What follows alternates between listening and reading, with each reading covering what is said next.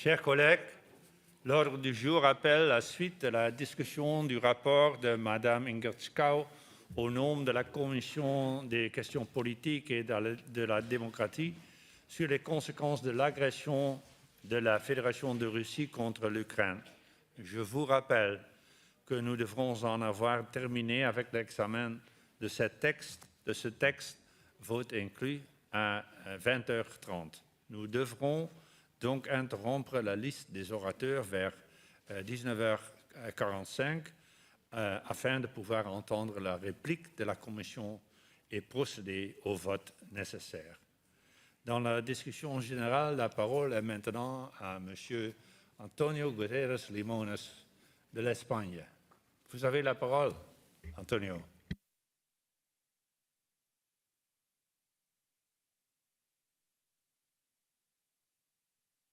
Your microphone. Okay, now, yeah.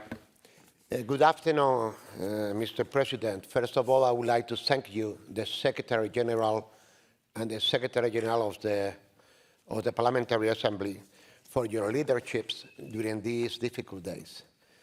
And now I'm going to speak in Spanish. Queridos colegas, permítame que tenga una reflexión sobre los tiempos que vivimos y nuestro compromiso con ellos. Cuando comenzamos el siglo XXI, pensamos que las grandes guerras que todos nuestros pueblos sufrieron en el siglo anterior eran cosas del pasado. Nuestra generación no vería una nueva guerra. Seguían existiendo conflictos en el mundo, pero todos eran lejos de nuestras fronteras. En África, en Palestina, Irak, Yemen, Somalia, nos eran ajenas. Tan ajenos que nunca hablamos de los millones de familias sirios que aún viven en campos de refugiados. Ya ni siquiera hablamos de la situación de las mujeres en Afganistán de los talibanes. Ni siquiera escuchamos suficientemente a nuestros colegas ucranianos cuando se invadió Crimea y nos avisaban que Rusia seguiría su invasión. Nos volvimos indiferentes ante los que sufrían. La indiferencia etimológicamente significa ninguna diferencia. Wessel, el Premio Nobel de la Paz y superviviente del Holocausto, decía que la indiferencia era un estado extraño y artificial que se situaba entre la luz y la oscuridad, el anochecer y el amanecer, el crimen y el castigo, la crueldad y la compasión, lo bueno y lo dañino. Porque la indiferencia, señorías, nos atrae, nos tienta, nos seduce, porque es mucho más fácil ver a la víctima desde lejos. El compromiso es un inconveniente en nuestra vida, porque es implicarse en el dolor y en el sufrimiento, en la desesperación de la otra persona, y eso nos rompe nuestra vida cotidiana. Nos irrumpe nuestros sueños y nuestras esperanzas. Pero también decía él que la indiferencia no es el principio, sino un final. Es amiga siempre del enemigo, es siempre la que apoya al agresor. Por eso nuestros hermanos ucranianos, las familias que huyen aterradas, los heridos, los presos, los niños hambrientos o los refugiados sin hogar, no pueden pensar nunca que nosotros no podemos llevar una chispa de esperanza, que no participamos de sus apuros y de sus angustias, porque sencillamente en ese momento justo los estamos exiliando de nuestra memoria humana. Lo último que ellos pueden pensar es que su sufrimiento les es ajeno al resto de sus semejantes. Cuando denegamos su humanidad, estamos denegando nuestra humanidad, nos estamos negando a nosotros mismos. La desesperación, el dolor y el sufrimiento del pueblo ucraniano ha despertado en nuestras conciencias. Asumamos nuestro compromiso y nuestra responsabilidad con nuestros hermanos ucranianos y con nosotros mismos. Muchas gracias. Muchas gracias, Antonio. Next in the debate, I call Mr. Zsolt Cengar Zalan from Hungary. Zsolt, you have the floor.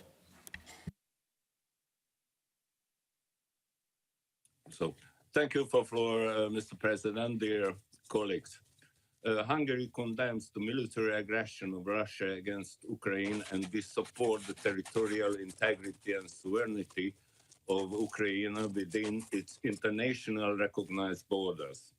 In this regard, on 10th of March, the Hungarian National Assembly adopted a political declaration as well. Hungary is gravely concerned about the security situation in our direct neighborhood. As a neighboring country of Ukraine, this war is obviously a high security risk for us, and therefore we strongly support EU and NATO unity and the issue and our joint responses to the situation. However, Hungary does not supply little military equipment to Ukraine. Our priority is preventing any kind of incidents that may threaten the security of the Hungarian people. Therefore, we cannot support any steps that could make Hungary or the Hungarian people targets. In the meantime, we are operating our border crossing points with full capacity. We have taken measures to be able to receive refugees who may need shelter, and we have opened a humanitarian corridor for citizens of third countries whom we allow to enter without visa or any major restriction. Our facility in the three counties close to the border are available, and 265 high-capacity transport vehicles are on standby. 9 hospitals have been designated close to the Ukrainian border, providing care for over 11,000 people. We are ready to receive all displaced persons, including non-Ukrainians who are legal residents from Ukraine, and provide them with adequate legal protection. Hungary has launched one of its largest humanitarian relief operations yet, providing Ukraine, including those who are fleeing the country, as well as internally displaced persons, with medical supplies, food, water, hygienic products, childcare products, fuel, and other essential goods.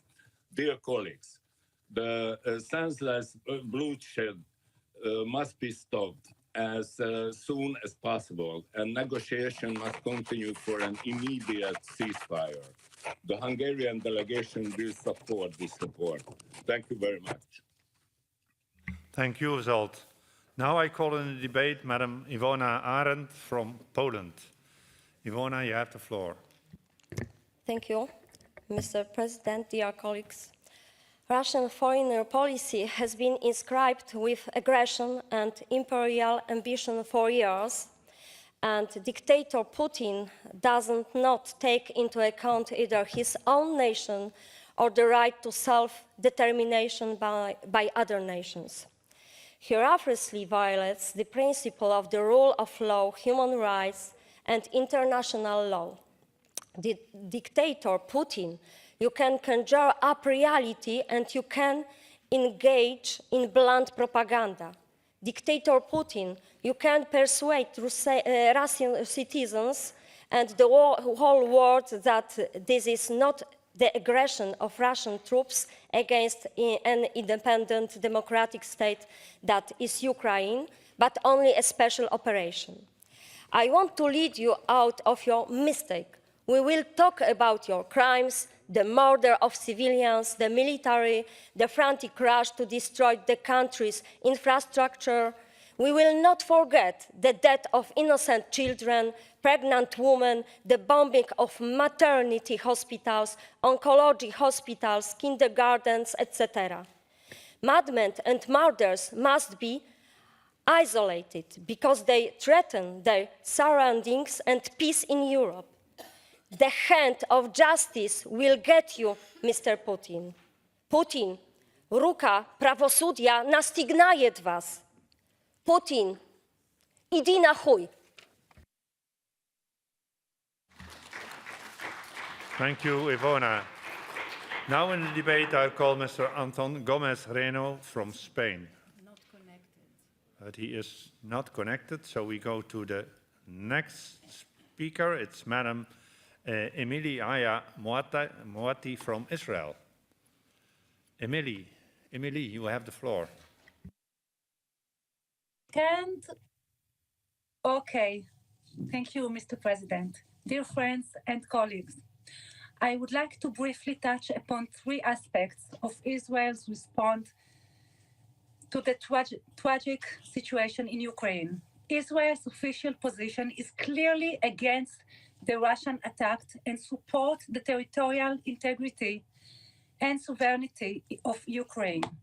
Accordingly, Israel voted in favor of the UN General Assembly resolutions. Prime Minister Naftali Bennett is among the few leaders who have decided to try and create a channel of communication between Ukraine and Russia in an attempt to, first of all, reach a ceasefire and stop human suffering. He will continue these efforts as long as there is even the smallest chance of success. The third dimension, which as an Israeli I'm most proud of, is the human one. Both the Israeli government and civil society have massively mobilized to help Ukraine citizens in distress. Several planes with hundreds of tons of humanitarian aid were sent to Ukraine, with blankets, tents, medicine, and more. Aid is also being sent to refugees in neighboring countries.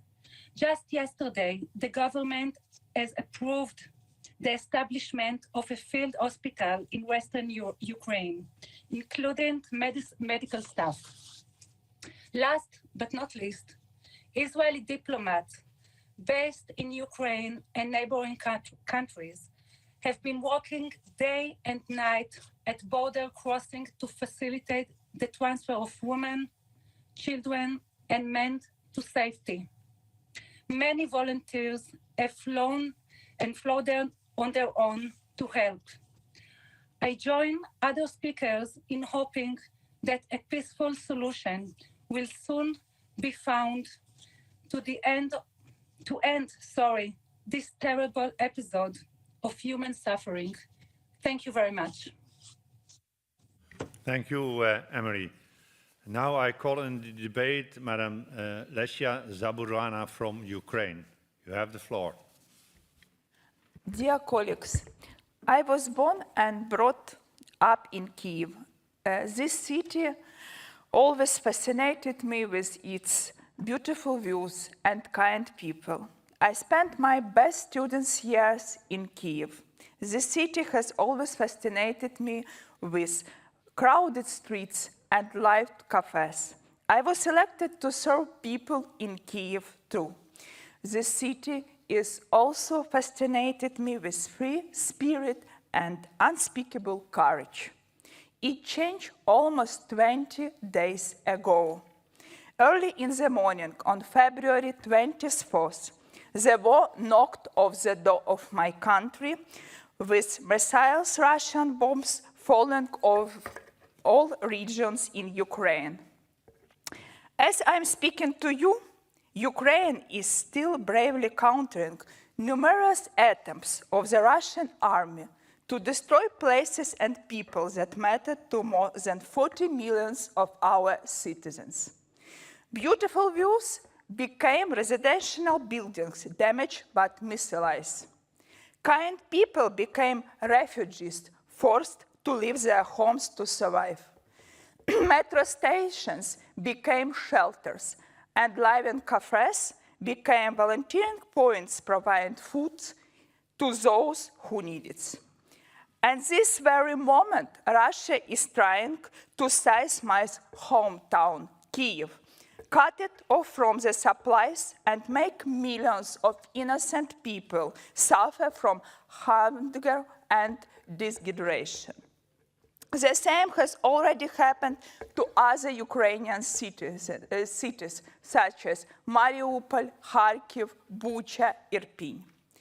Disregarding every single principle of international law, the barbarians started military actions in areas of nuclear power plants. They disabled the only power supply line and blocked out of the Chernobyl power plant, not allowing our workers to fix it. More than that, Russian occupants caused a fire and now mine the territory near the Zaporizhia power plant. Europe, please wake up. The action of the Russian Federation poses a threat not only to the future of Ukraine, but that one of Europe too. Yes, in this horror, Ukrainian cities are fighting like heroes in the war of values.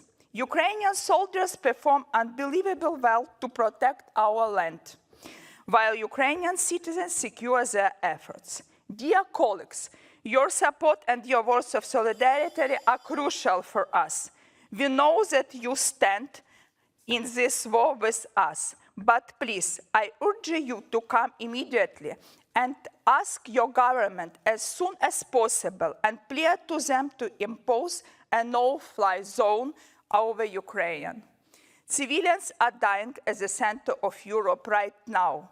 Only united, we have to change the wind. Thank you. Thank you, Alicia. Now I call on the debate Madam Sena Nur Çelik from Turkey. Sena, you have the floor.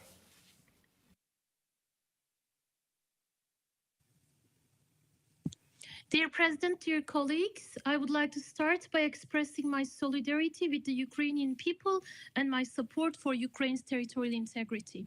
I condemn Russia's military aggression against Ukraine, which gravely violates the fundamental principles of international law and jeopardizes the security and stability of our region and the world.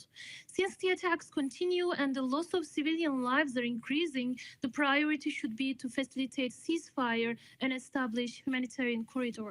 There is also the issue of increasing need for urgent humanitarian assistance with the displacement of civilian population throughout the country and to neighboring countries and severe destruction and damage to civilian infrastructure and residential housing. The United Nations estimates that 12 million people inside Ukraine will need relief and protection, while more than 4 million Ukrainian refugees may need protection in neighboring countries in the coming months. Russia's military aggression is not just an issue for Ukraine. It's a crisis with devastating consequences, and it requires urgent global response. We must not forget that Ukraine would not be suffering today if the international community would have taken concrete measures to stop Russia's aggression when it was bombing hospitals and schools in Syria, murdering tens of thousands of civilians, when it was unlawfully annexing Crimea. In this context, I believe it's of great importance that we send a unified and firm response from this assembly today.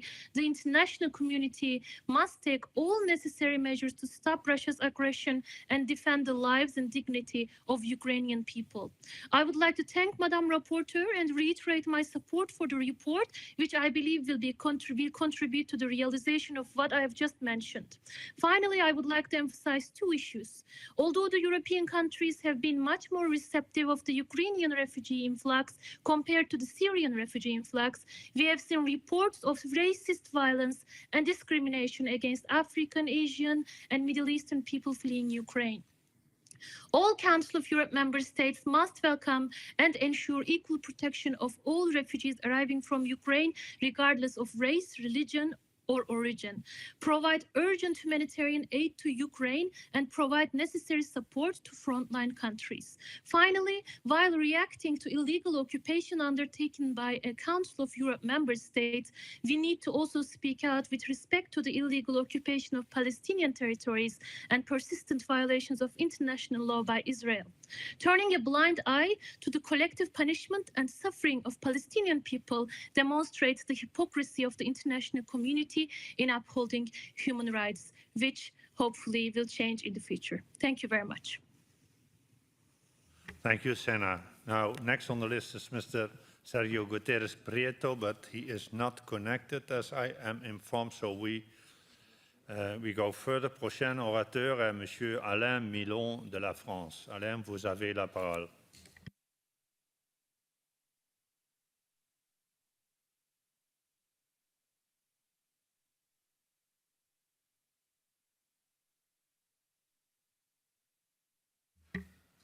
Alain, demandez-nous de parler.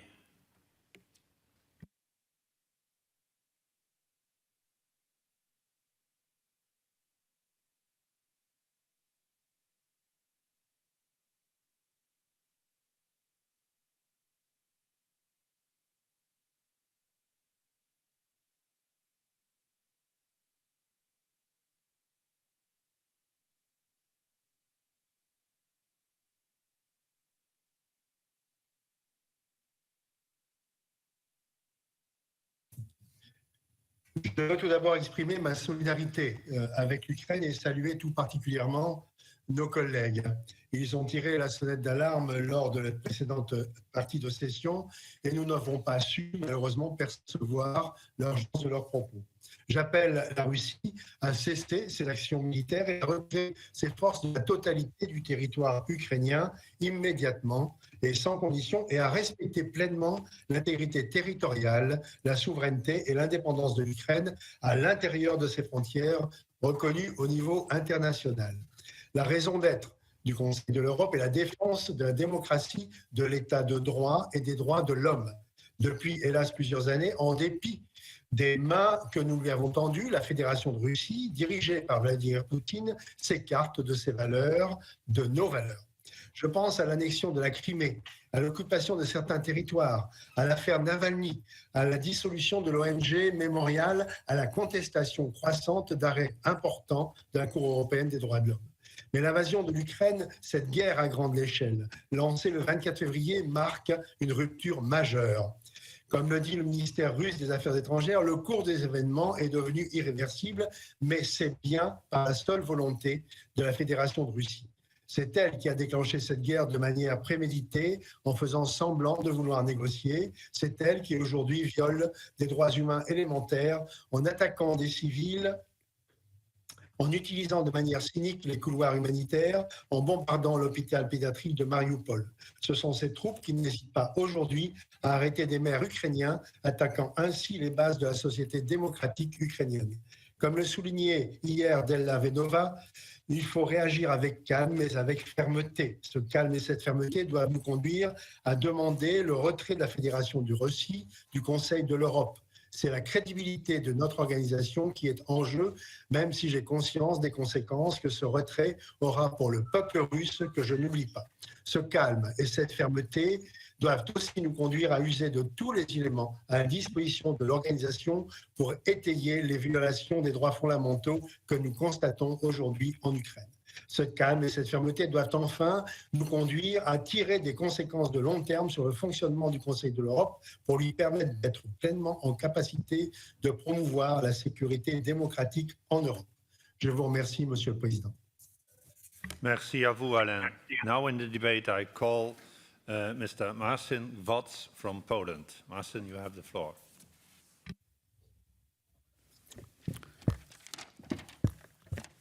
Mr. President, dear colleagues, the armed aggression of the Russian Federation against Ukraine caused a tragedy for the Ukrainian nation. Every day, innocent victims die during the attacks. Putin and his soldiers destroy villages and cities, leaving the scorched earth behind. Russia does not reckon with sanctions by continuing the work of destruction. The reaction of the other countries must be strong and decisive. Ukraine should know that it is not alone. We stand shoulder to shoulder with Ukraine, and we strongly believe that Ukraine will win. Let us show what really solidarity is all about. Solidarity is not about selling weapons and technology to an aggressor who murders women and children. Countries that sell weapons despite the restriction imposed are co-responsible for bloodshed and human tragedies. There is a war going on, and in addition to gas, the blood of killed women and children flows through gas pipelines. Strong and effective sanctions must stop Putin and help Ukraine, because Ukraine is fighting not only for its country, but for the whole of Europe. Europe, wake up. Thank you. Thank you, Marcin. Now I call in the debate Mr. José Juratovic from Germany. You have the floor.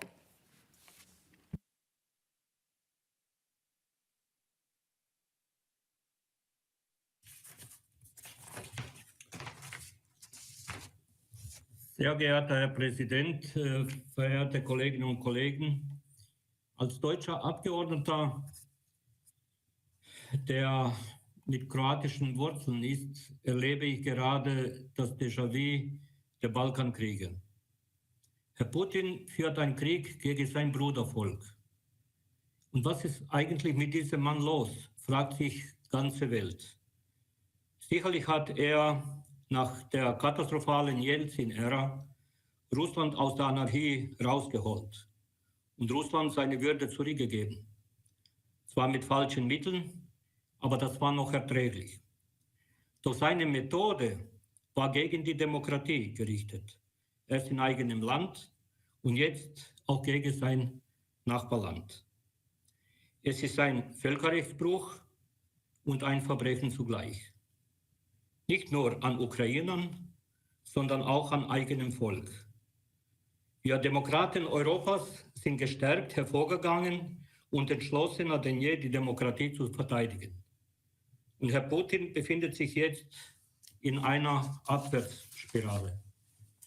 Und der einzige Ausweg aus dieser Situation ist, den Krieg sofort zu beenden. Und da der Herr Putin offensichtlich nichts mit der Demokratie anfangen kann, wenigstens sich als ein russischer Patriot verhalten, indem er den Krieg sofort beendet, damit wir in Frieden den Leid in Leben und auch Leid seines Volkes zu Ende bringen. Denn es sind auch sein Volk, es ist sein Volk, der im Moment darunter leidet, und es ist auch sein Volk, das nachher das alles wieder auf dem friedlichen Weg zurechtbiegen muss. Und vor allen Dingen diese Mittel, die wir jetzt gezwungenermaßen in Rüstung stecken müssen, wäre gut, wenn wir in Zukunft investieren würden, in unsere Ziele, die in der Zukunft vor uns stehen. Zunächst einmal im Bereich der Klimaschutz und all diese Dinge, die wir gemeinsam lösen müssen. Und zwar ohne Krieg, sondern in Frieden und in Absprache, in Dialog und in Kompromiss. Und deshalb bitte ich Herrn Putin, uns diesen Weg freizumachen, in erster Linie als Patriot des russischen Volkes. Dankeschön. Danke sehr, Josip. As Madam Juhasz is not connected, as I am informed, I now call on the debate Madam Krista Baumana from Latvia. Krista, you have the floor. Mr. President, dear colleagues, at the end of January, in this chamber, we ratified the credentials of the Russian delegation. 1 month later, Russia started the war with Ukraine. I can't help but say, we told you so. We have been warning you about Russia's aggression for years. Thank you for finally listening to us, the Baltic countries and others who know very well from personal experience what it means to be occupied in our lifetime. We have gathered here today to decide whether or not Russia belongs in this organization. I'm happy to notice that, differently from the mood in January session, there seems to be an overwhelming support to the motion that Russia should be expelled in the fastest and most direct manner. Thank you for that. I'm sorry it had to come to this and cost so many lives and suffering. Dear colleagues, as you know from first-hand accounts, Ukrainians are killed as we speak. Our Ukrainian colleagues are checking their telephones all the time to see if their loved ones are still alive. Ukrainian people are fighting to protect not only their own country, but freedom and democracy in Europe. We therefore must, in addition to expelling Russia from Council of Europe, pledge Ukraine all the necessary assistance it needs: humanitarian, medical, military, and other.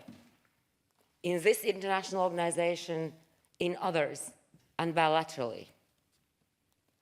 The no-fly zone over humanitarian corridors and nuclear facilities may not be within the mandate of Council of Europe. But it is the first thing Ukrainians are asking for at every opportunity, and we as politicians should listen. Ukrainians are not afraid to die in defense of their and Europe's freedom, and we should not be afraid to express our support in clear and strong terms and act on it. We owe it to Ukraine and Europe and the credibility of this organization. Thank you, and Slava Ukraini. Thank you, Krista. Now I call in debate Mr. Kimmo Kiljunen from Finland. Kimmo, the floor is yours. Mr. President, 24th of February 2022 changed the world. After Cold War created security structure in Europe was in ruin. The security structure based on few basic principles. One of those is obviously sovereignty of all the states, territorial integrity, and obviously everyone's right to choose their own way of organizing their security. Of course, also the key basic principal point was common security. Common security means that you don't build up your security on the cost of your others, and if one of us is unsecure, we all are unsecure. What is clear? Russian aggression now against Ukraine broke the whole system altogether. The common security changed to be common unsecurity. Actually, we all are threatened because if you can break the rules in one case, you can break the rules in other cases too. Is actually the Ukrainian Europeization and democracy development a threat to Russia? My answer is very clear. It is a threat to Russia, not Russia itself, not to Russian people, but authoritarian system in Russia, the elites and power structures in Russia. Yes, the democracy development is a threat in that way. That's why Ukrainians are not only fighting for their self-existence as a nation state, but also, as a matter of fact, for the Russian people's right to democracy. What will happen? My prognosis is very clear. The time of Mr. Putin is sooner or even sooner away. It's gone. It's absolutely gone. That's my prognosis. What exists after that? Only one word. Простите, apologies. Apologies for Ukrainian people, apologies for the world, and apologies also for Russian people. Thank you. Thank you, Kimmo. Now I call in the debate Mr. Alexander Nikolovsky from North Macedonia. Alexander, the floor is yours. Mr. President, thank you very much. Dear friends, since the aggression and annexation of Crimea in 2014, I'm always supporting Ukrainians in their fight for freedom, self-declaration, and democracy. In the 21st century, when the world talks about new technologies, green agenda, and space development, least one can imagine is a war. War in Europe is the most horrifying thing that could happen. That is why I strongly support Ukraine, and that is why tonight we should adopt the report for the consequences of the Russian aggression against Ukraine. These 2 days we hear from our Ukrainian colleagues for the suffering they face.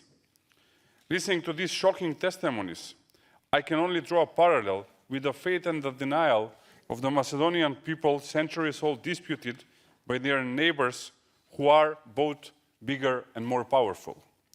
For centuries, our neighbors disputed Macedonians as a separate nation, culture, and separate Macedonian language. We were victims and prosecuted during the Balkan Wars, during the Greek Civil War, and finally disputed in the 21st century. The denial of the Ukrainian language and the thesis that the Ukrainian nation are a product of the Lenin and the communists is similar to the thesis of denying of the Macedonian nation and language and the thesis that the Macedonians are product of Tito and the communist Comintern. The disputing and humiliation of both nations and languages has many symbolism and similarities. Even the same words are used. This was not accidentally noticed even by the great philosopher Francis Fukuyama, the author of the legendary End of History and The Last Man, who says that there are many similarities in the narrative used against Macedonia and Ukraine and the denial of the Macedonians and Ukrainians. The basic value of democracy is that people decide for themselves, but also for who they are and what they are. It is civilizational prosperity from which there is no turning back and which no war or blockade can stop anyhow. Therefore, I can freely say to the Macedonians that our struggle and destiny is very much similar to the Ukrainian one. And that is why we must support them with all our hearts. We are small, we cannot do much, but the slightest support means a lot in this whirlwind of war. The Macedonian people in history has always been on the right side. On the side of the truth will be in this crisis, military aggression, in this suffering and misfortune that is happening in Ukraine. Ukraine will win, the truth and democracy will win. Thank you very much. Thank you, Alexander. Next on the list of speakers is David Blancatra from the United Kingdom. David, you have the floor. Thank you, Mr. President. This Council should hang its head in shame, but now has a chance to redeem itself. We should be ashamed that when Russia invaded Georgia in 2008, the whole Western world did nothing. This organization did nothing, and that was the first big green light to Putin to do whatever he liked. So Putin then took over the Crimea and 2 provinces in eastern Ukraine, and we did nothing. Then when Russia left the Council of Europe, what did we do? We went to them with our begging bowl and invited them back in. I'm proud to say that the whole British delegation was opposed to that. Why did we take Russia back? Was it for high moral reasons? No, it was to get our hands on dirty Russian money. We were as bad then as those companies trading with Russia today. But we can now partly redeem ourselves. We have a resolution before us today which is good, but should be strengthened. Russia is waging all-out war on Ukraine using the standard Soviet tactics of massive destruction of civilian infrastructure, mass casualties of civilians, and completely destroying everything so that the survivors are forced to surrender. Therefore, Russia must not be asked to leave this organization. It must be expelled as soon as possible. But of course, that does not save the Ukraine. Only the complete destruction of Russia's forces in the Ukraine will work. Russia must be beaten militarily and be seen to be beaten. We need a resolution which calls on every Western country to immediately step up supplies and deliveries of all available weapons to the Ukrainian defense forces so that they can take out Russian planes, artillery and tanks and destroy their logistical train. It should be amended to state that all assistance will be given to the Ukrainian defense forces to defeat Russia. We must not be blackmailed by Putin's oblique threat of nuclear war. Do we then run scared and leave Ukraine to be destroyed? Also, colleagues, we must guard against false ceasefires and peace talks. I'm afraid I don't trust any other country to negotiate a ceasefire with Putin, especially President Macron in his long chats with Putin. If Russia agrees to a ceasefire, then it is because they feel that they've got their boots on Ukraine's neck. Russia will only silence its guns when the Ukraine is defeated. I want all the guns to fall silent, but only when there is not a single Russian weapon system left intact to fire shells and missiles. Now, some in this Council say that our mandate is only human rights, democracy and the rule of law, and not European security. Colleagues, I'm afraid that is absolute nonsense. There is no rule of law. There are no human rights. There is no democracy if we let one country unlawfully destroy another and commit genocide. We solve the humanitarian and refugee crisis not by getting Ukrainians out of Ukraine, but getting Russia out of Ukraine and the Ukrainians back to their homeland. Peace comes from victory. Let us help the Ukraine to victory. Slava Ukraini. Thank you very much, David. Now I call in the debate Mr. Pedro Bacelar de Vasconcelos from Portugal. Pedro, you have the floor.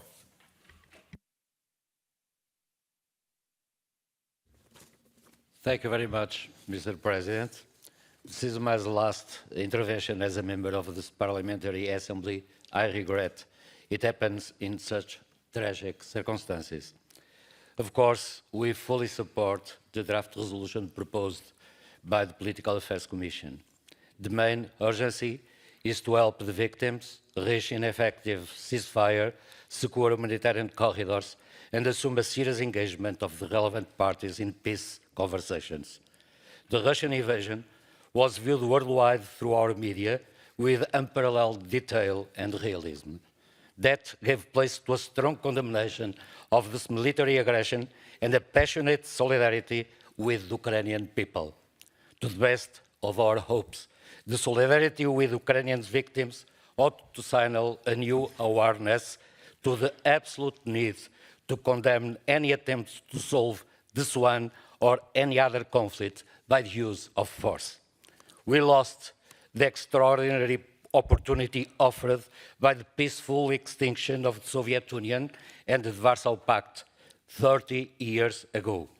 The world keeps changing now towards a polycentric balance of powers in which the European peoples must build an assertive strategic autonomy to promote the values that since the defeat of fascism and the Nazism in 1945 conquered a solid prestige and sound respect from the entire international community: democracy, human rights, and the rule of law. The obsolescence of the present military pact become notorious. We have to resist the calls asking for growing investments in the military industry and to start building a new security system. National budgets have to appease the inequalities growing in our democratic societies and to foster generous cooperation between the rich and the poor countries. Definitely, the strategic autonomy of Europe demands a fierce apology of universal disarmament and the destruction of all the nuclear weapons. We welcome enthusiastically the sanctions against the Russian oligarchs, well aware that they were born under Western complicity. And we need also to promote stricter transparency in the global finance transactions, namely to ban tax havens and forbid the service offered by a deregulated banking system to notorious international criminals. Systematic violations of public international law have increased astonishingly everywhere for the last 30 years. A new security system is urgently needed to the prevention of war, improved cooperation of sustainable development, and quality of fundamental rights. Weapons or the use of force cannot promote democracy and human dignity. I'm finishing. The Council of Europe must assume a more efficient role with effective instruments to scrutinize democracies, to denounce and prosecute human rights infringements. The world is not black and white. On the contrary, it is vividly colored by human diversity and too big and rich to accept submission to any imperialistic ambitions. Thank you very much, Mr. President. My only wish is peace. Thank you very much, Pedro, and I allowed you some seconds more as you indicated that this might be your last speech here. Thank you very much for being with us in the past years. Now I call in the debate Mr. Franz Leonhard Essel from Austria. You have the floor, Franz. Sehr geehrter Herr Präsident, meine geschätzten Damen und Herren, ganz zuerst eine Botschaft an unsere ukrainische Delegation und vor allem an die ukrainische Bevölkerung. Sie haben unsere Unterstützung. Ja, meine geschätzten Damen und Herren, es stimmt. Im Europarat diskutieren wir mittlerweile seit 8 Jahren über das Verhältnis zu Russland, weil Russland damals mit der Besetzung der Krim bereits gegen Völkerrecht verstoßen hat. Und ich war und bin immer noch der Meinung, dass der Europarat jenes Gremium, jener Ort sein soll, wo wir mit dem Dialog und wo wir auf friedliche Art und Weise Konflikte lösen können. Leider hat Russland diesen Dialog in der Vergangenheit nicht mit der nötigen Ernsthaftigkeit geführt. Nein, Russland hat die Aggression nicht beendet, sondern Russland hat die Aggression verstärkt. Mit bewaffneter Gewalt gehen die russischen Machthaber mittlerweile gegen die Integrität eines unabhängigen Staates, gegen die Ukraine vor, zerstören Infrastruktureinrichtungen, damit Lebensgrundlagen und töten Menschen, sowohl Zivilisten als auch die Soldaten. Und unsere Aufgabe ist es, klar und deutlich und unmissverständlich dagegen aufzutreten. Wir tun dies heute mit einer großen Geschlossenheit. Es geht um die Solidarität mit dem ukrainischen Volk. Es geht aber nicht nur um diese Solidarität. Diese Aggression richtet sich nämlich nicht alleine gegen die Ukraine, sondern diese Aggression richtet sich gegen unser Gesellschaftssystem, wo Demokratie, wo Rechtsstaatlichkeit, wo Menschenrechte unverzichtbare Grundwerte darstellen. Daher verurteilen wir diese Aggression entschieden. Wir hier im Europarat machen das nicht mit Waffengewalt, sondern mit Entschlossenheit und Einigkeit in Fragen des Völkerrechts. Und Europa tut dies auch mit wirtschaftlichen Sanktionen. Ja, meine geschätzten Damen und Herren, das Verhalten Russlands hat Europa geeint. Und nicht nur Europa, auch die UN-Vollversammlung hat mit überwältigender Mehrheit, mit 141:5 Stimmen, den russischen Einmarsch in die Ukraine verurteilt. Treten wir also hier und heute gemeinsam auf gegen Diktatur und gegen Krieg. Treten wir hier und heute gemeinsam auf für Demokratie und für Freiheit. Stimmen wir für den Ausschluss Russlands, stimmen wir für ein Leben in Freiheit und Frieden. Unterstützen wir die leidgeprüften Menschen in der Ukraine und unterstützen wir auch jene Menschen, die in Russland für Demokratie eintreten. Vielleicht ist gerade das der Schlüssel für eine Zukunft in Frieden. Thank you very much indeed. Now we move to Madam Vasylenko. Colleagues, usually I write very detailed speeches which I read off papers, lest I forget something. Today I also written down a couple of prompts, but in all honesty I don't think I'll be needing them because I will be speaking of the last 20 days. I will be testifying of the atrocities that have been happening and are still going on in the middle of Europe after Russia escalated its aggression against Ukraine to unprecedented scale.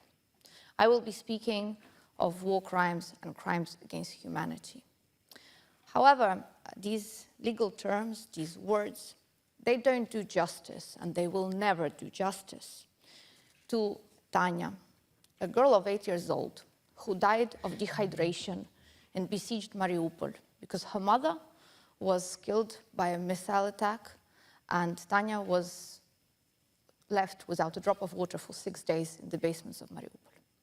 These terms, these legal terms and dry words, they will not do justice, never, to baby Amir, who lived only 39 days of his life, because babies are not supposed to live in basements, which are 13 degrees cold. And these dry words and terms will never do justice to Polina, a 10-year-old girl who was shot point blank in the middle of Kiev, her native city, together with her parents, and leaving her little brother and little sister to survive and wake up in an IR unit only to realize that they are orphans. Russia is waging a war of extermination of the Ukrainian people, of the 44 million Ukrainians. Putin doesn't want an independent Ukraine, full stop. And because of that, he's prepared to do anything. He already razed to the ground a city of 100,000 people, Volnovakha. That city is no more. That's it. Forget about it. It's stopped existing 2 days ago. Putin is targeting the most vulnerable of the vulnerable. He hits maternity wards, he hits cancer hospitals, he hits hospices for blind children. This is the information I received just 2 hours ago. And why? For what? You know, I address this to all the parents who are here, and I imagine all of you are parents. Can you imagine what it's like to not be able to say goodnight to your child, or not know when will be the next time to kiss him or her, your daughter or your son? It's painful, and I can tell you that because I'm a mother of 3. My youngest baby is 9 months. And when my older children ask me, Mom, when will we see you again? Why are we here and you're there? I have nothing to say to them. I don't have the answer because you know what? Only Putin has the answer to that. And the uncertainty is killing. But you know, when I was making the choice to separate myself from my 3 children, I was making that choice for them to live because I gave them life to live. And I will fight for their life. And I urge all of you in this assembly to do what you can yourself, but also to petition your governments to stand with Ukraine, but really stand with Ukraine for the sake of democracy, for the sake of a 44 million people nation, but also for the sake of your people who you represent. Because if Ukraine falls, Europe will fall and the world will fall. And it's not just words to make it big, it's the truth. We have hazardous facilities in the territory of Ukraine. We are a responsible partner that says to you responsibly, we are unable to protect our skies and our land without the help. And this is something that we ask of you. I finalize, just want to say 6 words that all of us need to do and concentrate on in order for Europe and the world to be a safe place for all people to live. 6 Ds. We need to help Russia and the Russians to demilitarize, decommunize, deputinize, denuclearize, democratize, de-Stalinize. That is it. This is the 6 Ds that we need to concentrate our common efforts on for our children to be able to listen not to missiles and rockets and bombs and shellfire, but to be able to listen to birds sing and to be able to grow up in a beautiful future. Thank you. And glory to Ukraine.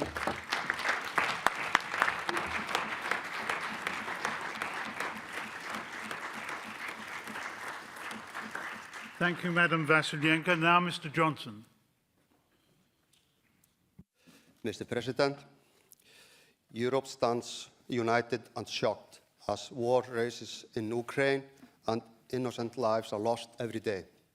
Communities and families ripped apart, children robbed of the future they dream of. Our thoughts are with the innocent people in Ukraine who are suffering and those who are displaced seeking shelter. The horrific invasion has already had devastating consequences. I express my deep sadness over the developments we are watching get worse by the day. Iceland strongly condemns the Russian invasion into Ukraine. This war of aggression is a clear breach of international law and grim reminder of a past most of us believe would never repeat it. We must react strongly and do more to respond to the urgent and increasing need for humanitarian aid in Ukraine and neighboring countries where refugees are seeking shelters. Further, Europe must indiscriminately welcome refugees and without hesitation during a fast-paced and evolving humanitarian crisis. As we need to take on the unfolding tragedy in Ukraine caused by the horrific invasion of Russian forces with both strength and wisdom, we not only need to secure peace for Europe for the times to come, but also keep peace and unity to resolve the deadly threats to the planet due to climate change. And further, cement and protect the foundations of human rights this assembly holds so dear. Protect and nurture what makes us human, never losing sight of the importance of unity and peace. Today marks history for the Council of Europe. We stand united in condemning in the strongest manner this appalling aggression of one state against another, an act which will have dire consequences for the aggressor. We call on Russian leadership to cease its military action immediately and withdraw its troops from Ukraine to be a nation among nations and deserve to be a member of this assembly. Until they do so, they have no place in the Council of Europe. Calm and firm, we must shape our shared path for a peaceful future and never cease having hope during the darkest nights. Thank you. Thank you very much. Now we move to Mexico and Mr. Ramirez Barba.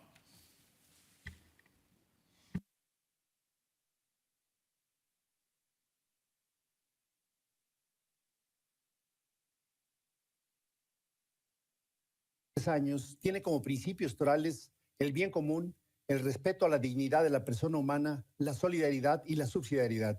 Creemos y luchamos por la libertad, la democracia, el Estado de Derecho y los derechos humanos. A nombre de nuestro Partido Acción Nacional y de los millones de mexicanos que representamos, venimos a decir en esta asamblea que condenamos de manera enérgica la invasión rusa en Ucrania. Repudiamos que la imposición autocrática de la fuerza haya aplastado la razón y las leyes a los ojos de todo el mundo, causando sufrimiento, dolor y pérdida de miles de vidas.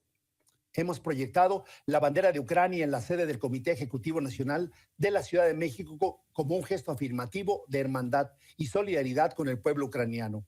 Nuestro líder nacional, Marco Cortés Mendoza, ha encabezado espacios de diálogo con el cuerpo diplomático acreditado en México, manifestándoles el rechazo a la ofensiva diplomática sin precedentes al territorio soberano de Ucrania.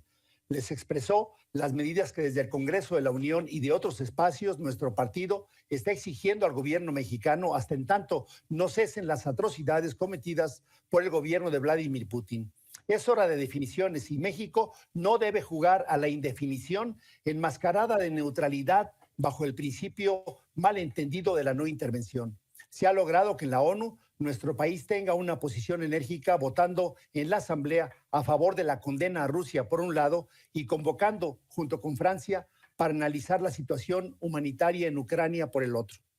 México también ha exigido el fin de las hostilidades, la protección de la población civil y la aplicación del derecho internacional humanitario.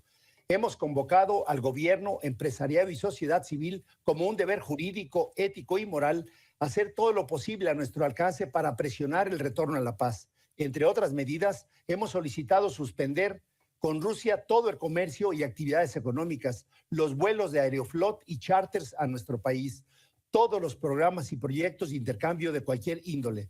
Hemos pedido también se envíe ayuda humanitaria y recibamos a los hermanos ucranianos, mujeres y niños y población vulnerable hasta que puedan regresar a su país.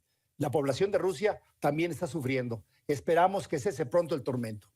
Por último, queremos manifestarles a ustedes, Consejo de Europa, nuestra admiración y respeto por la actitud solidaria, humanitaria y empática ante este ominoso evento agresor.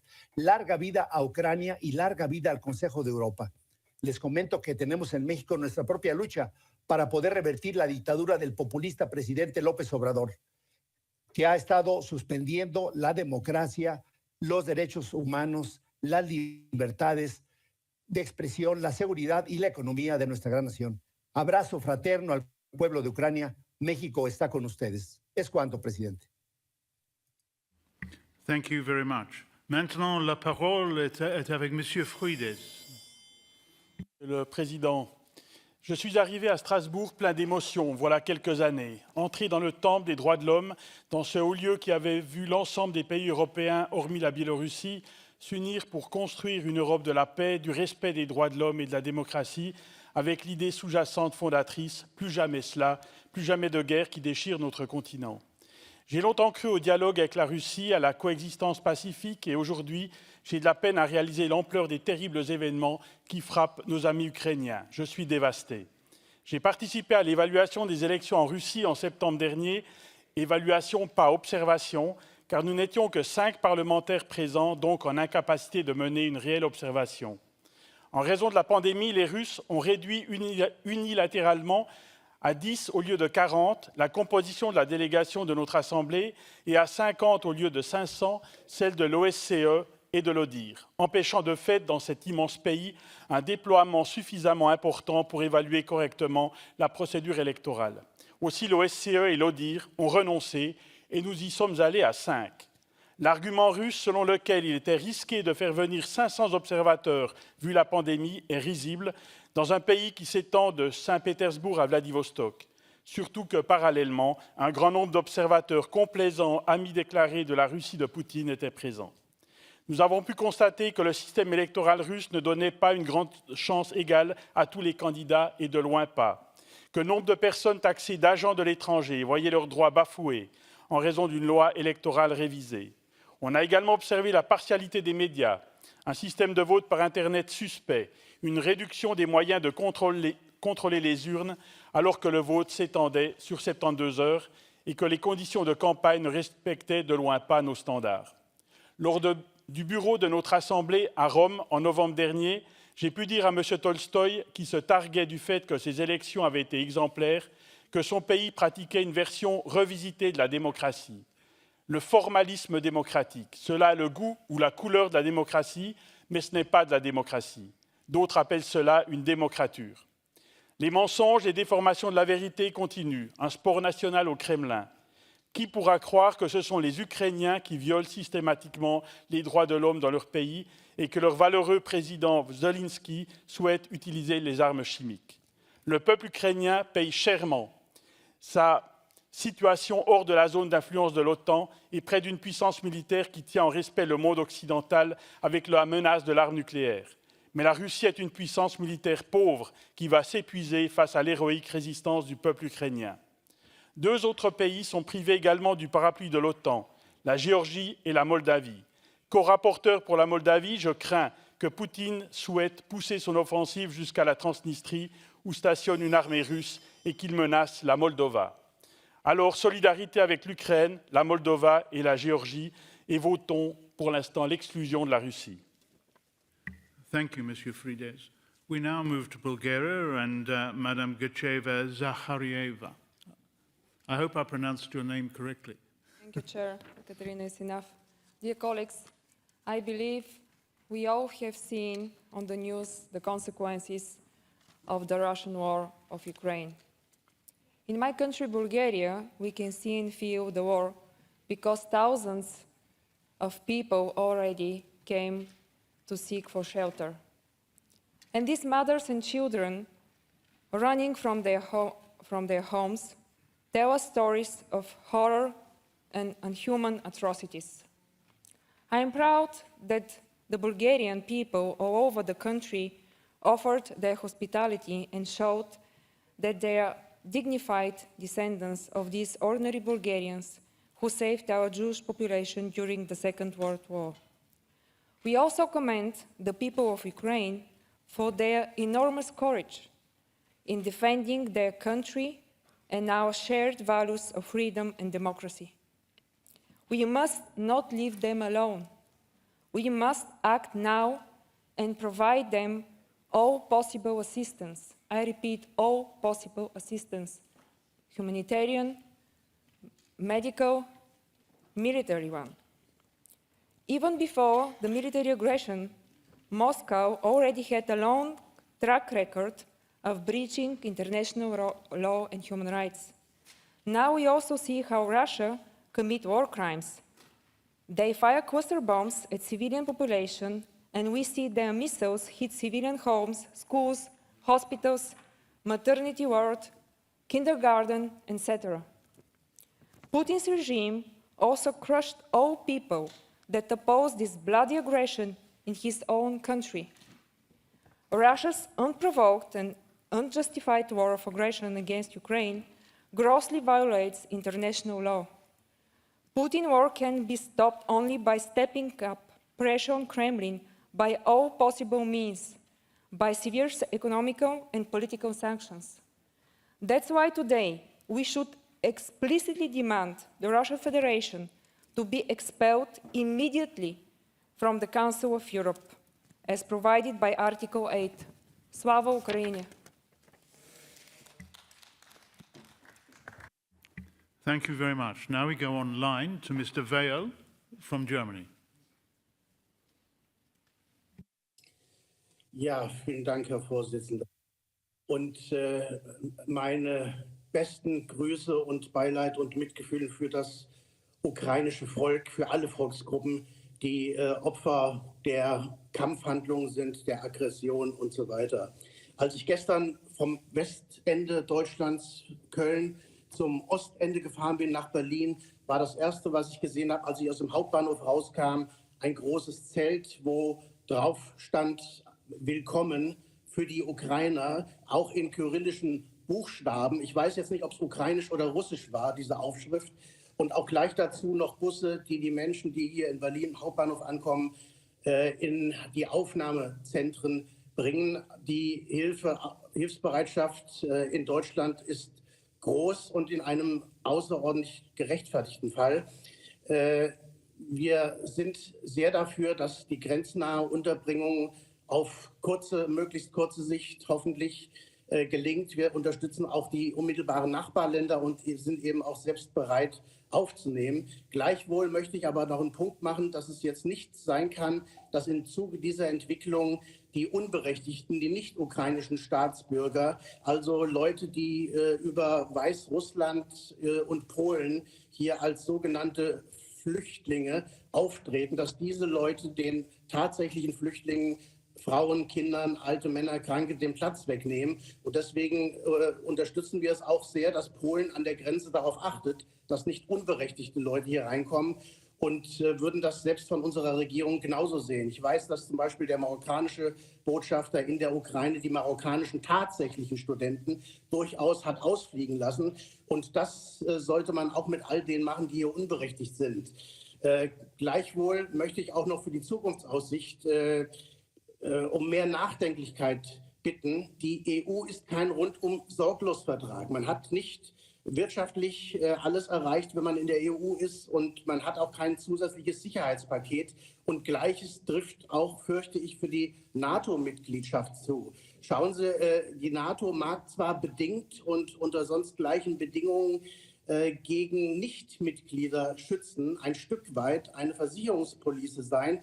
Sie ist aber keine Versicherung gegen Mitglieder. Und da möchte ich ansprechen den Konflikt der NATO-Mitglieder Türkei und Griechenland, respektive Zypern.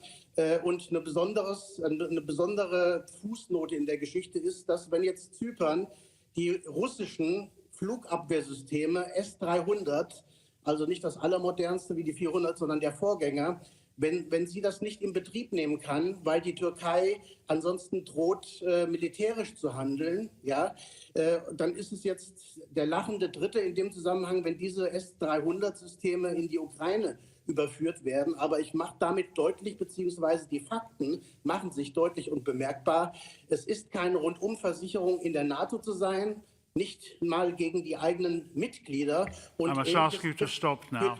Ähnliches trifft für die EU zu. Haben Sie vielen Dank und alles Gute. Thank you. I give the floor to Madam Ajeda.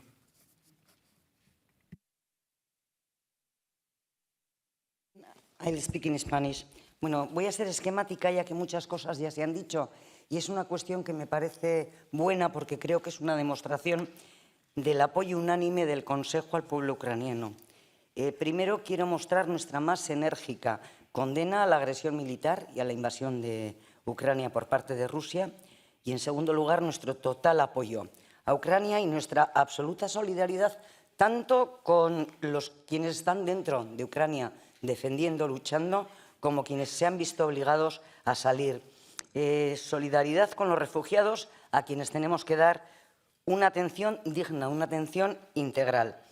Y entiendo que debemos habilitar mecanismos de corresponsabilidad entre los países y, además, mecanismos de corresponsabilidad que no solo sirvan para esta crisis. Los países frontera no pueden ser los únicos responsables de la gestión de una crisis así, del mismo modo que ocurre en la frontera sur, cuando también vienen personas que huyen de otras guerras y de persecuciones y ahí la distribución no suele ser tan solidaria. Bien, esta guerra afecta de forma terrible directamente a Ucrania, pero también afecta a un pueblo ruso que vive bajo un régimen represivo, un régimen que no respeta derechos ni respeta libertades. Aunque realmente, y creo que todos somos conscientes, nos afecta a todos y lo triste es que no lo vimos venir. Esta guerra, además de las consecuencias humanitarias que ya son más que evidentes, tiene consecuencias económicas, geopolíticas, pero esta guerra da de lleno en la línea de flotación de nuestra concepción de Europa y de nuestra concepción del mundo, que sería la que tiene que ver con la cultura de la paz, con la resolución de los conflictos por medio del diálogo y la negociación, la de la defensa de derechos y libertades, la de la democracia, la de la ley. Y esta guerra cambia el orden mundial. Esta guerra supone una desestabilización que nos afecta absolutamente a todos. Ya lo he dicho, va a tener consecuencias para todos y creo que aquí tenemos que hacer una reflexión y es que debemos estar dispuestos a pagar el precio que supone no permitir este ataque inaceptable a Ucrania y a nuestros valores europeos. Somos conscientes también de que las sanciones van a tener sus efectos, pero no sabemos cuándo. Y habrá que pensar, mientras tienen efecto real, ¿qué hacemos? Bien, hoy aquí en este Consejo tenemos que tomar una decisión que también va a tener consecuencias, así que hay que sopesar con cuidado. Todo lo que hagamos necesita prudencia y que quede claro que prudencia no significa inacción ni falta de firmeza. Debemos dar una respuesta unitaria. Si algo hemos sacado en limpio de esta situación es una Europa unida, tiene que ser una respuesta enérgica y contundente. Tenemos que lanzar al gobierno ruso un mensaje claro de que no cumple los mínimos, de que es inaceptable el uso de la fuerza y la ley de la selva, y a la par no olvidar a la ciudadanía rusa y sobre todo todo nuestro ánimo y apoyo a una Ucrania democrática y libre. Gracias. Thank you very much. Let us move straight away to Madam Fernandez.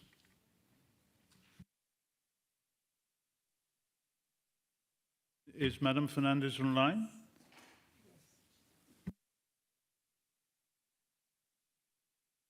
Sí, aquí estoy. Buenas tardes. Gracias, presidente.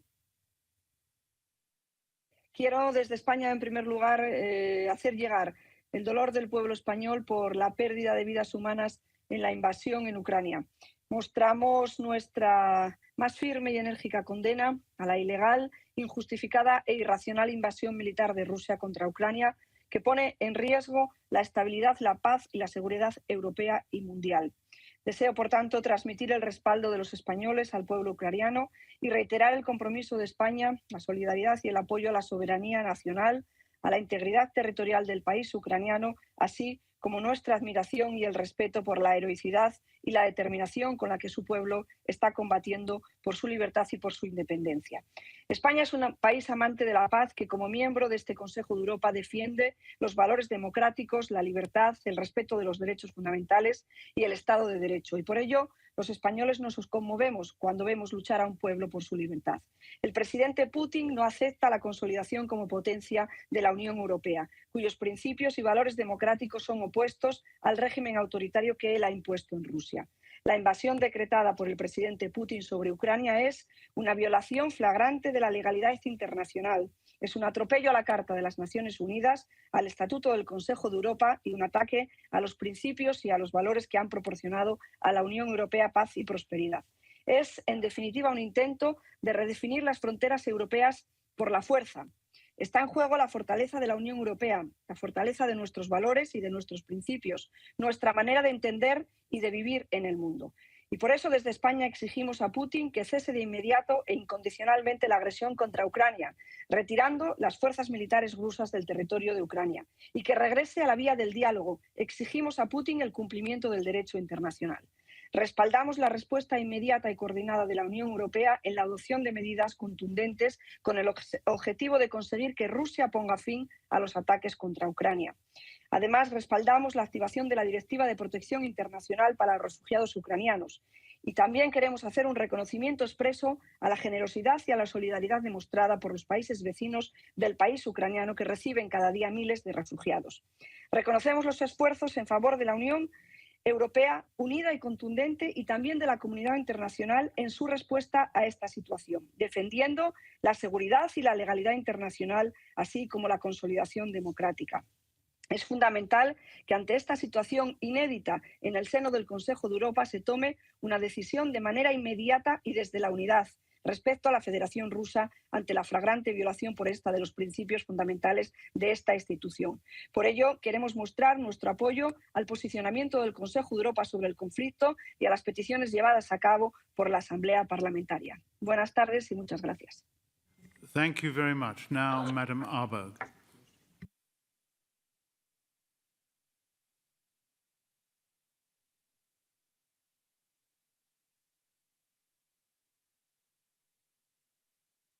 Mr. President, dear colleagues, I'm ashamed I'm terribly ashamed over what's happening in Ukraine, over what we are allowing Russia to do to Ukraine. What's currently taking place in Ukraine is incomprehensible. That this genocide of Ukrainians could happen in our civilized society, despite all lessons given to us by history, is incomprehensible. From where does this utter contempt toward everything our civilization represents come?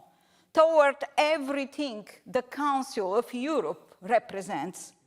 What kind of people are these who bombard kindergartens and hospitals, who are shooting children and their mothers with intent? What this malevolence would exist is unfathomable.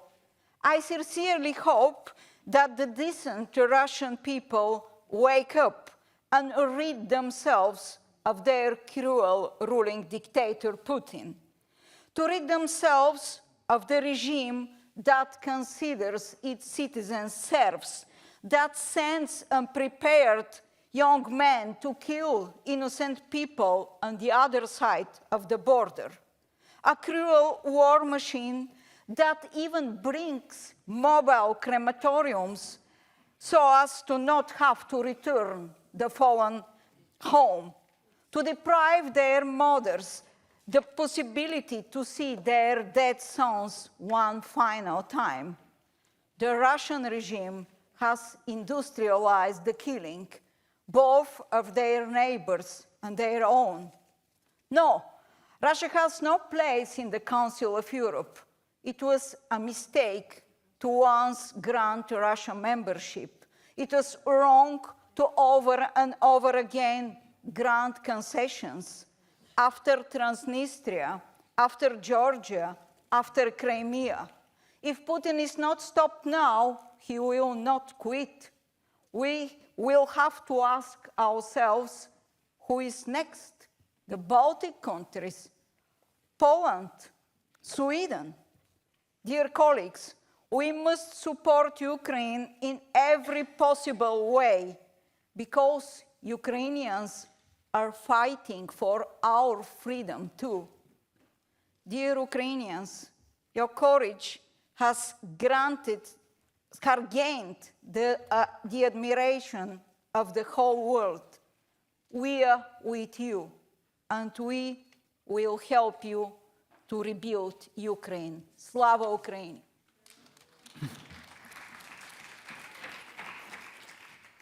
Thank you very much. Now, Mr. Kleinwachter.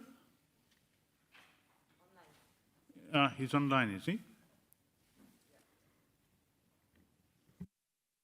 Can you hear me, Mr. President? Yes, I can hear you. Okay, there we go. Mr. President, thank you for the Presidential Committee, especially for making this debate and session today possible, and to the rapporteur and staff who've delivered this excellent report. We should send a strong signal tonight with an unanimous vote to Russia. And distinguished colleagues, our hearts and prayers are with Ukraine and with the people of Ukraine who are mourning their deceased relatives, who are mourning the loss of their home, who are defending the only and one home they have. This conflict is an atrocious, despicable war of aggression against not only a country, but against our common values and against humanity. What division have we seen in this Council of Europe and in the European Union, and debates about supposed common values that we have, about the supposed lack of rule of law in several countries, about the supposed lack of support for refugees, or the supposed lack of support for people with a different definition of gender. Today, we stand united because Russia attacks our real common values that we all share: democracy, freedom, sovereignty, the right to self-determination, everyone's right to live in peace. These values are put in question by Putin's Russia. And this Council of Europe is no place where these values can be questioned. Therefore, it is sad, but it is right for the Russian Federation to leave this organization, and I hope that you all support this vote tonight. But I also ask you not to use this report to bring in things that we've always been divided about, and to bring in amendments which are not universally shared. Amendments such like helping refugees without discrimination of race. You know what really shames me? Millions of Ukrainian women and children and elderly are fleeing because they can't stay home, because they have no one to go to, because they can't stay home where they would have loved to stay. We need to take care of them urgently and with priority. And it ashames me when I read on the news that in some facilities in Germany, there is no room for them because there are still illegal immigrants with no passport in the facilities.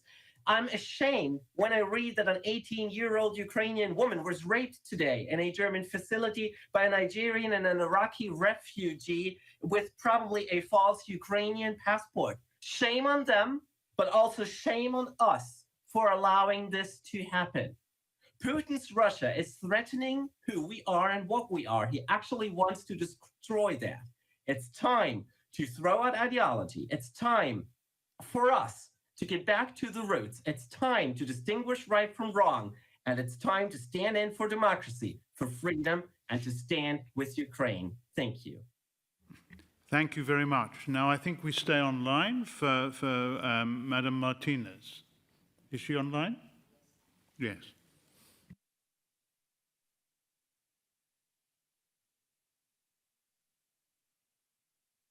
On a matter as sad and painful as the one we are experiencing, even now, verbalizing it, it is difficult to assume that in our Europe, a neighboring country, Russia, is committing such an atrocity as an invasion and war attack entails.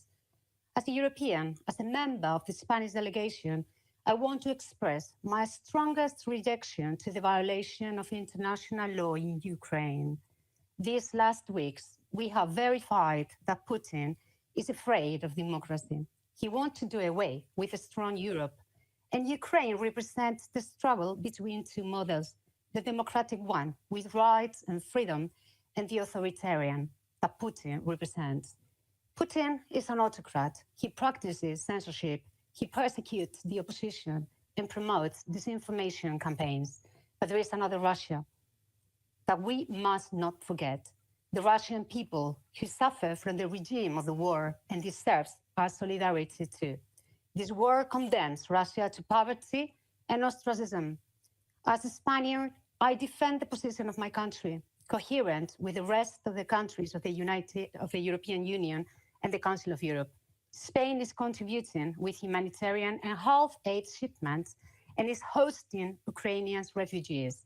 Ukrainians need our help now and will need it once this nightmare is over. We, Europeans, will all have economic consequences in our countries, the impact on gas, the rising prices, the well-being of families, company and business health, the provision of basic products, immediate services, but there is someone to blame for this, Putin. This is the sacrifice of Europe, but the sacrifice of the Ukrainians is the lack of freedom and horror. In short, we are committed to defend human rights, to condemn Russia's aggression. I'm strongly convinced that we must keep unity in the European response, requesting Russia to withdraw from this council. Putin believed that Ukraine was going to give in, that Europe would split, but he was wrong. We are more united. We must keep together to face the consequences of sanctions and maintain the unity to soften the impact of war in civilians. To end up, there are two paths ahead: peace, legality, and solidarity of war. We know that war is never the solution. Europe learned well the lesson from its history of pain and suffering. Thank you very much, and good evening to you all. Thank you very much indeed. Now, Mr. Nitras.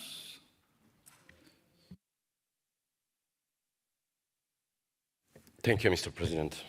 As a Europe, we aspire to stabilize the world, to create a global security system. We have laid the foundations of international legal guarantees for every human's security. Those are our declarations, which we have written in countless documents. We have achieved great things in the matter of conflict resolution. And among others, the Council of Europe has contributed to it. However, there are the times in history when the simple declarations, appeals, and classic diplomacy are not enough. We happen to be living through such days today. The worst of evils is happening. The war is destroying human lives. Russian missiles are ruining the heritage of multiple generations and the cultural achievements of nations. Millions of refugees, women and children, who left their husbands, sons, and fathers in the war zone are now at our borders. Today, our duty is to cut off the fuel of Putin's regime. We need to introduce sanctions that will not only weaken Putin's Russia, but also paralyze the Russian war machine. Paralyze it immediately. Every tanker, every ship, every truck coming to or from Russia and Belarus finance Putin's bombs. I'm calling on all the governments of Europe to stop this immediately. Putin will not stop, not by himself. Here I appeal for aid to the countries of Central and Eastern Europe, for Poland, Hungary, Romania, Moldova, and Slovakia. Those countries had to take the responsibility for accepting millions of refugees. And I express my respect for the kindness and generosity they showed. It's a great act of new solidarity, the idea that was born in Central Europe, in my country, in Poland, 40 years ago. However, these countries are not able to handle such an amount of people by themselves. I appeal first to the states of the European Union and the other European countries for solidarity and developing a system of aid for European refugees. In my final words, I'd like to thank those citizens of Russia and Belarus who, in the face of crimes performed by his governments, are not afraid to express resistance. Your acts of bravery are defending the honor of your own nations. But most importantly, I want to address to the people of Ukraine, those who are here with us today and your brothers who are defending their motherland. In those cruel times, Europe stands with us, but with you. Slava Ukraini. Героям слава.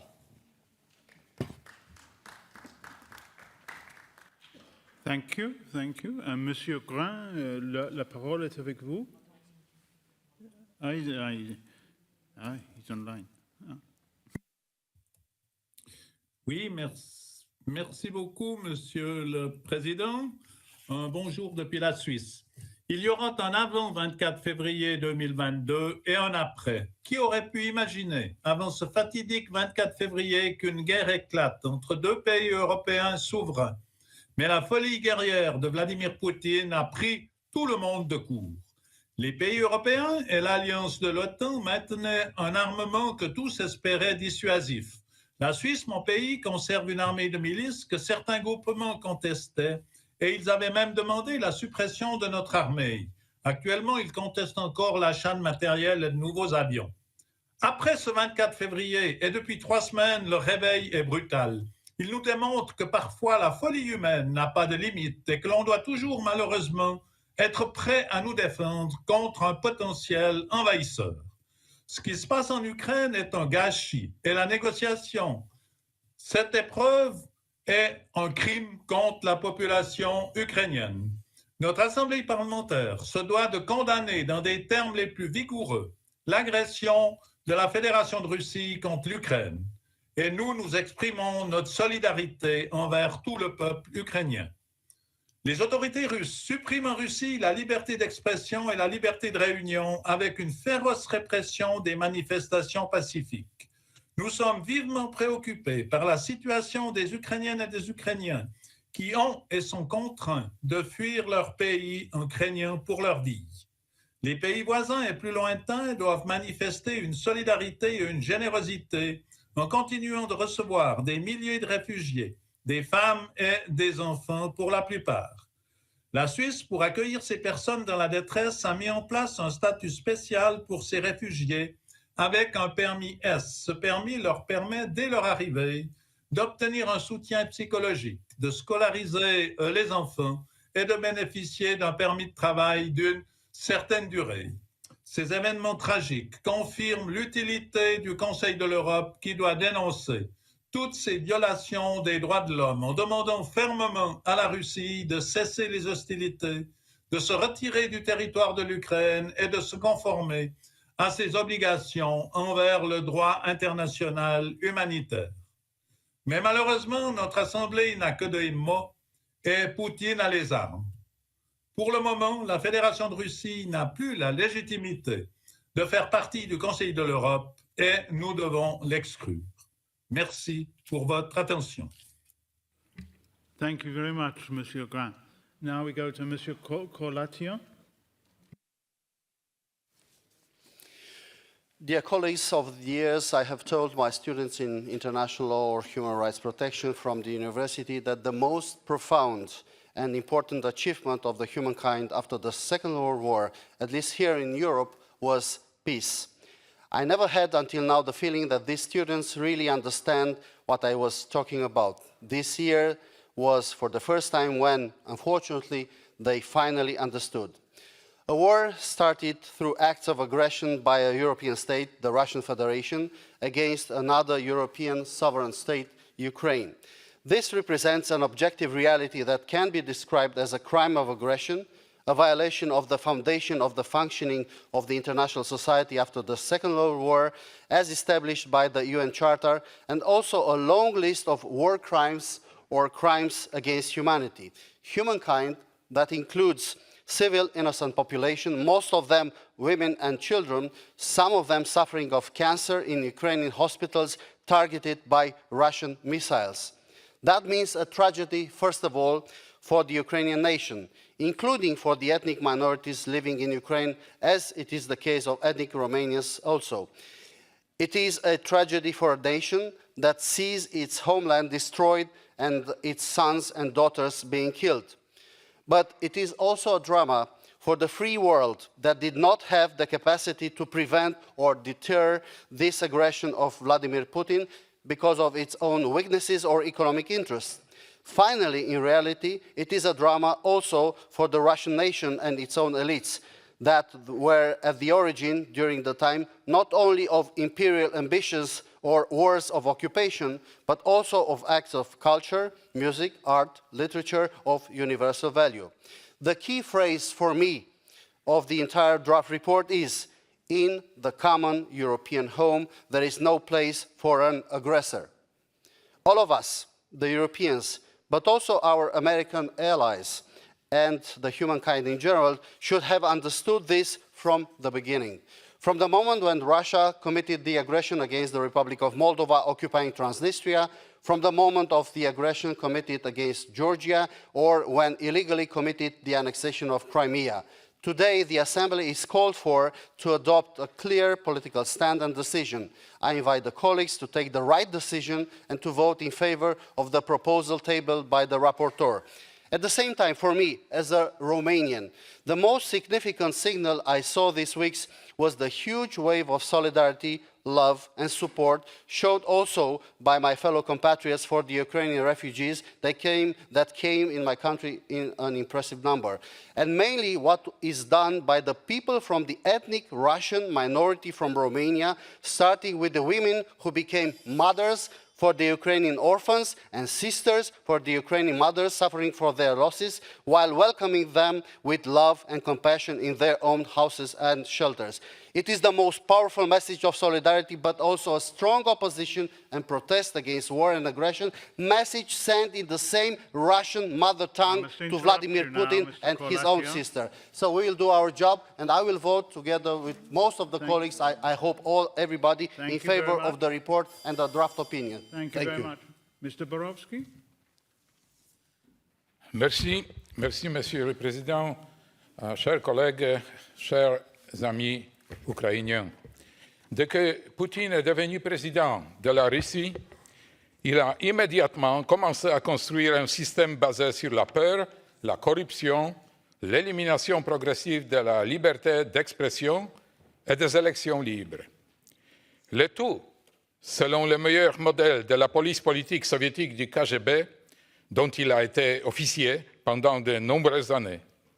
La plus grande menace pour ce concept n'était pas l'Union européenne démocratique et riche, dépeinte par les propagandistes russes comme une Gueuropa pourrie et culturellement étrangère, ni les anciennes républiques soviétiques asiatiques ou la Biélorussie, qui étaient également gouvernées par des dictateurs plus ou moins sombres. La plus grande menace était l'Ukraine, un grand pays, culturellement et linguistiquement très proche, avec de nombreux liens familiaux avec la Russie. Mais bien sûr, ce n'était pas une menace militaire. Démocratique, respectueuse des libertés civiles, en développement et n'ayant pas peur de l'Europe, l'Ukraine pourrait devenir un bon exemple pour tous les Russes. Regardez, il est possible de vivre autrement, en liberté et sans peur. Et c'est la vraie raison pour laquelle Poutine a décidé, dans son esprit malade et dangereux, d'affaiblir l'Ukraine et de préférence la subordonner, comme il l'a fait avec la Biélorussie. Les sanctions imposées à la Russie vont retarder son développement de plusieurs ou plusieurs dizaines d'années. Peut-être dans quelque temps, elles entraîneront un changement de pouvoir au Kremlin. Mais elles ne persuaderont pas Poutine d'arrêter l'agression, d'autant plus que 75% des Russes, abasourdis par la propagande fausse, soutiennent Poutine et acceptent la thèse que l'Occident a attaqué la Russie. Et ils sont prêts à souffrir. Seule l'action simultanée des sanctions sévères et une résistance efficace des Ukrainiens peuvent arrêter l'agression et provoquer des changements au Kremlin.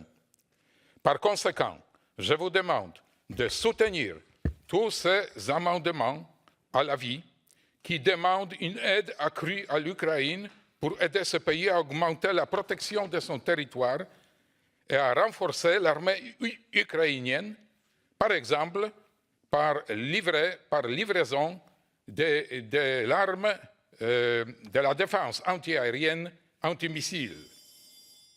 Ici, dans cette salle, il y a toujours eu de nombreux parlementaires qui ont cru que le dialogue et la coopération avec la Russie de Poutine feraient entrer ce pays dans la famille des États démocratiques.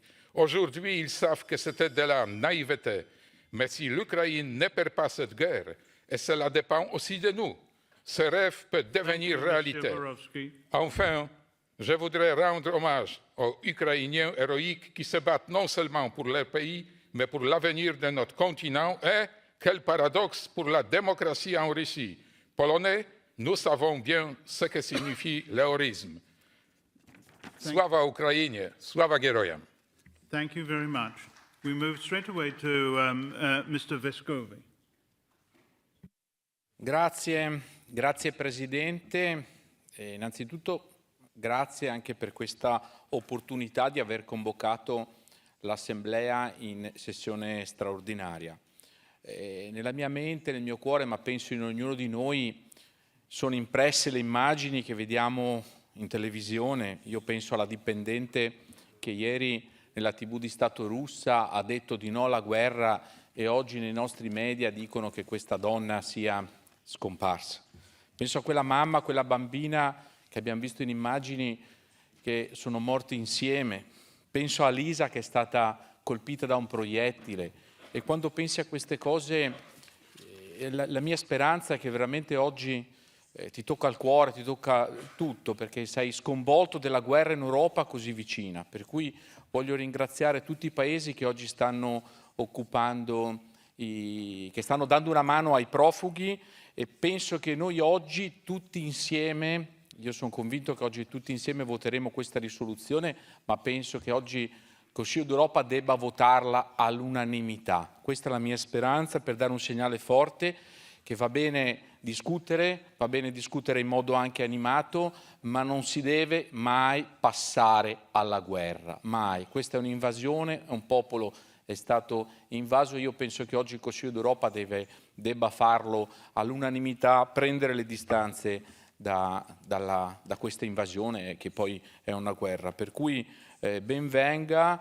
l'aiuto anche da parte nostra, del Paese, ma penso ogni Stato oggi si è messo a disposizione per aiutare i profughi. Ho sentito prima la mia collega che ha lasciato l'Ucraina per venire qua a difendere, dare un futuro ai propri figli e per raccontarci dal vivo che cosa sta succedendo lì, anche se comunque lo apprendiamo dai giornali. Per cui da parte nostra la totale approvazione di questa risoluzione, spero che sia votata all'unanimità. Grazie Presidente. Thank you very much. And now I think we go online to Mr. Pringle. Is he not online?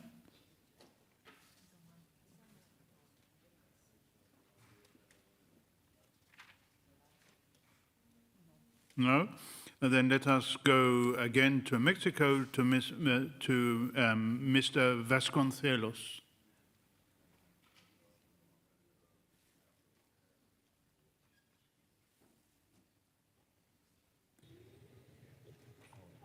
Muchísimas gracias.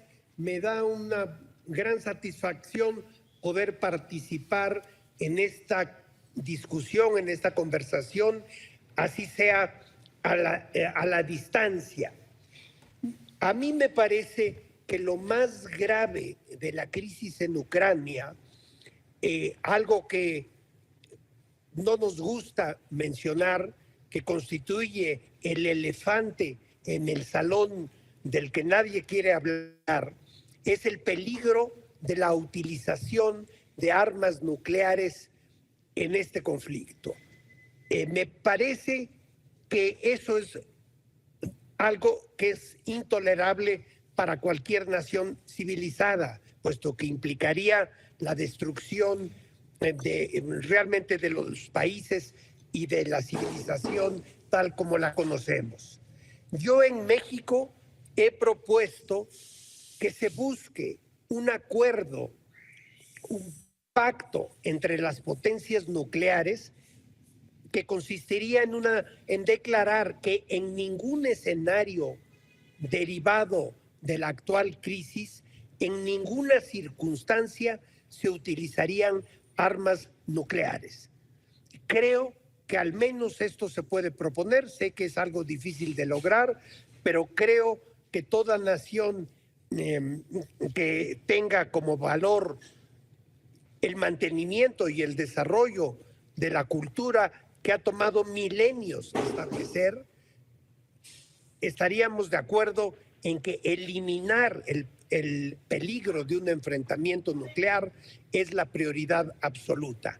Ojalá que se analice esta posibilidad de llegar a un pacto, como digo, entre todas las potencias nucleares para que en ningún caso y en ningún escenario hagan uso de esas armas.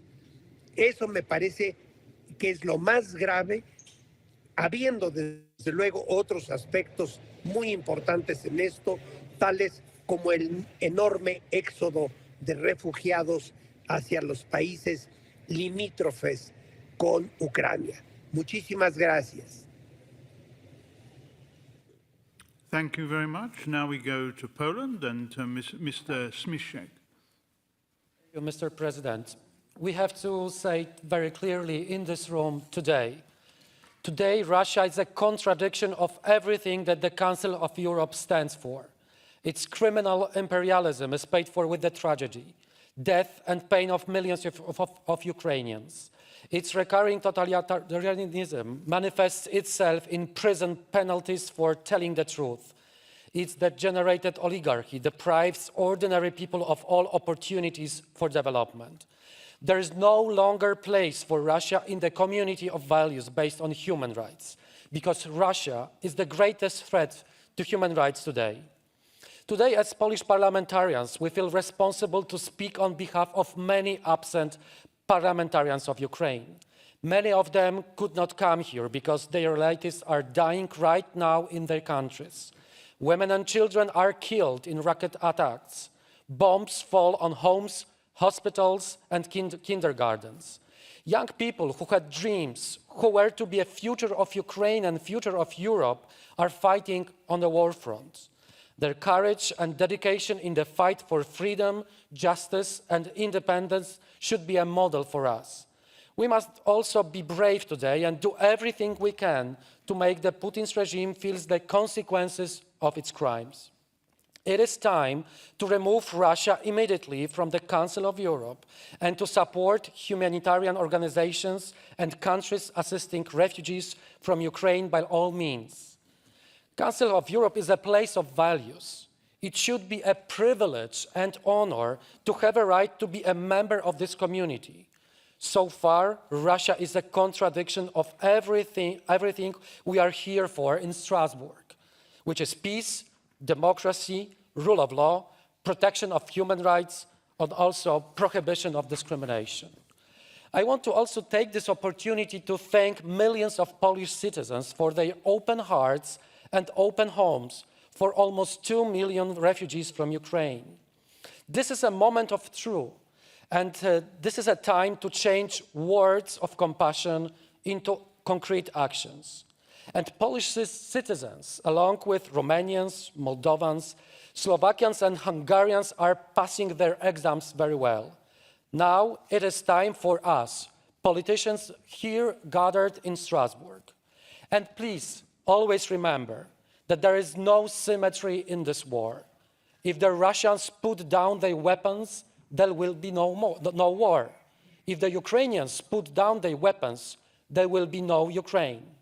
As a Polish parliamentarian, I want to underline, there is no free Europe without free Ukraine.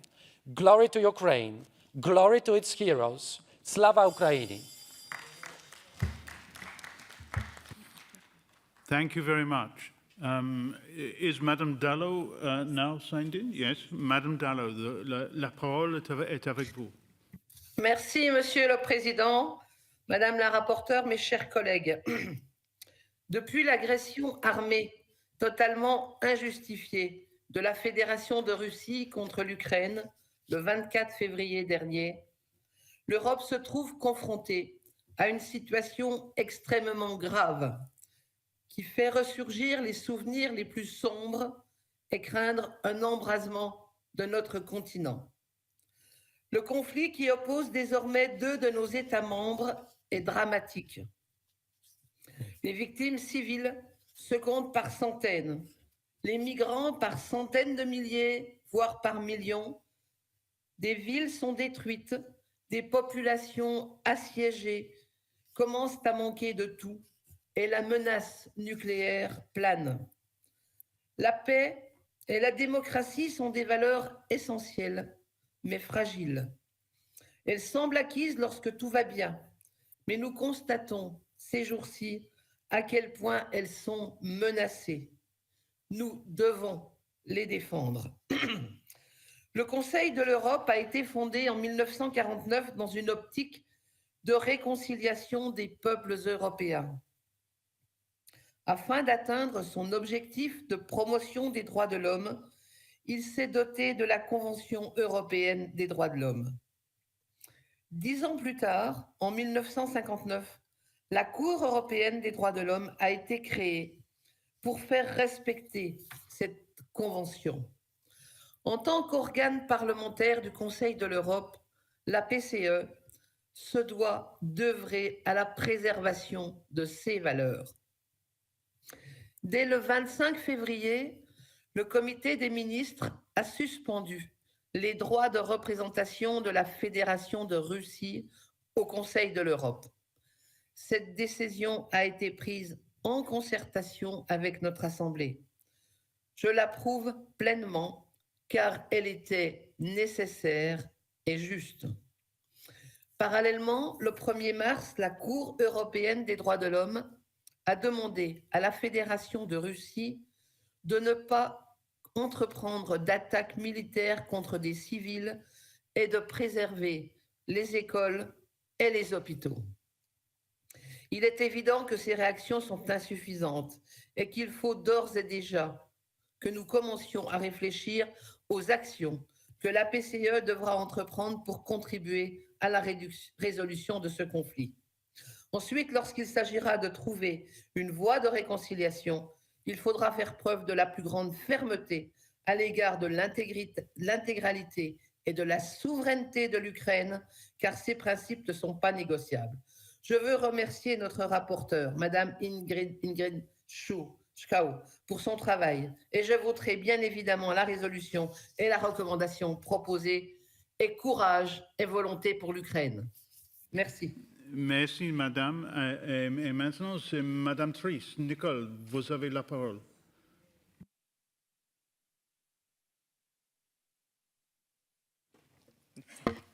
Merci, Monsieur le Président. Madame la rapporteure, chers collègues, la tenue de cette session extraordinaire témoigne de la gravité de la situation et je voudrais dire d'emblée que nous sommes de tout cœur avec nos chers collègues ukrainiennes qui sont avec nous aujourd'hui et à travers elles avec tout le peuple ukrainien. Je suis moi-même élue d'un territoire français fortement marqué par les 2 guerres mondiales du XXe siècle et jamais je n'aurais imaginé vivre en direct des événements et voir des images me replongeant dans les souvenirs les plus sombres de notre histoire. La Fédération de Russie, en adhérant au Conseil de l'Europe, s'était engagée à poursuivre un ensemble de buts partagés, un idéal humaniste et de progrès. Son président actuel, en choisissant délibérément de lancer une guerre d'agression contre l'Ukraine, bafoue les valeurs qui nous sont chères. Il a renié la parole donnée et plongé l'Europe tout entière dans une crise que la création du Conseil de l'Europe en 1949 visait justement à éviter. Alors oui, comme me le disait ma collègue précédemment, nous avons su réagir vite puisque le 25 février, nous avons suspendu les droits de représentation de la Russie, puis le 1er mars, c'est la Cour européenne des droits de l'homme qui elle-même a émis une décision, un avis leur demandant d'arrêter de bombarder les civils, les écoles ou encore les hôpitaux. Mais visiblement, ça ne suffit pas et ça ne suffit plus de toute manière. Nous en sommes maintenant à 20 jours de combats meurtriers, de bombardements, de tueries de civils, de rapts et de tortures. Chaque jour nous ramène son lot d'atrocités perpétrées par M. Poutine. Et je fais là une distinction entre le dirigeant et le peuple russe qui, lui aussi, finalement, est victime de son président. Cette guerre, voulue par une seule personne qui a le fantasme de la Grande Russie, celle dont le régime avait droit de vie ou de mort sur ses habitants, est non seulement complètement folle, mais de surcroît, elle met en danger toute l'Europe. Aujourd'hui, c'est l'Ukraine qui est un pays martyr. Et demain, où s'arrêtera cet homme qui visiblement n'a aucune envie de désescalade? Chers amis, la Fédération de Russie a allègrement franchi la ligne rouge. Il nous faut, si nous croyons en nos valeurs, le dire clairement. Tant que M. Poutine aura cette attitude, nous ne pourrons garder la Fédération de Russie au sein de notre organisation. L'accepter serait pour moi une forme de complicité passive. Ce n'est pas l'idée que je me fais du Conseil de l'Europe qui vaut bien mieux que cela. Alors oui, on va nous rétorquer que le peuple russe sera une fois de plus lésé. Mais l'argument de la Convention et de la Cour européenne des droits de l'homme est contre-productif. Si nous conservons la Russie comme État membre, nous risquons de laisser penser que peut-être il y aurait des circonstances atténuantes et nous alimenterions ainsi les réseaux sociaux qui sont déjà suffisamment truffés de fake news et de propagande pro-russe. Non, ne transigeons pas et assumons notre fermeté. Bien sûr, lorsque plus tard l'Ukraine sera à nouveau en paix, en État souverain et indépendant, et dès lors que la Fédération de Russie aura changé et souhaitera sincèrement se conformer aux valeurs du Conseil de l'Europe, nous pourrons à nouveau envisager d'accueillir le peuple russe et de dialoguer avec ses dirigeants. C'est ce que nous avons réussi à faire à la fin de la Deuxième Guerre mondiale entre la France et l'Allemagne, et c'est ainsi qu'a été créé le Conseil de l'Europe. N'empêche, dans l'immédiat, la question ne se pose même pas. Il faut que nous votions sans avoir la main qui tremble, que nous votons massivement cette résolution. Thank you very much. Merci beaucoup. Mr. Savickas, is he here? Is he in the... Ah, there you are. Very good. Mr. President, dear colleagues, I am a child of the 90s, and in Lithuania, it is quite special. I was born just a month after our restitution of our independence. And this meant I did not experience Soviet occupation, despite the fact that on the cover of my birth certificate still shines the Soviet symbol of hammer and sickle. And this also meant that while my grandparents and parents, they lived through multiple episodes of war and occupation, I, during my 30 years, did not really have to consider the prospect of a war in my life. However, since the 24th of February, we have a new reality. In this reality, in which it is not just the children of Ukraine, but also of other European countries, no longer have the luxury to live a life without the prospect of war.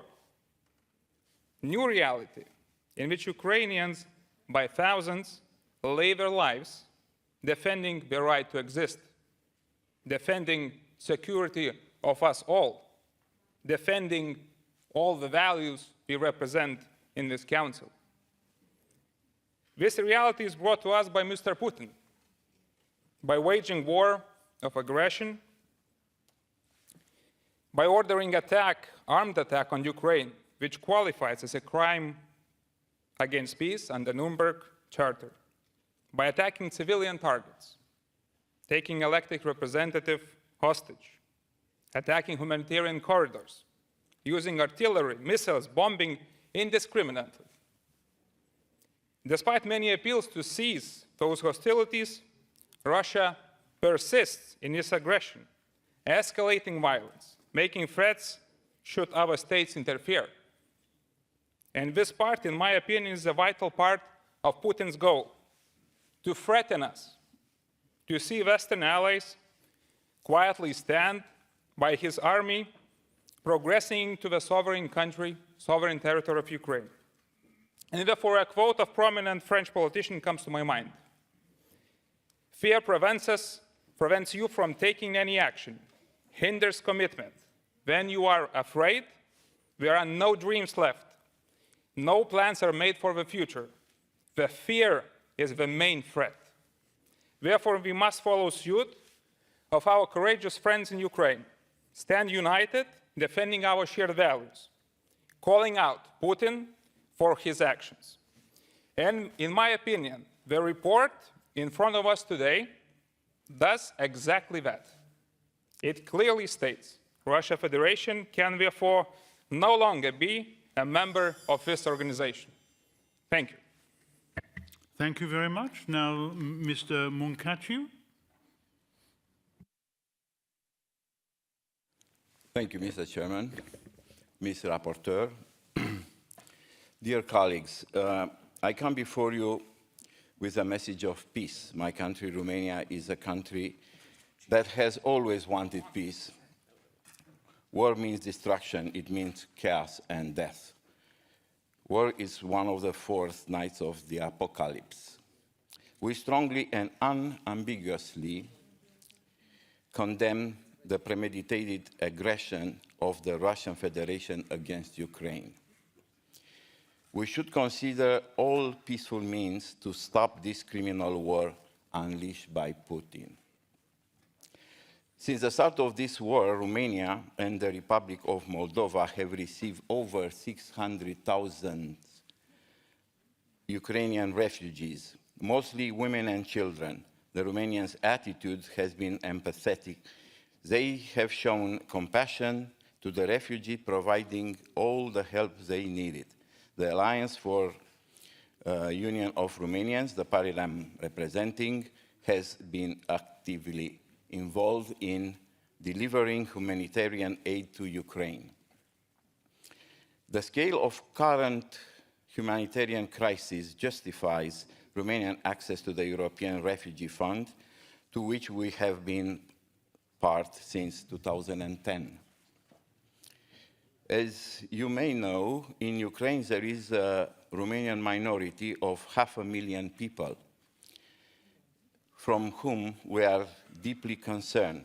We want the Romanians in Ukraine to dwell in the territories they have been inhabited for centuries in peace and harmony, and to effectively enjoy the fundamental rights and freedoms proclaimed by this Council of Europe. The rights include the rights to education in their mother tongue language and to direct communion with the Romanian Patriarchy, which unfortunately is in dispute with the Moscow Patriarchy over disastrous consequences of the odious Ribbentrop-Molotov Treaty on the ecclesiastic level. Russian aggression in Ukraine is a threat to us and to millions of Romanians living in the Republic of Moldova. because I have to say, we might be the next one. We remind you Moscow illegally maintains troops in the Transnistrian region, from where in 1992 Russia launched a bloody proxy war against the Republic of Moldavia. It has been 30 years since then. Romania has a historical responsibility towards our brothers.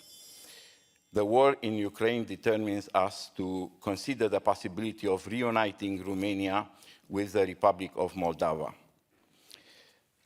There is the option of my political party and the Conservative in Romania that the Russian Federation has to be interrupt you now. Expelled from this body. I'm afraid you must bring your speech to an end. Thank you. Madam Dekanoidze? Yeah, thank you. Merci, Monsieur President. What a historic day today, and our hearts are bleeding as Ukraine is under attack. Russia launched a devastating attack on Ukraine, a European democracy of 44 million people, killing innocent people, children, women, pregnant women, and this is a disaster of modern history. We all think it's a bad nightmare, madman's desire to destroy the independent country, but for us, Georgians, because I'm from Georgia, Russia's behavior bears a chilling resemblance to its approach to Georgia in 2008. Putin follows its old textbook in almost every single detail, aggressively staged by propaganda media controlled by Kremlin. Back then in 2008, Russia openly invaded Georgia under so-called humanitarian pretexts and installed its official military presence in Georgia. We had been warning the world about his delusional ambitions to come for Ukraine next, but Georgia's exclamations were not heard well. Even Putin's presidential decrees signed for his puppets in Georgia 2008 and Ukraine 2022 were almost completely identical in their wording and structure. Ukraine and Georgia were mentioned in Putin's so-called security demands made in December in address to NATO and the EU, requesting to cancel the summit decision that one day both countries can become the members of North Atlantic Security Alliance. Did the world fail to learn the lessons of Russian aggression? As the Prime Minister of Great Britain said, we have turned the other cheek. Yes, it is true. We did warn our friends, but little had been done to stop the madman. In contrary, President Saakashvili, who was the first anti-Putinist president, warned and gave notice about him, about Putin, now is in jail, imprisoned in my country. Ukrainians, President Zelensky, fight for their freedom, independence, land, homes, families, children. But for the most, they are heroes fighting for European security, Because the truth has never been so bold, my dear friends. If Ukraine stands back, Putin will go farther and deeper into Europe. Ukrainians sacrificed a lot, as Georgians did. They died for freedom, desire to be a part of Europe and free world. Ukraine is fighting for our fight, doing the heavy lifting on behalf of Europe, and it must be supported. Civilization must be protected in Ukraine, my dear colleagues and friends. And we implore you to protect the sky in Ukraine, to protect Ukrainian people. This is our duty and the duty of civilization. Slava Ukraini, Geroyam Slava. Thank you very much. Fiona O'Loughlin now. Is she in the room? I'm here, Mr. Chair. Yes. I'm sorry, I couldn't see you. No, that's fine. Thank you. The right to live a peaceful existence is the most fundamental and the most basic human right of all, and it is one that rings true in every single one of our own countries and indeed in my own country of Ireland, we have had our own conflict and have learned many lessons from it. We've had the opportunity over the last 2 days to listen to the heartbreaking and very powerful testimonies from Maria, from Yulia, from Larissa, from Xenia, from Licia. And the stories that these 9 brave women who call themselves the Women Diplomatic Battalion are telling us are very, very difficult personal stories to hear. They undertook difficult journeys to come here and brought their own children because their husbands and their fathers and brothers were away fighting for their homeland. You can see the terror, the exhaustion, the fear in their faces, and as they check their phones to make sure that their loved ones are safe. They've given us the facts of this unimaginable nightmare. They've told us about the 90 children that have died, the 57 schools that have been bombed, the 7 hospitals that have been bombed. And these women represent the men that are fighting for their homelands. They're fighting for their children to have the right to live in a democracy and to enjoy the human rights which we do. They represent the women giving birth in bomb shelters, and we learned today that 8,000 babies have been born since the 24th of February. That's 8,000 babies born into a world in Ukraine without hope at this moment in time. We have a huge duty to help and to protect them. We not only have to stand with Ukraine, we have to stand for them. We must also show our solidarity with those that are oppressed in Russia, those that are risking jail and indeed risking life by demonstrating against Russia. There will be a time post-Putin where we must all hope that there will be a time for diplomacy once again, a time to sit around the table and once again believe that there is more that unites us than divides us. But that is not for now. We must stand firm. We must send a unanimous message tonight to the Committee of Ministers to say that we must expel Russia. We have an Irish saying, "Níneartgar Carla Kayla," we are stronger together and we must stand together. Mr. Chairman, next Thursday is St. Patrick's Day, and it is a day of unrivalled support for Ireland as we travel the world. And our Prime Minister, Taoiseach Micheál Martin, has given the very strong message that we will use our access to every parliament across the world to stand with Ukraine and to make sure that there is justice and compassion for the Ukrainians. Slava Ukrainia. Thank you very much. Now, is Mr. Lopez on that? Yes, Mr. Lopez. Hola, buenas tardes. En primer lugar, me gustaría indicar cuánto me gustaría estar hoy presente en Estrasburgo, en este importante debate que tiene lugar para mostrar de manera más clara nuestra proximidad con los ciudadanos de Ucrania y también para estar al lado de nuestros colegas, los parlamentarios ucranianos.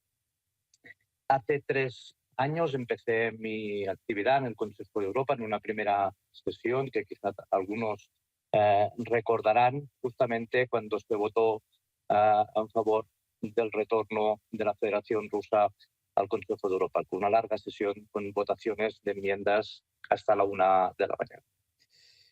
Quizá no es momento hoy de valorar la estrategia de estos últimos 3 años, aunque en un momento tan cruel como la actual, entiendo perfectamente que haya algunos compañeros que lo estén haciendo a lo largo de la jornada de hoy.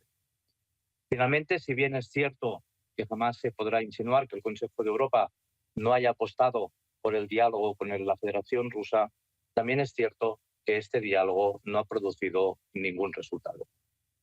En las actuales circunstancias, solo queda una opción en relación a la participación de la Federación Rusa en el Consejo de Europa y en el conjunto de sus instituciones.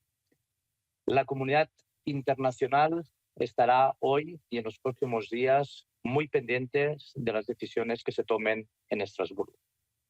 Voy a dar soporte al report presentado, pero además me permito manifestar que en mi opinión, la decisión que salga del Consejo de Europa estos días debe ser lo más clara posible, lo más contundente posible, lo más rápida posible y lo más unánime posible. No me parece que sean momentos para discursos ambivalentes cuando un Estado miembro está ocupando y bombardeando trágicamente a otro de nuestros Estados miembros y compañeros.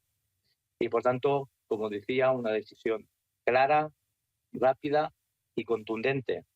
No solo será un golpe a la Rusia de Putin, sino que además será un refuerzo del papel del Consejo de Europa. Para demostrar, de un lado, que estamos, como no puede ser de otra manera, al lado del pueblo de Ucrania, y para el otro, para demostrar que es totalmente incompatible hablar de democracia, de derechos humanos, cuando se está bombardeando a la población civil y cuando se está haciendo pasar frío, hambre y angustia a ciudadanos inocentes. Muchas gracias. Thank you. Now we go to Mr. Kolar. Ah. Thank you. Dear Chair, honorable delegates, in the past 19 days, we have been witnessing extreme brutality and destruction. Putin's felonious regime has unleashed hell upon an innocent state, upon a sovereign state, which, unlike Russia, has chosen to follow the path of freedom, democracy, rule of law, and respect to human rights. By doing this, Putin has violated all conceivable rules and conventions. He has turned Russia into a dictatorship where people are being sacked on the streets for simply thinking differently. Yesterday, a Russian journalist, Marina Ovsyannikova, was arrested for protesting against Putin's war live on Russian TV. No one has seen her since. She just simply disappeared. Putin has turned Russia into a terrorist state, which without the blink of an eye kills innocent people in their homes, schools, in kindergartens, in hospitals, and elderly homes. A state which uses weapons of mass destruction against children and their mothers.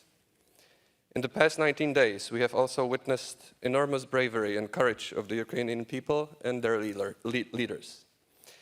I myself come from a country which was betrayed by its friends in 1938. Our allies thought that by sacrificing our sovereignty and independence, they would avoid war. Now we all know that this ended in the worst bloodshed in human history with more than 60 million victims. Today, cowardice has disappeared, fortunately.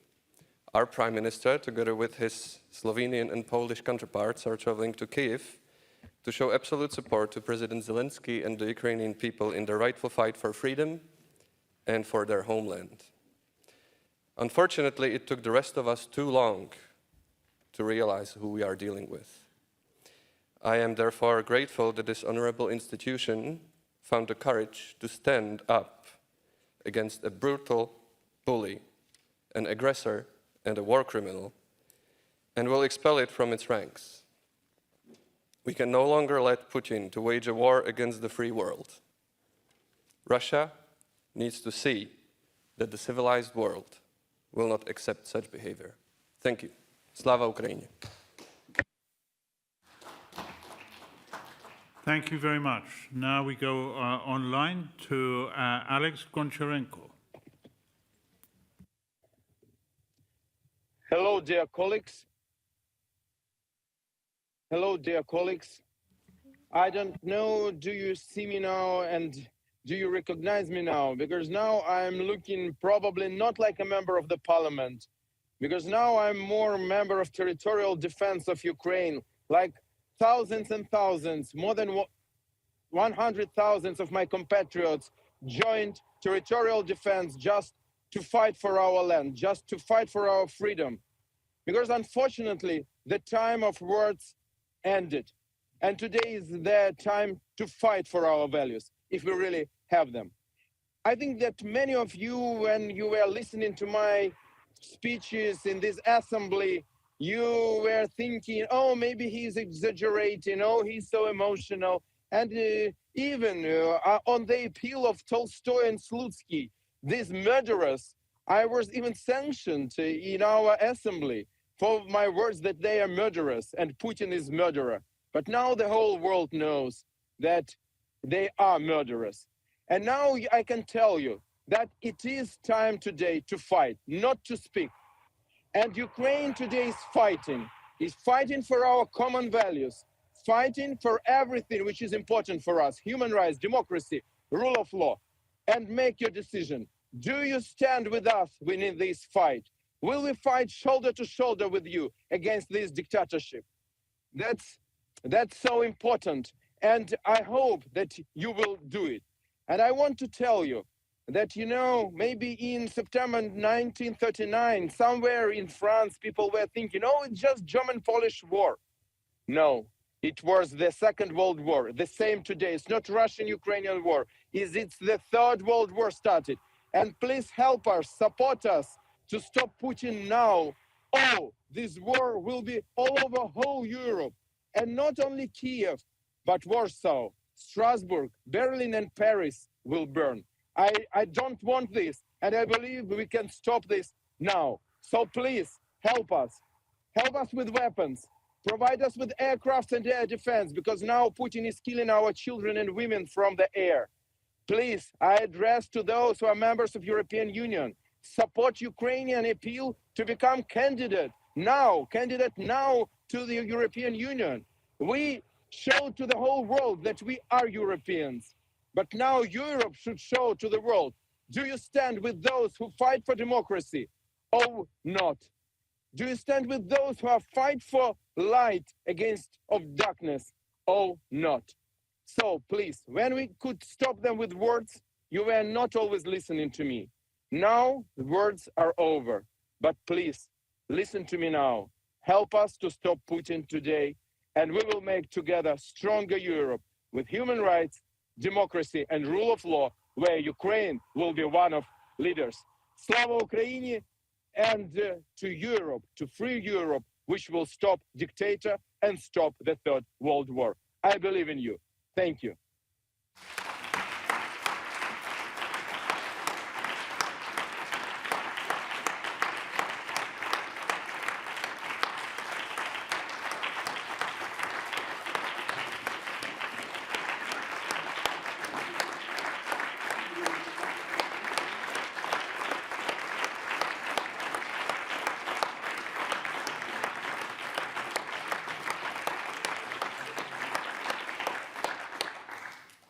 Thank you very much, Alex.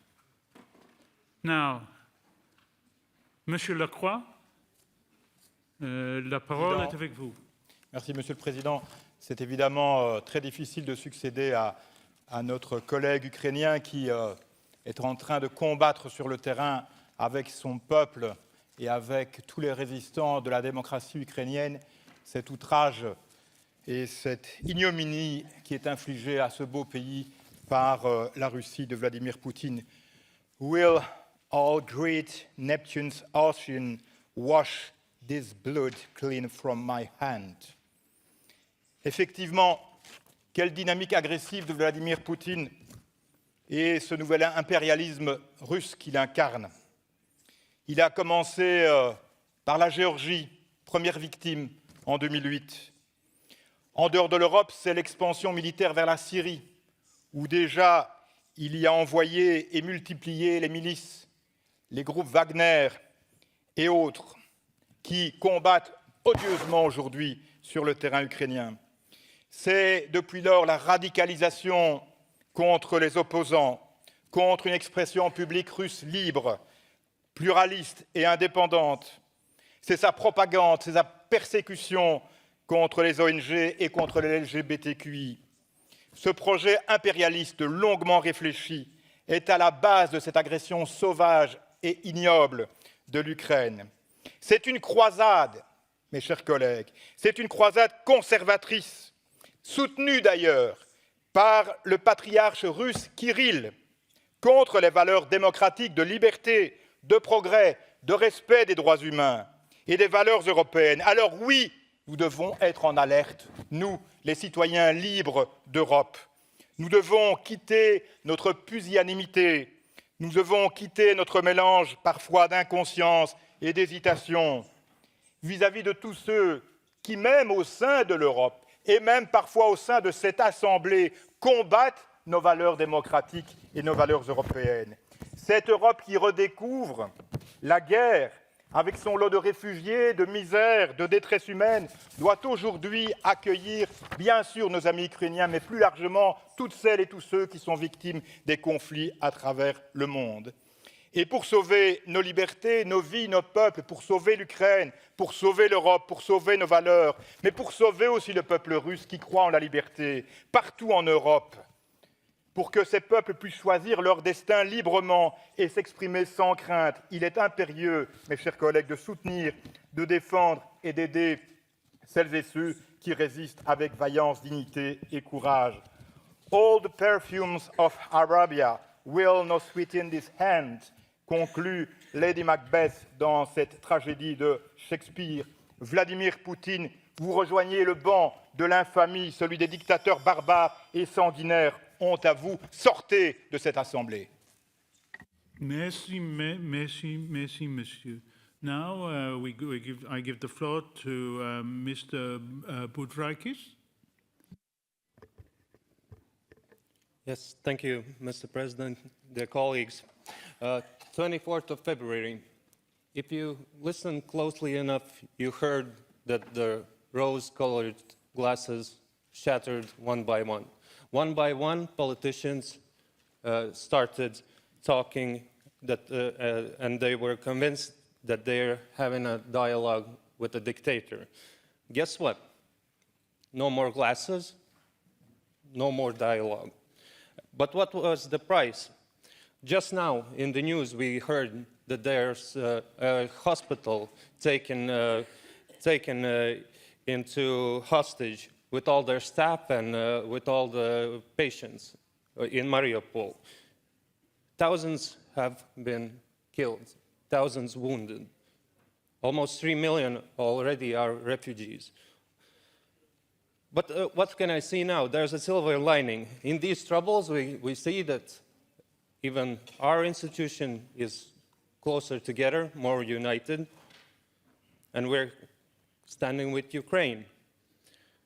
And dear colleagues, on the subject of the matter, this is not only a legal document for the Committee of Ministers. In the first hand, we are politicians, and this will be a political message which we will send to the whole world, to the United Nations, to the EU, even to Russia, and even to our close friends, Ukrainians. And the most important part is that Ukrainians are waiting for this message, the Ukrainian people. And the free world needs to step up with helping Ukraine and step up with fighting fascism, which is in Russia, and fighting evil. Thank you, Madam Shaw, for your report. Brilliant work. And thank you for the Presidential Committee, which were gathering the amendments for statements number 19 and 20. I applaud them, but there's more work to do. And the first steps are here on the table. Of course, I will ask you colleagues to support the all the amendments, to support the final draft report. And since I see that I have time, my speech does not beg for applause. I would want you colleagues once more applaud those heroes which are fighting in Ukraine for all our values and for the free world and against fascism, against the aggressor, against the occupants. And also, just a second, also for the women's diplomatic battalion which are here. They are our heroes. Alessia, Marina, Maria, both Julius, Evgenia, Елизавета, Larissa, you are our heroes, and I applaud you. Slava Ukraini! Thank you. Thank you. Now, is Madam Steinen online? Yes, she is online. Madam Steinen. Yes, Mr. President, Madam Rapporteur, dear colleagues, on the 22nd of February, I had dinner in The Hague with our Ukrainian colleague, Zhenya Kravchuk, and Penelope Deniu, the head of the PACE Equality Secretary. It seemed a moment of normality, but Zhenya was on the phone all the time with her family. She was in the Netherlands for a fact-finding mission for her report, Justice and Security for Women in Peace Reconciliation. And I hope that this report will be useful as soon as possible, because this war needs to stop. Because 2 days after our dinner, Zhenya was sending us pictures of the devastation Russian planes had caused in the cities of Ukraine. My heart goes out to all of our Ukrainian colleagues, their families, their friends, and the Ukrainian people. Dear colleagues, what we're seeing today, what we've been seeing over the past years, is a war of aggression straight out of the dictator's handbook. This is Putin's war. Putin and his kleptocrats and oligarchs. This war is aimed to hurt everybody who does not share their worldview, which doesn't recognize human rights, democracy, or rule of law for everybody. Therefore, there is no place for Russia in this organization as long as Putin does not stop this war. In the meantime, dear colleagues, we should do everything possible to maintain contact with the pro-democracy forces inside Russia. All those courageous people who are standing up and who are paying a real big price. Now, we have seen this behavior by Putin before in so many other countries. We also are seeing another war. The war of disinformation, the war of fake news, indeed, straight out of the dictator's handbook.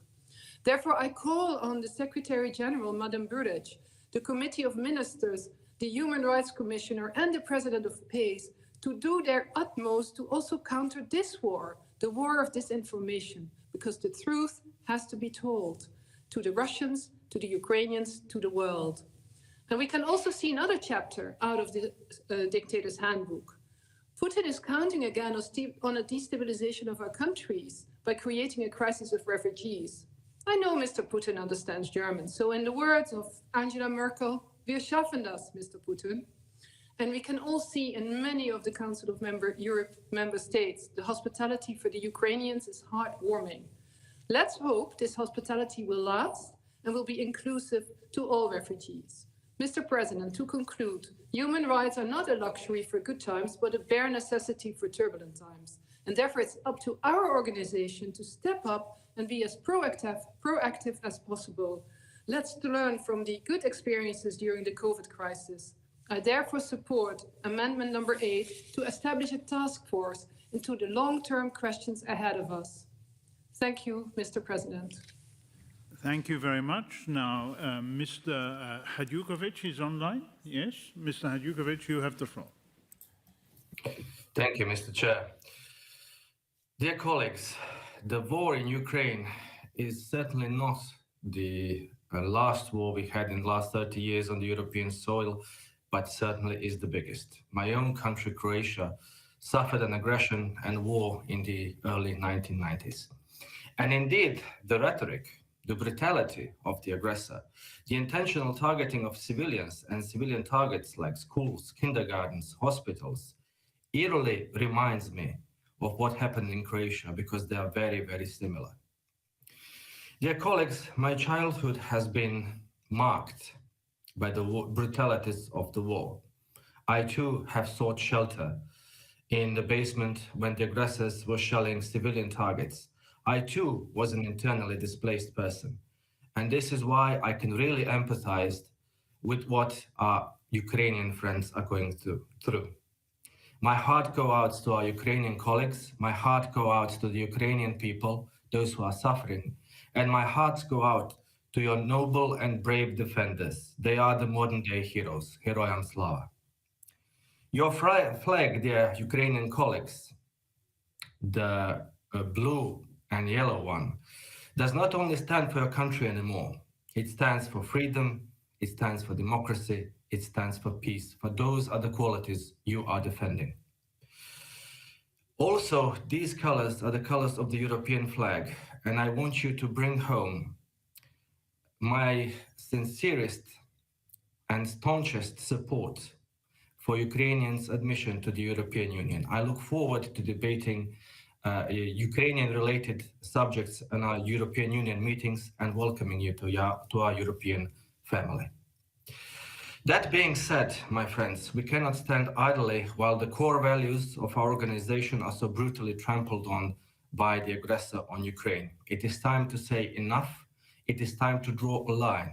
And it is time to say we are an exclusive club of people upholding humanity and humanitarian and human rights values. But this decision should in no way be something aimed at the Russian people. Because indeed, dear friends, many brave Russians are protesting the war and are risking imprisonment, penalties, and maybe even worse. So my heart is also with them because they show that there is still humanity and right values among the Russian citizens. And allow me to end with a few words in Ukrainian. Mir Ukraini, Svobodu Ukraini, Slava Ukraini. Thank you. Thank you very much. Now we go to Mr. Nicolini. He's online? Okay. Yeah, thank you, Mr. Chair.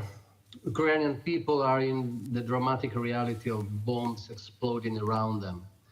People crowded into the subways or in the shelters recall past eras that we hoped would never return.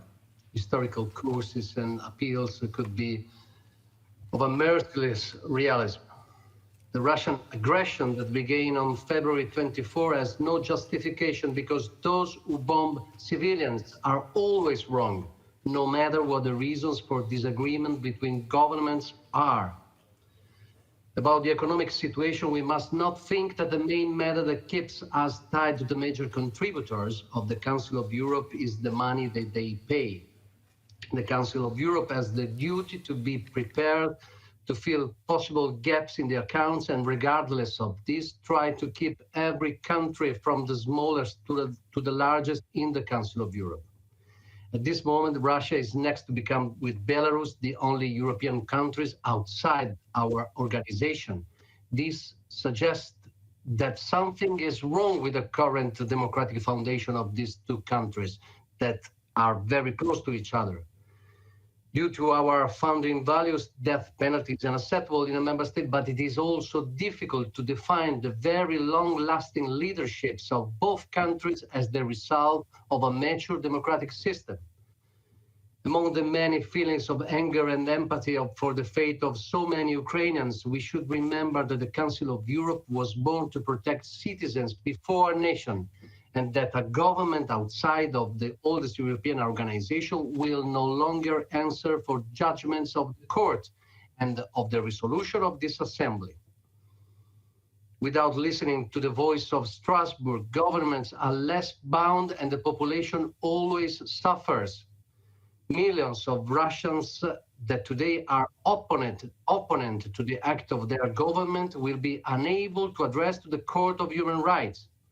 I would add, I think, that dividing people of the world in good and Russians, as it seems to happening now, could be a very wrong way to go, leading the confused today's Russian population to the side of a government that is now behaving rather aggressively. For this reason, the Council of Europe cannot avoid to prepare for dialogue with the largest country of the world to prevent other conflicts. Clearly, just by the time weapons shall have stopped firing. Thank you, Chair. Thank you very much. Now we go to Mexico and to Madame Peña Escalante. She's not online. Okay. Desde el origen de la Carta Magna Mexicana de 1917, la doctrina Carranza se vio reflejada en aras de proteger y cuidar la soberanía de la nación desde la diplomacia. Lo anterior, porque después del origen de la República Mexicana como país independiente, Tras el dominio español de 300 años, potencias mundiales intervinieron en nuestro territorio. De Francia sufrimos 2 ocupaciones y de los Estados Unidos la invasión con la que se perdió más del doble del territorio actual. Toda potencia extranjera se aprovecha de naciones vulnerables y las obliga a permanecer bajo su yugo, de distintas maneras y medios posibles. Por ello, recordar la historia de invasiones extranjeras en países soberanos, como en el caso mexicano, resuena en lo que hoy sucede en Ucrania. México tiene una historia de política exterior cuyos pilares principales se conocen mundialmente como doctrina Estrada, cuyos principios se refieren a la no intervención, solución pacífica de las controversias y la autodeterminación de los pueblos. Bajo este contexto es que el Gobierno de México condenó enérgicamente la invasión de Rusia a Ucrania. Condenamos cualquier tipo de invasión que se dé en el mundo. Condenamos cualquier intervención que tenga por objeto aniquilar a un pueblo, a ser sometido y a ser avasallado por otro. La desgracia que invade Ucrania requiere del apoyo de todas las naciones. La ayuda humanitaria, hoy más que nunca, es indispensable, no solo para la gente que sufre dentro de sus fronteras, sino también para aquellas naciones que están recibiendo como primera puerta las olas de movimientos de personas que buscan salvar su vida. Sin embargo, la movilidad humana no solo involucra a nacionales de un país que se trasladan a otro por razón de conflicto, sino que, por ser las naciones europeas culturalmente diversas, tanto en su origen como por la acogida de población migrante, es por ello que se requiere eliminar cualquier tipo de discriminación y se permite el arribo de personas independientemente de su origen y situación migratoria, ya que se trata de una situación de condición humana. Seguimos apostando al diálogo. Se debe buscar la diplomacia como el recurso más eficaz para la solución de controversias. Invitamos a Rusia a retomar la vía diplomática. Exigimos un cese al fuego sin condiciones y de inmediato. Los pueblos son los que sufren ante las decisiones de sus líderes, ya que ninguna tiene beneficios. Quien sufre, a fin de cuentas, es el pueblo, la gente que con su esfuerzo y trabajo construye sus naciones para vivir en condiciones adecuadas y armónicamente. Concluyo. La paz debe asegurarse y la decisión que hoy se tome en el seno de esta Asamblea será la que mejor convenga para el futuro de ambas naciones. Queremos paz, no más tragedia. Gracias, señor presidente. Thank you, and it's a great pleasure to see you with us. Now, Madam Yasko. Dear colleagues, I'm trying to write my speech all this day, but I cannot. Because there is one question in my mind that is all the time. The question is, how did it happen that we all ended up here right now in the situation that we have right now? How did it all happen that it happens in my country, with my homeland? How did it happen that thousands, millions of people that love my country, and I'm one of them, many of us are forced to leave? How did it all happen that we could prevent war, but we didn't? I want to speak personal. I was born on the year when Ukraine became independent. I'm 31 years old. I'm Ukrainian, and I've never wanted to live abroad. I always wanted to be in my country. My purpose in life is connected to Ukraine. Everything that I have is connected to Ukraine. And now, I don't have anything. Even my personal life, my family, my house, everything is up to Putin. How can it be like that? Unfortunately, there are sometimes truths that are not comfortable. And I know two people in my life that, in my opinion, are the strongest truth tellers about Putin. One of them is my president, President Zelensky, who is putting all his life under risk to rescue not only Ukrainians, but all humanity. And another one is Mikhail Saakashvili, the third president of Georgia, Ukrainian citizen, and I'm also his civil wife. He was arrested as a personal hostage and prisoner in October. So now I don't have physically my loved ones. I don't have a house because it's ruined. I don't know when I can be back in a safe security environment. And I want to call all of you today.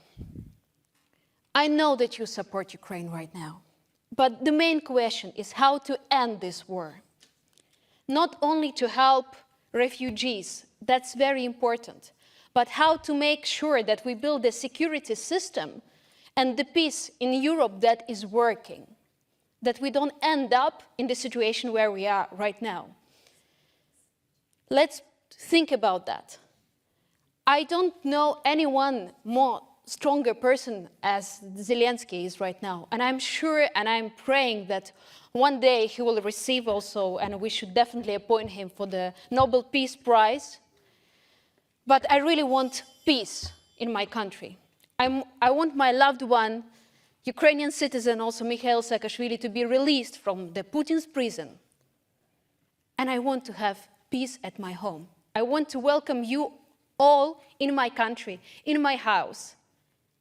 And finally to say that we managed to build this peace all together. Let's do it, please, because we really need this for our future and for our tomorrow. Thank you.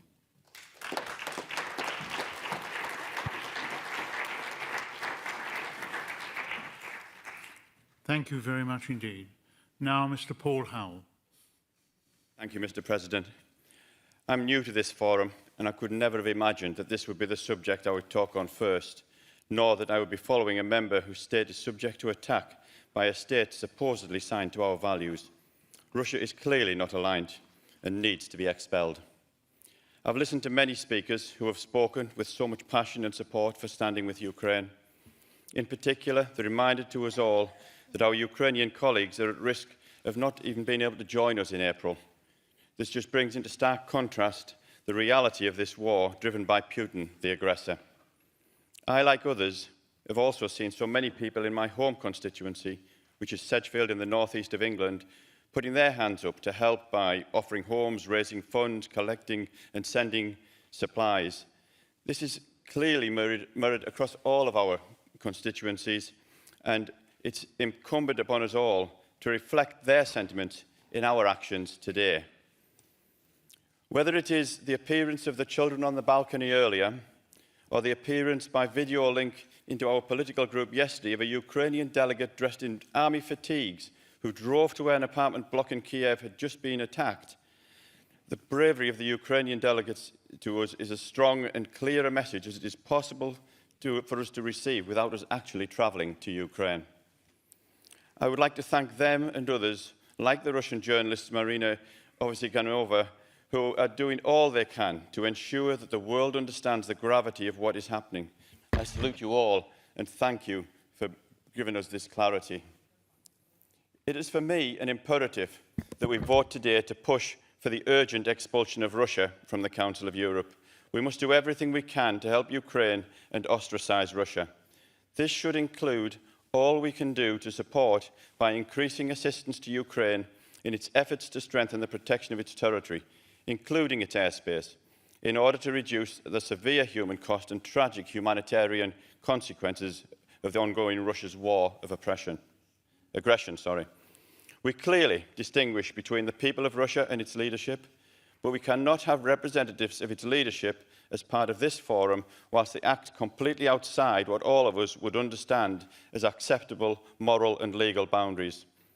I, like so many speakers today, want to see the Russian flag removed from outside this building as soon as possible. But it is not just the symbolic flag that should fall, it is the belief of Mr. Putin that he can rewrite history to justify his actions while the world looks on.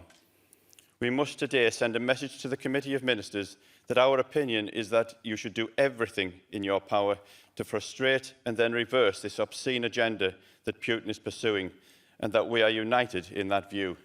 Slava Ukraine. Thank you very much. Now, Mr. Ciccovanni. Thank you, Mr. President.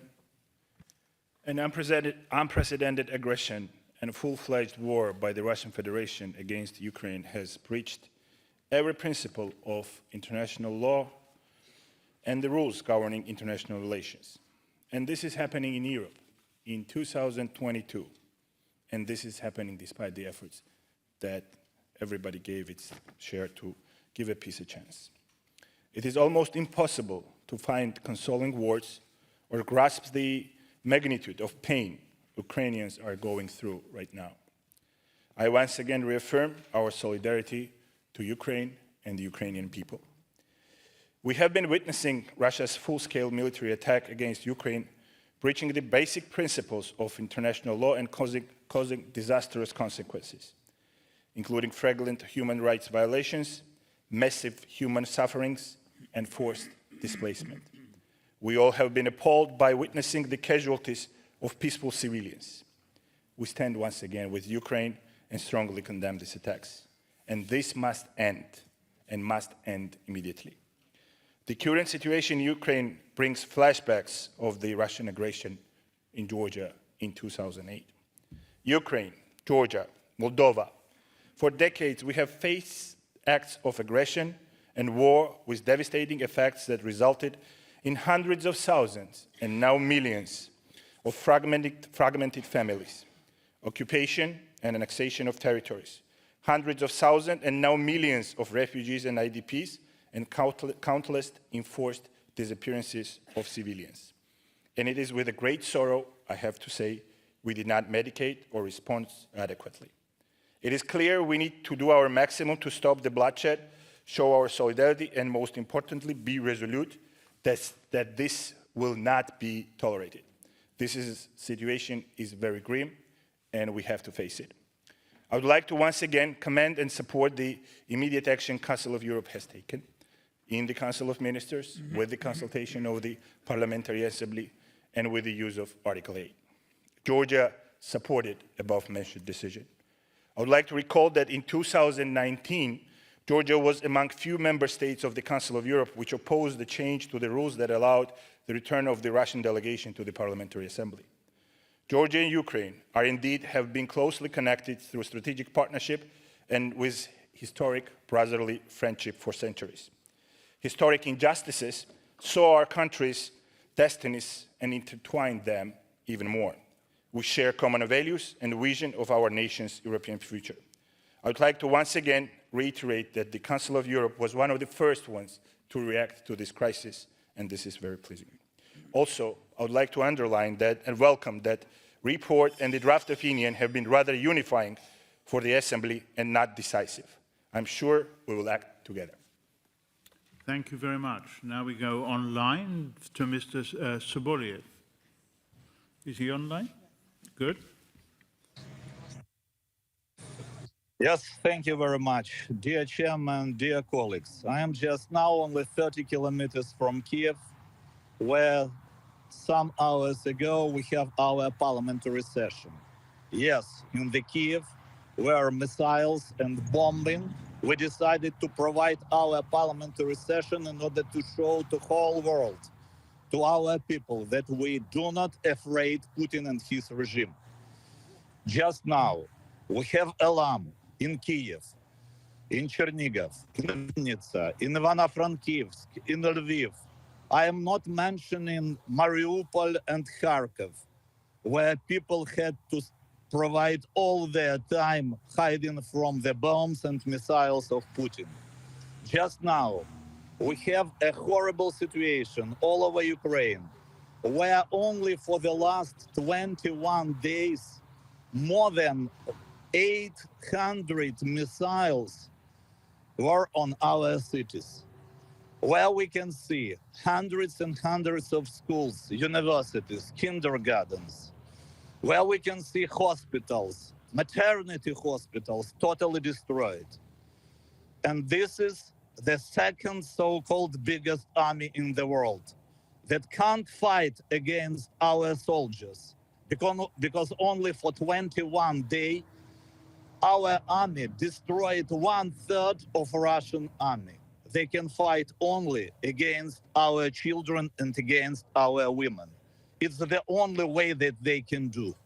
So we need now only one thing, and I ask for you. This thing is to close our sky from Putin's regime. It's very important. It's very important not only for us, because they fight not only Ukraine, they fight all Europe. So be strong.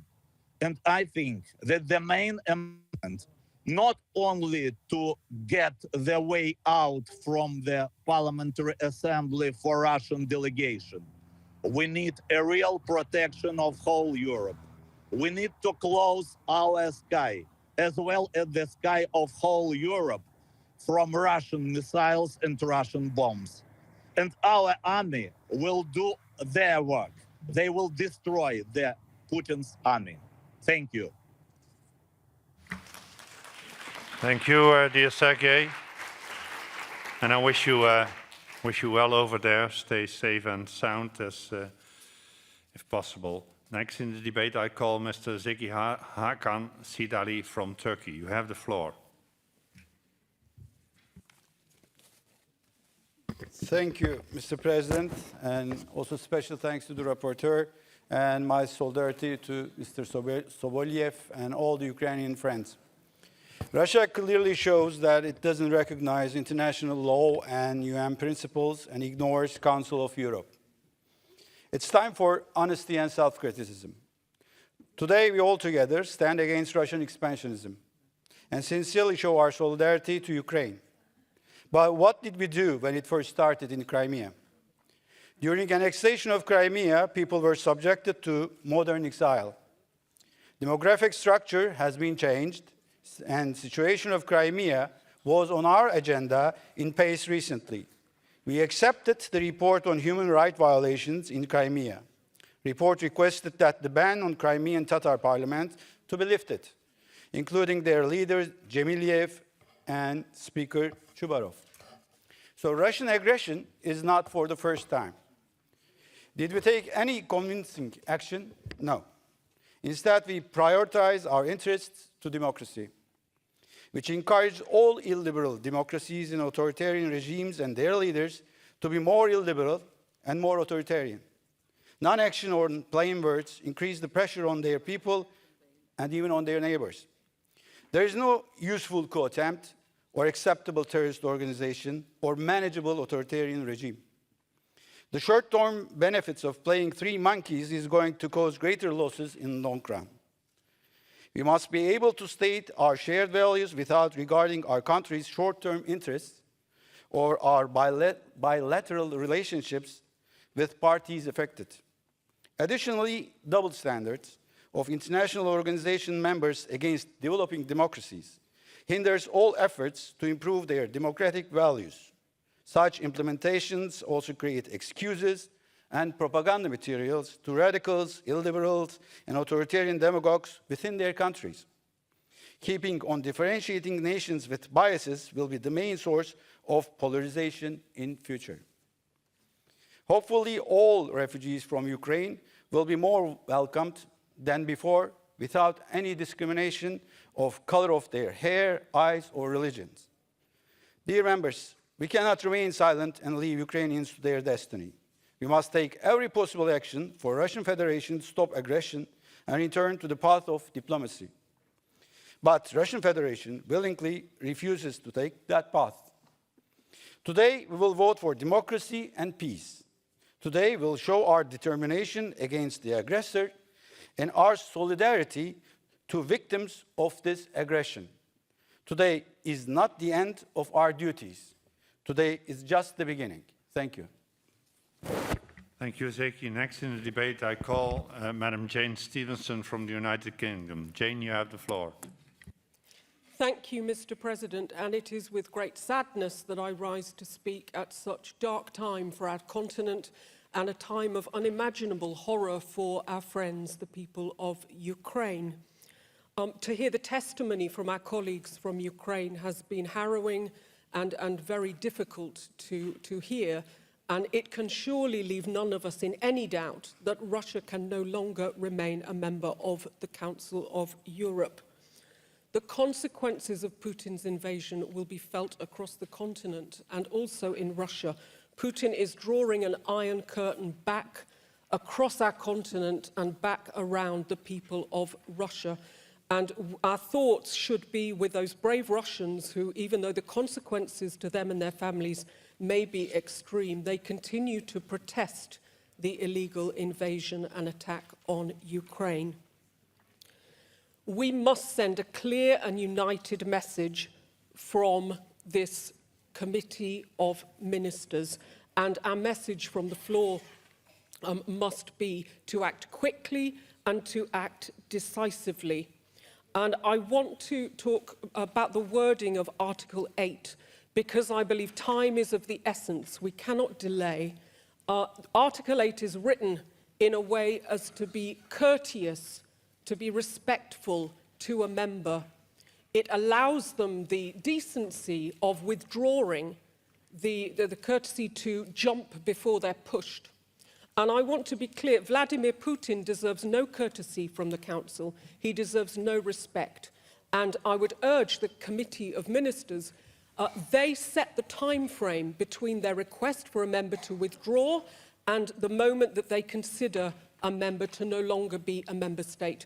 And there is no specified time. I would urge the Committee of Ministers to make this as short as possible, even minutes, and certainly no more than a few hours. To delay is to look weak, and it is also disrespectful to our colleagues in Ukraine. I would ask all colleagues to support some of the amendments, especially Amendment 7, which calls on us to provide Ukraine with all support to defend itself.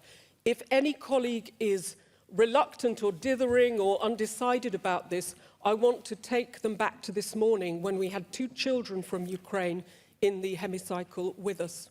Those 2 beautiful children, because of their mother's bravery, their mother's public service to her country, are now returning to live in a war zone. This is just horrific, and we cannot wait, we cannot dither, we need to act strongly. We need to be there and provide all support to Ukraine to defend itself now and to rebuild itself in the coming months and years. Slava Ukraini!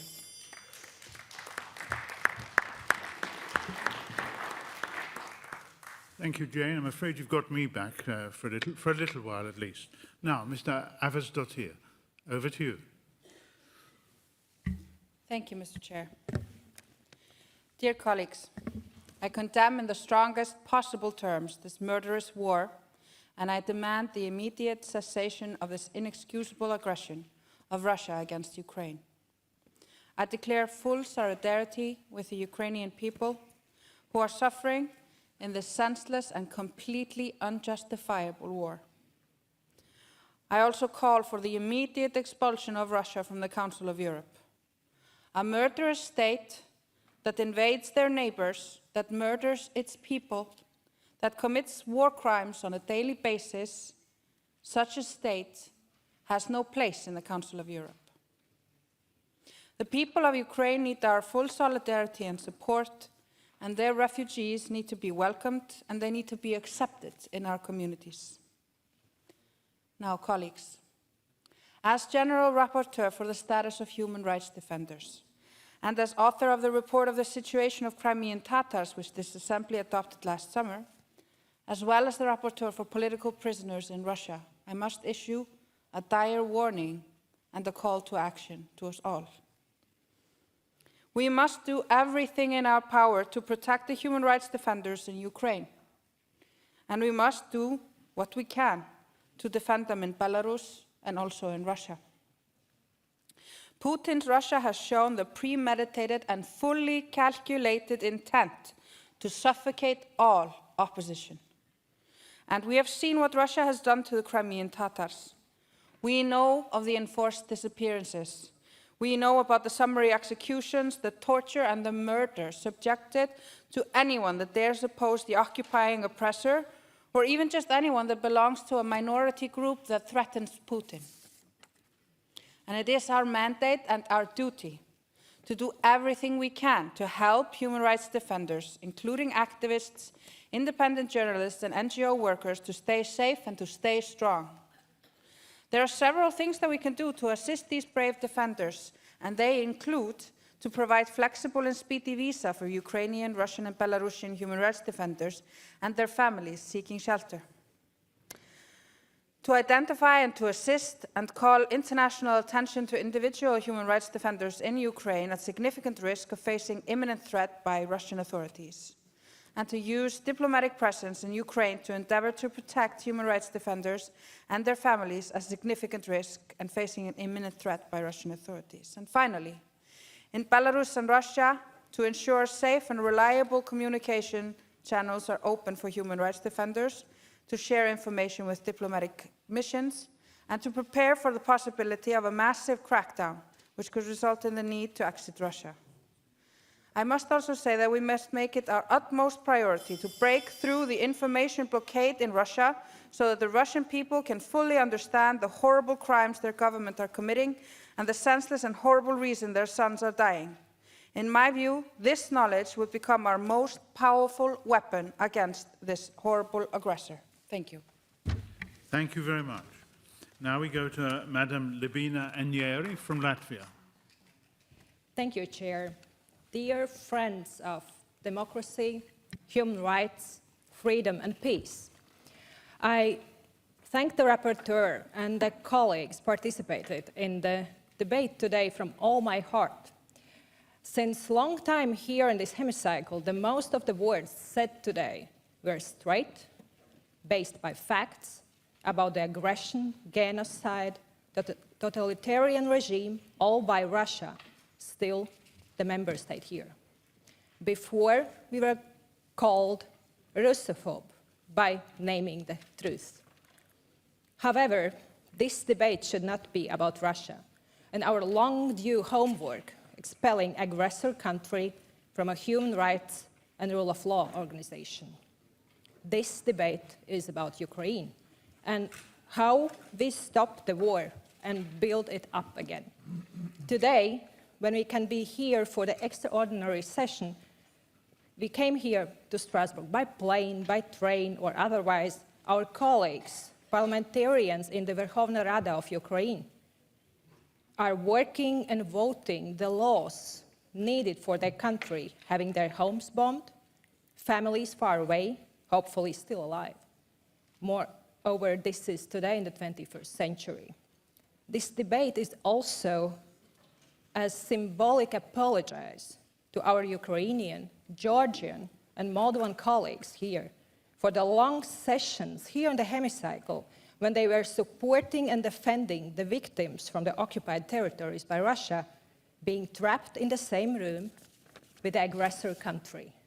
Aggressor country laughing in their face with freshly renewed credentials and voting rights. Moreover, even more, this assembly herself managed to draft a procedure in order to weaken its mandate to react on further aggression acts of Russia, so on. Unbelievably sad, but very true. This debate and our report should give at least the hope that we will work on the considerations how to end this crucial war. I truly hope that we all fully share the view that we need to find more efficient ways to support Ukraine and its people to stop the war. Parliament is the place to speak out. That is why parliamentary democracy has been effective so far. And we are a parliamentary assembly, a parliament of parliaments. Let's vote and speak and help Ukraine, not just applaud and hug our Ukrainian friends. We can do it. Wir schaffen das. Slava Ukraini. Thank you very much indeed. Now we go to Madam Spataru from Romania. Thank you. La Romania condanna fermamente l'attacco criminale della Federazione Russa contro l'Ucraina. L'invasione russa dell'Ucraina viola in modo sfacciato l'ordinamento giuridico internazionale del secondo dopoguerra, facendo sì che l'Europa sia testimone della peggiore aggressione militare delle ultime decadi. Unisco fermamente la mia voce a supporto degli innumerevoli appelli alla Federazione russa di fermare immediatamente e incondizionatamente la guerra contro l'Ucraina e di rispettare gli obblighi del diritto internazionale umanitario, di permettere l'evacuazione sicura dei civili, così come l'accesso sicuro e senza ostacoli agli aiuti umanitari per tutti i bisognosi. Uccidere le persone civili in tempo di guerra è una gravissima violazione della Convenzione di Ginevra e dei suoi protocolli. Rappresenta un crimine di guerra e un crimine contro l'umanità. I suoi diretti responsabili ne devono rispondere davanti alle corti internazionali competenti. Sono state perse così tante vite ucraine soltanto per l'interesse e la smisurata ambizione di Vladimir Putin di riportare in vita l'Unione Sovietica. La Romania sostiene pienamente le misure sostanziali imposte alla Federazione Russa a seguito dell'aggressione militare contro l'Ucraina. Il nostro Paese ha risposto alla richiesta di assistenza dell'Ucraina anche via il meccanismo europeo di protezione civile, ma molto più importante è stata l'ingente mobilitazione dei cittadini del Romania, i quali hanno espresso la loro solidarietà ai vicini ucraini, offrendo loro cibo, acqua e alloggio. Per di più, un hub logistico è stato realizzato nel nostro Paese affinché le donazioni internazionali di aiuti umanitari vengano raccolte e trasportate all'Ucraina e ai suoi cittadini. Mi auguro che questa guerra possa finire presto e che la via della diplomazia possa prevalere per fermare la perdita di queste vite innocenti. Slava Ucraina! Thank you very much indeed. Now I go to Madam Hopsu. Is Madam Hopsu here? Mr. President, Ah, yes, sorry. the brutal and totally unjustified attack of Russia against Ukraine shocked all of Europe. We must stand together, show our full support to Ukraine, and condemn the Russian aggression against another sovereign state. Civilians shouldn't be part of the conflict in any war. All acts that risk the lives and well-being of civilians are unambiguously wrong, and Russia must be held accountable for all attacks targeted at civilians. We must send humanitarian aid to Ukraine and its neighboring countries and guarantee safe evacuations from cities like Mariupol. It has been heartwarming to see the acts of kindness and aid offered by so many. Such willingness to help should cover everyone in need, regardless of color, ethnic background, or wealth. The decision to grant temporary protection in the EU to those fleeing Ukraine was very welcome. We must guarantee that people who have had to flee their homes get back to as normal as possible and soon. By now, more than 2 million people have fled from Ukraine, over 1 million of whom are children. I want us to put our attention on vulnerable groups, such as people with disabilities, unaccompanied minors, and minority groups such as Roma people. When considering ways to support Ukrainians, special attention must be paid to children. The pain of war will last through generations. We know this in Finland. Mr. President, most of Russian civilians are not part of this war. President Putin's authoritarian regime supports war propaganda and restricts citizens' access to neutral information or possibilities to protest the war. One important way to restrict Russia's aggression abroad is thus to support those brave Russians who stand up for peace and freedom of speech. Supporting civil society and democracy in Russia will eventually upset the dictatorship. To conclude, we must jointly condemn the Russian war of aggression and make Putin's regime suffer the consequences. I strongly support expelling Putin's Russia from the Council of Europe.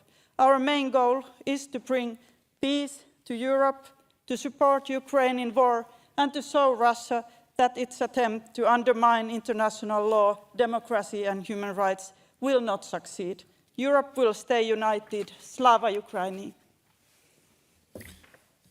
Thank you very much. Now we move to Madam Oomen Ruijten from the Netherlands. Thank you, President. Dear colleagues, we are all in the civilized world shocked and horrified by the daily images of Ukrainian civilians, young and old, who are trying to escape the war of aggression. The images of bombed hospitals, destroyed houses and blocks, families in basement shelters, in metro stations searching for protection, but also bombed, as happened today. We see Russians surrounding cities and citizens trying to survive, even when they are deprived from basic needs, from water, food, and daily necessities. That such a war could be started and led by the leader of the Russian state, President Putin, who signed as authority and ratified the values of our organization. President Putin, who every day more shows that his leadership is sparing nothing and no one. Disrespectful for citizens in neighboring countries, but also for citizens in his own country, in the soldiers. A president who every day more is focused on his own interests and interests of the circle around him. Citizens under the hood, withholding information and silencing civilians and institutions. This Russia we need to block. Dear colleagues, together with Axel Schäfer, we were rapporteurs for monitoring Russia. And we had several talks with NGOs and their difficult life in Russia. We visited last summer the country and have arranged a new visit beginning April next for making our report. And with the Russian delegation, we defined the outline of the report.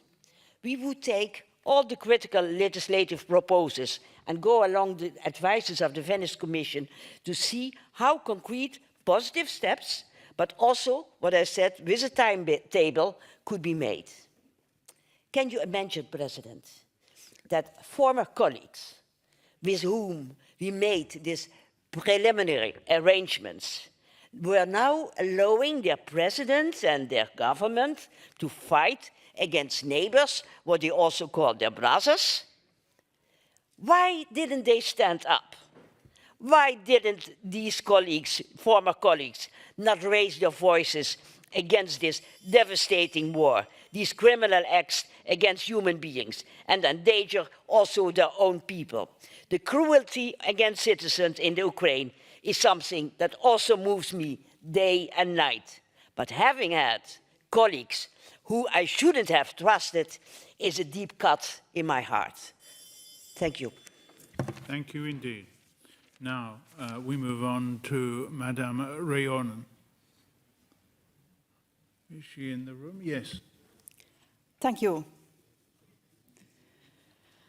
In the autumn, I visited in Helmutski, Ukraine, when the city was awarded the European Prize by the Council of Europe, by us. That beautiful and progressive city and its friendly people made a big impression on me.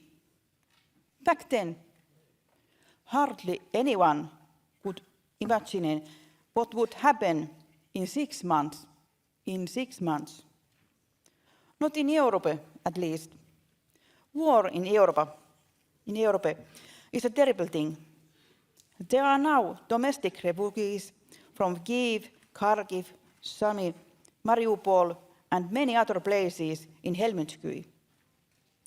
For many refugees, Helmutski is a resting place, on the way to Poland and other European countries. The situation of Ukrainians is very touching. Surely every European, and hopefully everyone in this chamber, is shocked at the terrible devastation caused by Russian war of aggression on the people and country of Ukraine. No one should live in fear in their own home or in their own country. No one. It was shocking to hear that Russia bombed the Mariupol Children's Hospital, where women were giving birth. The bombing destroyed lives and affected the future. Prevented future life from innocent children, the pain is hard. The desire to help is strong. Article 3 of Universal Declaration of Human Rights states, everyone has the right to live, liberty, and security of person. This human rights has now been flagrantly violated by Russian invasion of Ukraine and the targeting of civilians and civilian targets. Ukraine has already fled 2.8 million people abroad as a refugee, and there are at least 1.85 million domestic refugees. They are all people who should be at school today, at work, on retirement days or holidays. However, they have had to leave their homes and lives, flee their own country, and leave their fathers, husbands, and sons to fight without certainty whether they will ever see their loved ones or home again. There should be no conflict or contradiction in Europe today that needs to be resolved by arms. We in Finland feel pain and compassion. I hope the war ends soon. Thank you very much. Now we go to Mr. Debrani, who is online.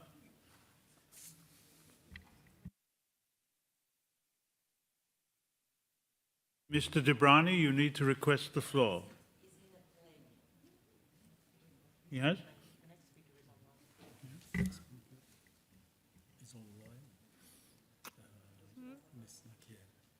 Shall we go to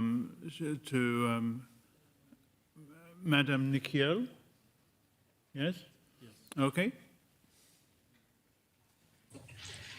Thank you, Mr. President. Moi ukraiński drodzy, I would like to start my speech with a strong expression of solidarity and support for the nation of Ukraine, brave Ukraine troops protecting their motherland, and their Commander-in-Chief, President Volodymyr Zelensky, who's proven himself to be a true statesman. This new completely unprecedented situation in contemporary history of Europe brings new responsibilities upon us politicians from European countries and upon Europe as a whole. The key word that should be our guiding principle in the next weeks and months is unity. We should be united against Russian aggression and war crimes conducted by Putin's regime. We should impose even stricter sanctions on Russia and Belarus, including a total ban on Russian oil and gas imports and removing Sberbank and Gazbank from the SWIFT banking system. As we speak, thousands of trucks from EU countries full of medicine, food and spare parts that will be used to help Russia's military and headed towards the border with Belarus and Russia. We must put an end to immediately. I also have a message for Dmitry Peskov, who announced that Russia is withdrawing from the Council of Europe. We are glad. We do not want you here. There is no place for war criminals and its henchmen in this chamber. For too long, we have been turning a blind eye on Russia's actions, first in Chechnya, then in Georgia, and now in Ukraine. There is no more time for half measures. Politicians and diplomats from Poland have been warning you about Russia for years. All our fears and concerns turned out to be completely justified. So please, listen to us when we say more sanctions, more military aid to Ukraine, and more unity. Glory to Ukraine. Slava Ukraine. Thank you. Thank you very much. Now, I would ask Mr. Yalo to speak. There you are, sir. Thank you very much, Mr. President. Let me start by respectfully addressing our colleagues, the Ukrainian colleagues, and the Ukrainian people. We stand with you. We stand with all of you. We express our deepest solidarity and support to all the Ukrainian people. Mr. President, these are difficult times, and we cannot be indifferent in the face of oppression and injustice. That is why we must condemn in the strongest possible terms the Russian Federation's invasion and aggression of Ukraine. Mr. President, we cannot be indifferent in the face of such tragic human suffering. That is why we want to take a serious and united stand here today. Millions of women and children and disabled people are displaced, families separated, and livelihoods devastated. We cannot be indifferent, Mr. President. That's why we must show our united solidarity to the Ukrainian people. We admire your courage, we are inspired by your resilience, and we will stand with you in your pursuit for freedom, peace, and security.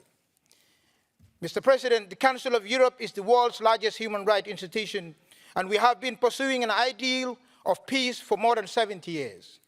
And it is precisely for that reason we must show not only with words, but with action, our own unwavering commitment to defend democracy, freedom, and the rule of law. The attack on Ukraine is also an attack on peace and security and the flagrant violation of international law, and it must stop now. Mr. President, it is more important today than ever for us to focus on how to end this war, to focus on de-escalation, to focus on creating humanitarian corridors to help and evacuate civilians. War is always a devastating experience. And as member states, we must be active in our support for peace movements, and we must be generous in our solidarity. All those pro-democracy and peace-loving Russians protesting in large numbers are very aware of the risk of being arrested, but yet they go out every day and they do it. We must ensure that everyone that seeks refuge can be protected and given full access to their rights. Mr. President, when I say everyone, I mean all Ukrainians. When I say everyone, I mean Russians too. When I say everyone, I also mean the African and Middle Eastern and Asian students trapped in this tragic war, seeking refuge in neighboring countries. And yes, their experiences are real and not fake news. They are neither Russian propaganda. They are real and we cannot minimize them. Finally, let me urge all member states to be unified in supporting the opinion and resolution, because anything else would be failing the very purpose of this great institution. Thank you very much. Thank you very much, Mr. Yalo. Now, I think we go online to Madame Bonnel. Merci, Monsieur le Président.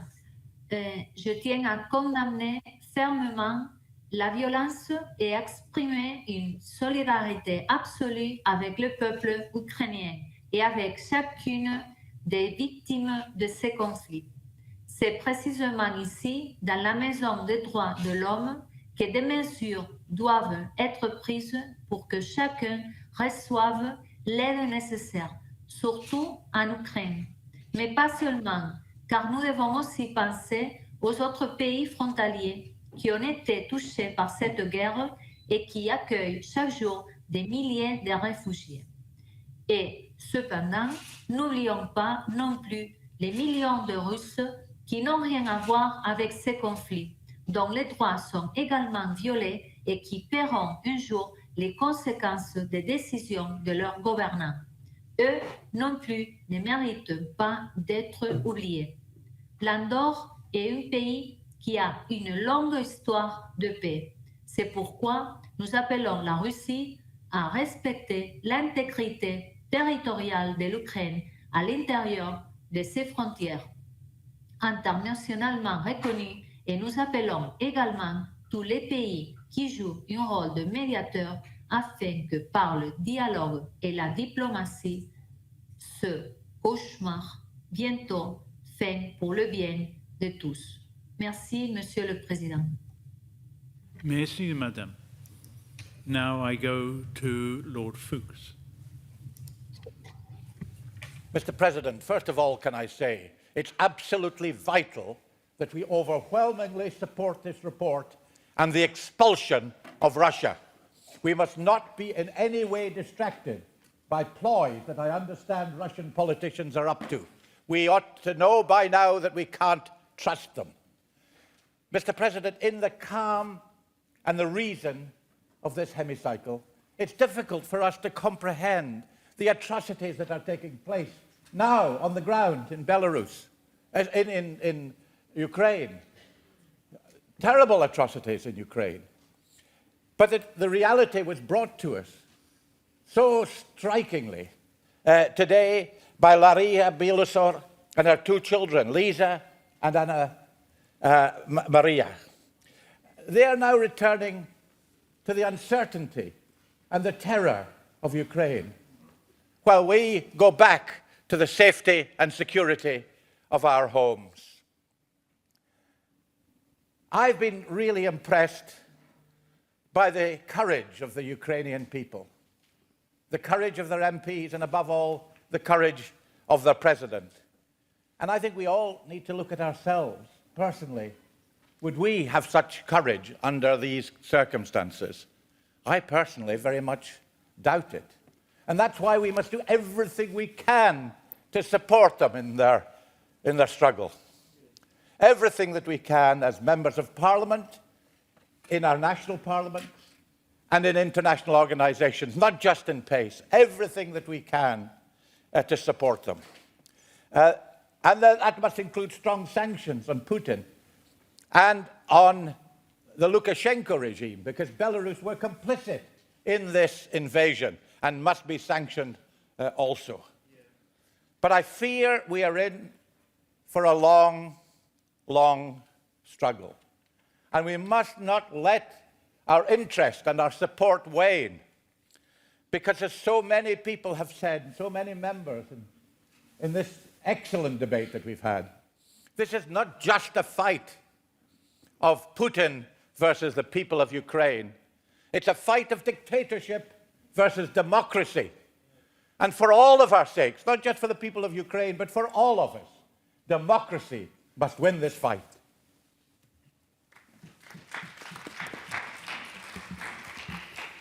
Thank you very much, Lord Fuchs.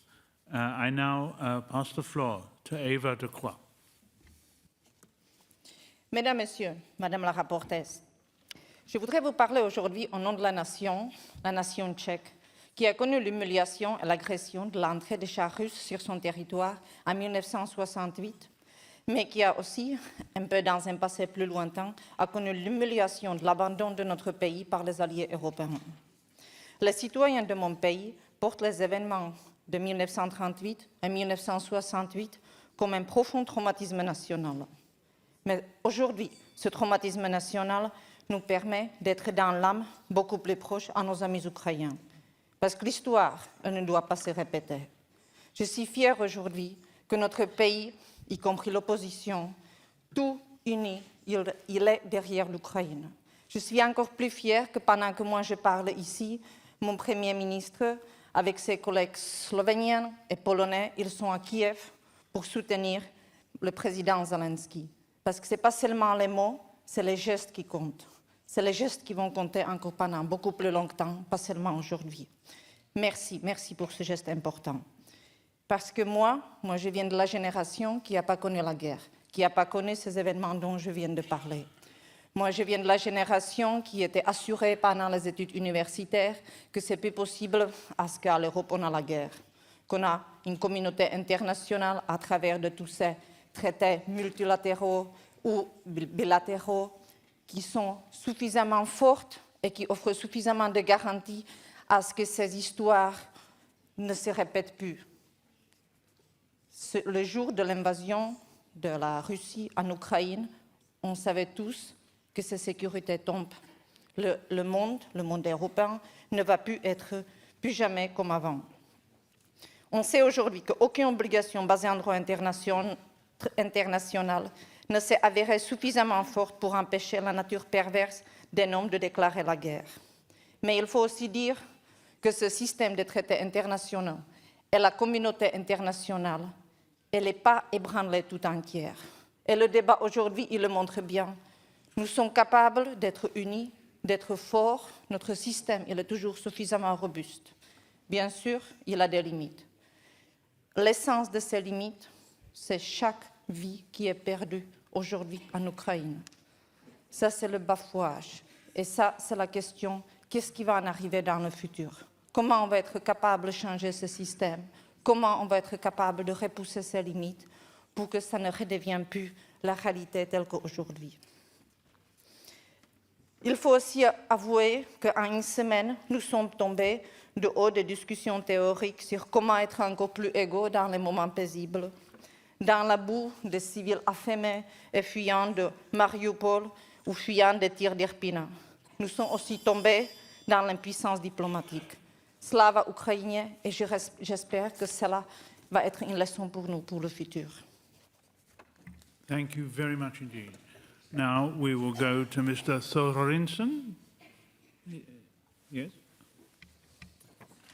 Mr. President, our thoughts and prayers are with those who are suffering in Ukraine, innocent people who have lost their loved ones, women and children. Millions of refugees were forced to leave their home, the breaking up of families. Putin's war in Ukraine is a crime against humanity, a war against Europe, a war against democracy, the biggest assault on a European state since World War II. The world will not be the same. We have to remember European history. Dictators cannot be trusted. If Mr. Putin is not stopped, he will continue. We cannot trust Mr. Putin. He lied to his own people and he lied to the international community. More military and humanitarian aid must be delivered to Ukraine immediately. The current Russian aggression in Ukraine is a grave threat to EU and US national security that should not be underestimated. The sanctions are beginning to work, but more is needed immediately to maintain this momentum. Putin must be tried for crimes against humanity. Sanctions relief should only be considered after the good and decent people of Russia rise up and remove the criminal dictator. The Ukrainian nation is united and ready to fight till the end. This moment of truth gives birth to the new quality of society and individuals. In Poland, I visited refugees' reception centers. The Poles have opened not only their hearts, but also the doors to their homes to fleeing refugees. I commend the Polish people for the great compassion and hospitality. Mr. President, I just came from Lviv, Ukraine yesterday. I woke up in the middle of the night over the weekend during the Russian missile attack near the border with Poland, where 35 people were killed. I visited a military hospital in Lviv. I spoke to young men, 19 and 20 years old, who has lost an arm and a leg. I was heartbroken. I spoke to refugees, a young mother with 2 children. She had to leave her mother behind and her brother. Everything is so unreal, she said. Every day, I hope that this is just a bad dream, she said, with tears in her eyes. At the Polish border, I saw families saying goodbye as men stayed behind to fight. Mr. President, Putin's war in Ukraine is horrific and must be stopped.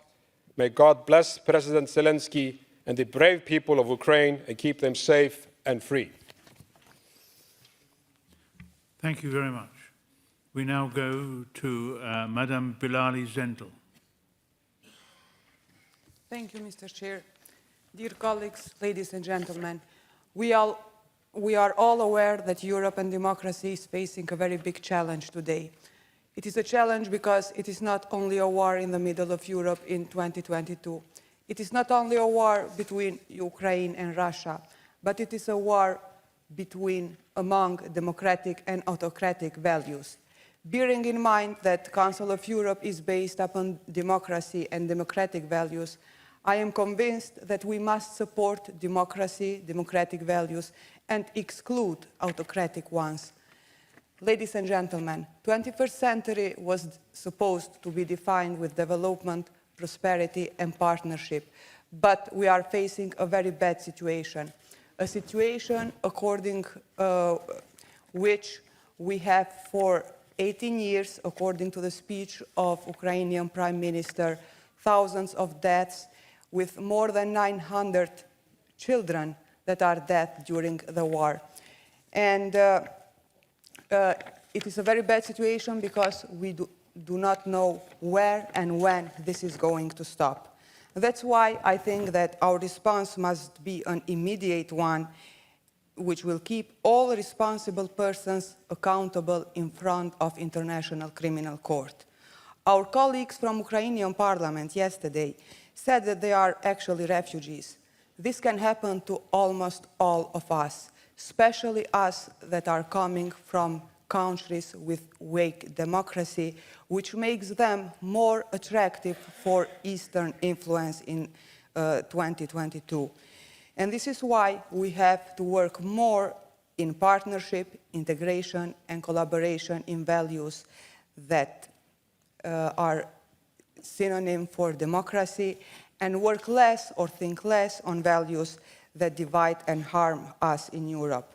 Dear colleagues from Ukrainian Parliament, you are a refugee today, but be a proud refugee because your country and your nation are fighting for democracy, a value that should already be guaranteed, but it seems that it is not. Democratic world is with you. We do support you. We do support Ukrainian people, your territorial integrity and sovereignty. Slava Ukraine. Thank you. Thank you very much. Maintenant, la parole est avec Monsieur Klinger. He's online.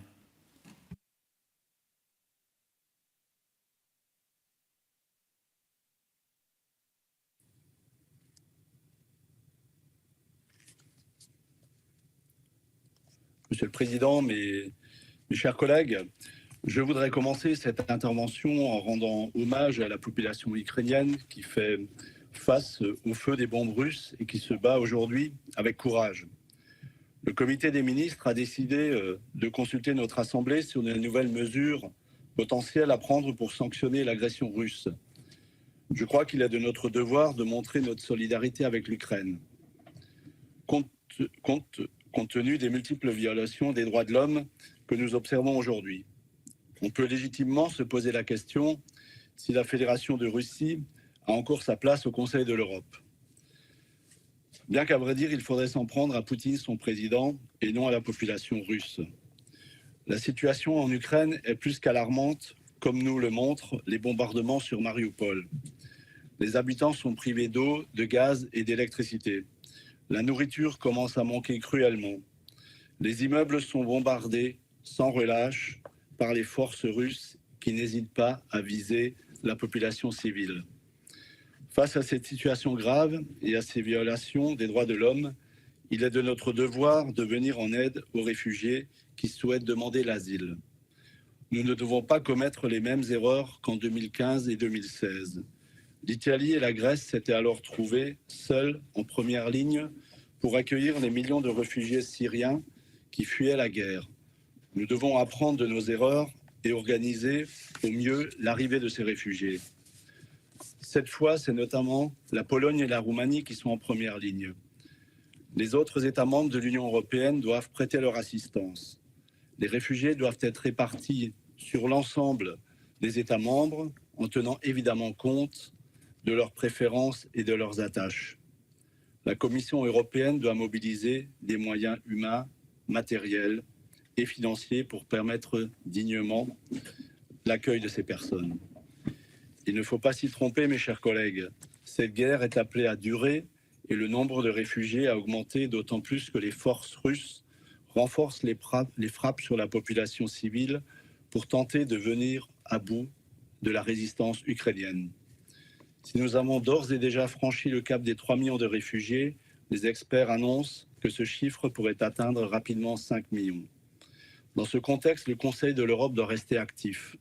En effet, son expertise sera indispensable pour permettre un accueil des réfugiés respectueux des droits et garantir que toutes ces personnes qui souhaitent quitter l'Ukraine puissent le faire. La gestion des demandes d'asile suppose une certaine expérience dont dispose aujourd'hui le Conseil de l'Europe. Notre commissaire aux droits de l'homme pourra assister la Commission européenne et les États membres de notre organisation pour cela. Enfin, il faudra permettre aux ressortissants des États tiers vivant en Ukraine de pouvoir se rendre dans d'autres pays européens pour pouvoir regagner leur pays d'origine s'ils le souhaitent. Dans cette situation d'urgence, l'accueil sans condition devra être organisé, sachant que la volonté de la plupart des réfugiés sera de regagner leur Ukraine natale dès la fin du conflit. Vive la paix en Ukraine.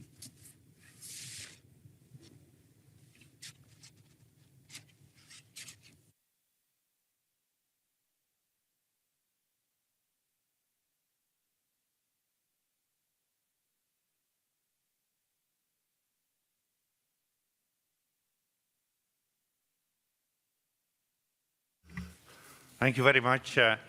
Now, next in the debate, I call Mr. Jaroslav Bzok from the Czech Republic. Jaroslav, you have the floor. Thank you, Mr. Chair.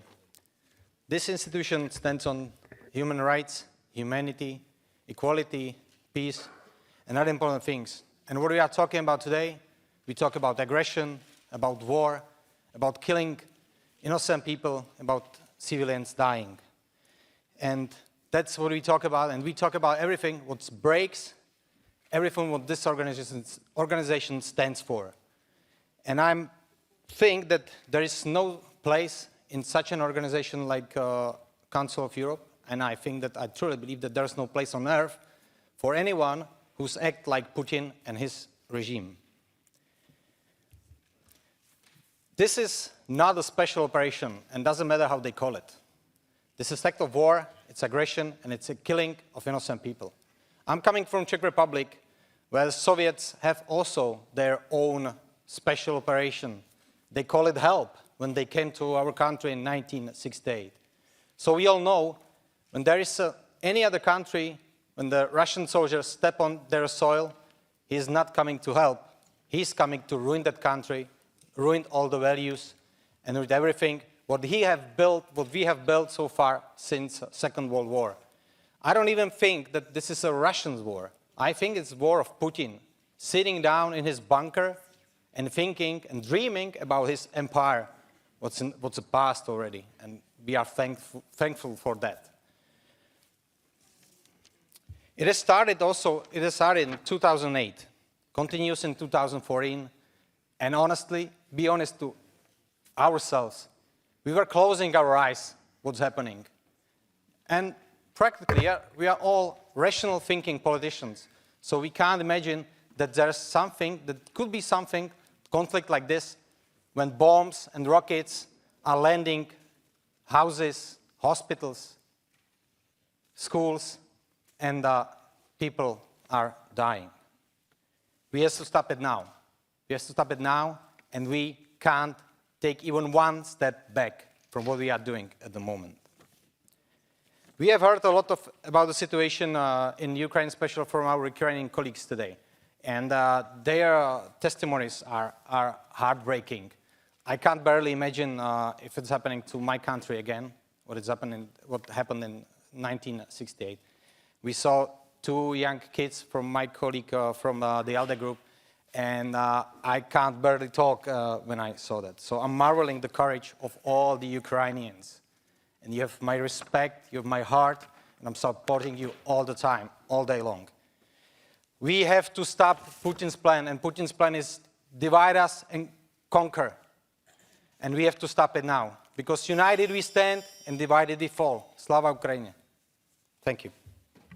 Thank you very much, Mr. Bzok. Before giving the floor to the next speaker, I want to make a clarification. Perhaps you already have heard it, that the Secretary General of the Council of Europe has received a notification from the Russian Federation announcing that it withdraws from the Council of Europe under Article 7. For your clarification, this does not intervene in our discussions. We are asked an opinion by the Committee of Ministers whether further action under Article 8 is needed, and we are in this process, and we will finish this process later on in the evening. So be aware, our process goes on. Now I give the floor to Mr. Richard Holden from the United Kingdom. Richard, you have the floor. Thank you very much, Mr. Chairman. And I don't think we should allow them to withdraw. I think we should force them to be kicked out and listen to this Assembly and listen to the Council of Ministers, listen to the voices here in this room today. I want to send a message to the people of Ukraine and let them know that we stand in solidarity with them and with their representatives, our Ukrainian friends who are here today and those who cannot be here, but have appeared on video screens and spoken so eloquently to us all. We salute you. We stand with you, and we support you. You are fighting not just for your country, your homes, and your freedom, but for values. Values we share, and values that I hope that we will stand together later this evening in opposition to Putin's tyranny on behalf of the Russian people. And I really hope that this Assembly does not allow them to withdraw, but kick them out. I just want to mention 3 points very briefly. The first of all is about sovereignty. The Council of Europe represents sovereign states. We're a collection of sovereign states. From sovereign parliaments across Europe, we speak here today, and with a common set of values. This attack that we have witnessed is an attack on all of our countries. It's an attack on all of our rights of self-determination and sovereignty. And in doing so, it is a threat to us all. Secondly, to our members who have traditionally been neutral or non-aligned. That's a historic position that many have taken during periods of the past when it was understandable in a competition between ideological stances of nations. It could be understood. But when it comes to naked aggression of one of our own members against another, none of us can afford to be non-aligned. When it comes to international violations of law, of crimes against civilians, of an attack on an independent sovereign state, this isn't a matter of ideology. There is no grey zone. It's black and white. It's a matter of right versus wrong, and we should be on the side of right and on the side of the Ukrainian people. And finally, I'd like to appeal to the humanity of this Council of Europe to support Ukrainians and send a united message. We will only stop Russia if we are united, and any vote tonight, and I hope there is going to be a vote still, is going to be as clear as possible in that direction. It now appears that the Minsk agreement was a bit like the Munich agreement. Denying evil will not make it disappear. If we do not stand up to Putin now on this, and we continue to fall for his lies, we'll continue to fall for anything. And ultimately, if institutions like this will fall if we do not stand for the basis on which they were created. This is a historic moment for this institution, born out of the rubble of war, to stand united in opposition to another one. Let's encourage our own sovereign nations to work together and do all they can to stand with Ukraine. Let's send a clear message from this place to Putin, and let's let the world know that the Council of Europe stands with Ukraine. Slava Ukraini. Thank you very much, Mr. Holden. Next in the debate, I call Madam Marie-Louisa Bustin-Duy. Do I pronounce it properly? I hope so. From Spain. You have the floor, madam. Muchas gracias, presidente. Estimados colegas, todos sabemos que en 1949 y después de 2 guerras mundiales, un grupo de 6 mandatarios europeos, hombres de diálogo, decidieron crear el Consejo de Europa con el firme propósito de construir una Europa en paz, basada en los valores de los derechos humanos, la democracia y el Estado de Derecho. Este fue exactamente el punto de partida desde el que durante más de 70 años, hombres y después mujeres que nos incorporamos, hemos venido trabajando. Y lo hemos hecho desde nuestras diferencias, desde nuestras singularidades, desde nuestros legítimos intereses, pero sobre todo desde el respeto por construir un espacio de convivencia en el que las personas sean respetadas por sus derechos y las relaciones entre los territorios de buena vecindad y, lo más importante, de respeto mutuo. Muchos años, mucho trabajo y mucho empeño por construir una Europa mejor y más justa que ahora vemos truncados con nuestra propia voluntad, contra nuestra propia voluntad. Asistimos atónitos a una agresión de Rusia, Estado miembro, sobre Ucrania, Estado miembro, cuya razón todavía no alcanzamos a entender, a pesar, y es verdad, de llevar tiempo percibiendo señales que no vimos o no supimos ver. 19 días de horror, de injusticia y de destrucción que está sufriendo el pueblo ucraniano en carne propia, pero que no nos es ajeno al resto de los países europeos. Nos sentimos concernidos en nuestros países y también aquí, en esta organización, la Asamblea Parlamentaria, que nos ha convocado de manera extraordinaria y en la que se ha aprobado un proyecto de resolución, se ha elaborado, un proyecto de resolución que apoyamos sin ambages y por el que quiero felicitar a la ponente, la señora Chou. Colegas, porque el mensaje debe ser unánime y bien claro. No a la violación del derecho internacional, no al incumplimiento de los tratados que nos hemos dado y no a la violación de los derechos humanos y, por encima de todo, no a la guerra. Tendrán la fuerza de las armas, pero no tienen la fuerza de la razón. Y es la razón la que tiene que imperar. Y en ello tenemos un gran papel que jugar. Por ello es tan importante que nuestro mensaje sea contundente, claro y unánime, aunque le debe de llegar aún así, aunque se hayan retirado. Llevamos 2 días trabajando sobre este disparate y ya veníamos sensibilizados con la situación que habíamos conocido, pero nos vamos a marchar realmente comprometidos en combatirla con toda nuestra fuerza. 2 días en los que hemos podido compartir con nuestras colegas ucranianas, mujeres valientes, sus angustias, sus temores y sus preocupaciones, pero en lo que nos han dado señales claras de su fortaleza y su firme propósito de defender a su país. Y yo quiero decirles que no están solas, porque hoy todos y todas nos sentimos ucranianos. Muchas gracias, María Luisa. Prochain orateur est M. Frédéric Reiss de la France. Vous avez la parole.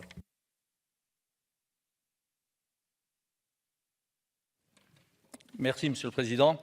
Chers collègues, l'attaque armée totalement injustifiée de la Fédération de Russie contre l'Ukraine le 24 février dernier a plongé l'Europe dans une situation d'une gravité extrême.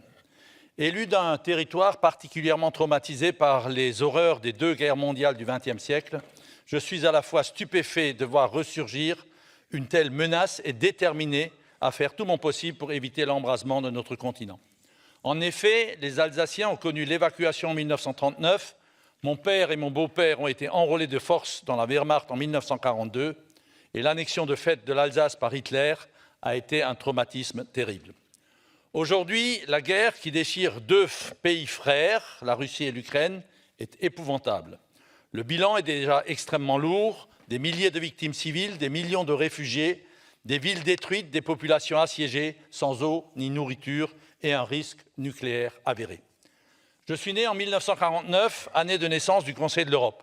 La Convention européenne des droits de l'homme et la Cour européenne des droits de l'homme ont aussi vu le jour après la Seconde Guerre mondiale afin de favoriser la réconciliation durable des peuples européens. Cet objectif que nous croyions acquis est brutalement remis en cause.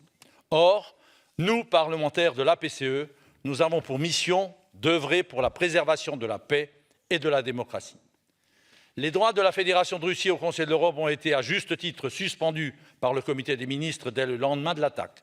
Il n'aurait pas été acceptable qu'un État membre, bafouant les droits à la vie et à la vie familiale, ainsi que l'interdiction de la torture et des traitements inhumains prévus par les articles de la Convention européenne des droits de l'homme, puisse continuer à exercer toutes ses prérogatives au sein de notre Assemblée.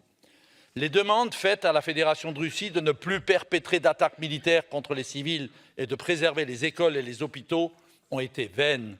Le non-respect des couloirs humanitaires est un scandale absolu. Chaque matin, nous découvrons les dégâts humains et matériels causés par de nouveaux bombardements. Le pire, c'est qu'après 20 jours de conflit, ces informations tragiques deviennent presque habituelles.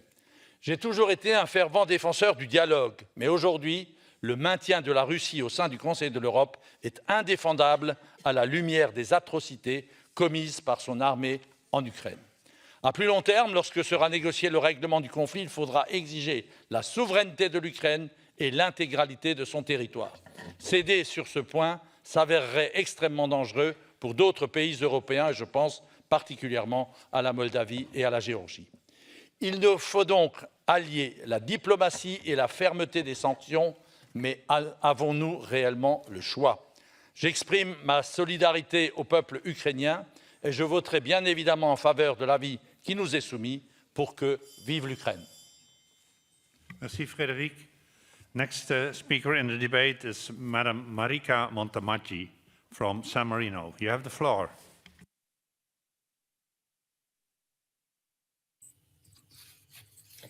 Grazie Presidente, cari colleghi. Ogni azione che viola il diritto internazionale, che impone il ricorso alle armi di chi difende la propria terra e il proprio Stato, è da condannare con fermezza. Questa guerra ha origini lontane e le gravi conseguenze sulla popolazione civile sono sotto i nostri occhi. La violazione dei diritti umani, la paura che costringe i cittadini a lasciare la propria casa, la propria famiglia e scappare da chi pretende con la violenza di imporre la propria ragione. La Repubblica di San Marino non intende guardare in disparte, ma esercitare la sua storica neutralità attivamente. Non smetto di credere che i governi devono fare ogni sforzo affinché la diplomazia e la ripresa del dialogo siano gli strumenti unici ed efficaci per mettere fine alle aggressioni, per tornare al rispetto del diritto internazionale e perseguire la pace, garantire al popolo ucraino la propria autodeterminazione democratica. I corridoi umanitari e le misure umanitarie devono essere assicurati affinché i cittadini ucraini che chiedono rifugio possano farlo nella maggiore sicurezza possibile. Le donne stanno dimostrando tutto il loro coraggio e la loro forza nell'affrontare lunghissimi viaggi assieme ai loro bambini o per ricongiungersi ad essi. Sappiamo bene quanto sia vulnerabile la condizione delle donne e dei minori, soprattutto in tempo di guerra. Nel nostro paese sono partite tantissime iniziative volontarie, la comunità ucraina nella nostra Repubblica è la seconda per dimensione e ciò che la popolazione sta dimostrando a livello umano è incredibile. Vorrei pertanto dire alle colleghe e ai colleghi ucraini che non siete soli, che i vostri concittadini non sono soli e in questo momento tutti stanno mettendo da parte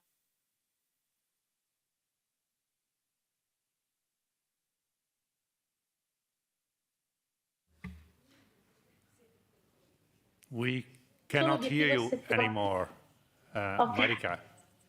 Please continue. Ok, San Marino è un piccolo stato di circa 34.000 persone e ad oggi più di 170 ucraini sono stati accolti. Non è questo il contesto per parlare delle sanzioni che comunque la comunità internazionale mette in campo per isolare la Russia per la sua avanzata violenza, ma non devono interrompere di fatto quei legami che, anche se in contrasto, sono necessari affinché il dialogo non si esaurisca, lasciando la sola risposta violenta. E auspico che i negoziati possano continuare a svolgersi e portare al cessate il fuoco. Qualsiasi parere verrà espresso in questa assemblea riguardo la Federazione russa non deve interrompere il legame e l'attenzione verso la società civile russa. Il Consiglio d'Europa deve continuare a mantenere la sua attenzione e la responsabilità verso i milioni di cittadini russi che devono poter contare e credere nella Convenzione europea dei diritti dell'uomo. Thank you. Thank you, Marika. Next in the debate, I call Madam Laima Andrikiene from Lithuania. Laima, you have the floor. Colleagues, dear Ukrainians, Russia must leave the Council of Europe immediately. Country which has, in the most brutal way, violated the United Nations Charter and disregarded the very essence of the Council of Europe as enshrined in its statute, must leave. There is no place for aggressive Russia in the Council of Europe, which stands firmly for democracy, human rights, and the rule of law, and for peace, and for our peaceful coexistence. We condemn the military aggression and crimes against humanity and war crimes being perpetrated by the Russian Federation with the complicity of the Republic of Belarus against sovereign Ukraine and its people. I take this opportunity to express my personal and my country's solidarity with Ukraine and its people. In its recent resolution, the Parliament of Lithuania calls on the parliaments of democratic states to push for the opening of humanitarian corridors on Ukraine's territory, in particular through the United Nations mechanism to allow civilians safe passage out of the zones of military actions and the territories unlawfully occupied and controlled by the Russian Federation. My parliament also calls for the declaration of no-fly zones in the skies over the humanitarian corridors and over Ukraine's nuclear power plants and nuclear waste storage facilities. It is doable, colleagues. Dear colleagues, our parliaments should urgently appeal to Secretary General of the United Nations, Antonio Guterres, to expel the Russian Federation from its permanent membership of the United Nations Security Council, the main body of the United Nations responsible for maintaining international peace and security. Russia's membership in the United Nations should be suspended. We have to continue this policy until the full withdrawal of Russian troops from the sovereign territories of Ukraine, Georgia, Moldova, and Belarus. From this high podium of the PACE, I call on the Council of Europe member states and other democracies to provide all possible assistance to Ukraine and to strive for the widest possible accession of the world to sanctions against the Russian and Belarusian regimes. God bless Ukraine. Slava Ukraini. Thank you very much, Laima. Now, next in the debate, I call Madam Mai Kivala from Finland. Mai, you have the floor. Thank you, Mr. President. Dear colleagues, first of all, I want to express my deepest solidarity with Ukraine and Ukrainian people. The Ukrainian people are bravely fighting for freedom and for sovereignty. We see you and we stand by you to end the war. It's important that we strongly and united condemn Russia's full-scale war, violations of human rights and international humanitarian law. There is simply no justification for Russia's horrific attack against Ukraine that leads only to suffering and death. At the same time, we know that many Russians don't want this war.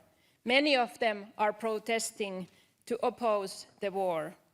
The TV news protester Marina Ovsyannikova spoke to the people in Russia and ended her message by saying that, quote, "Don't be afraid.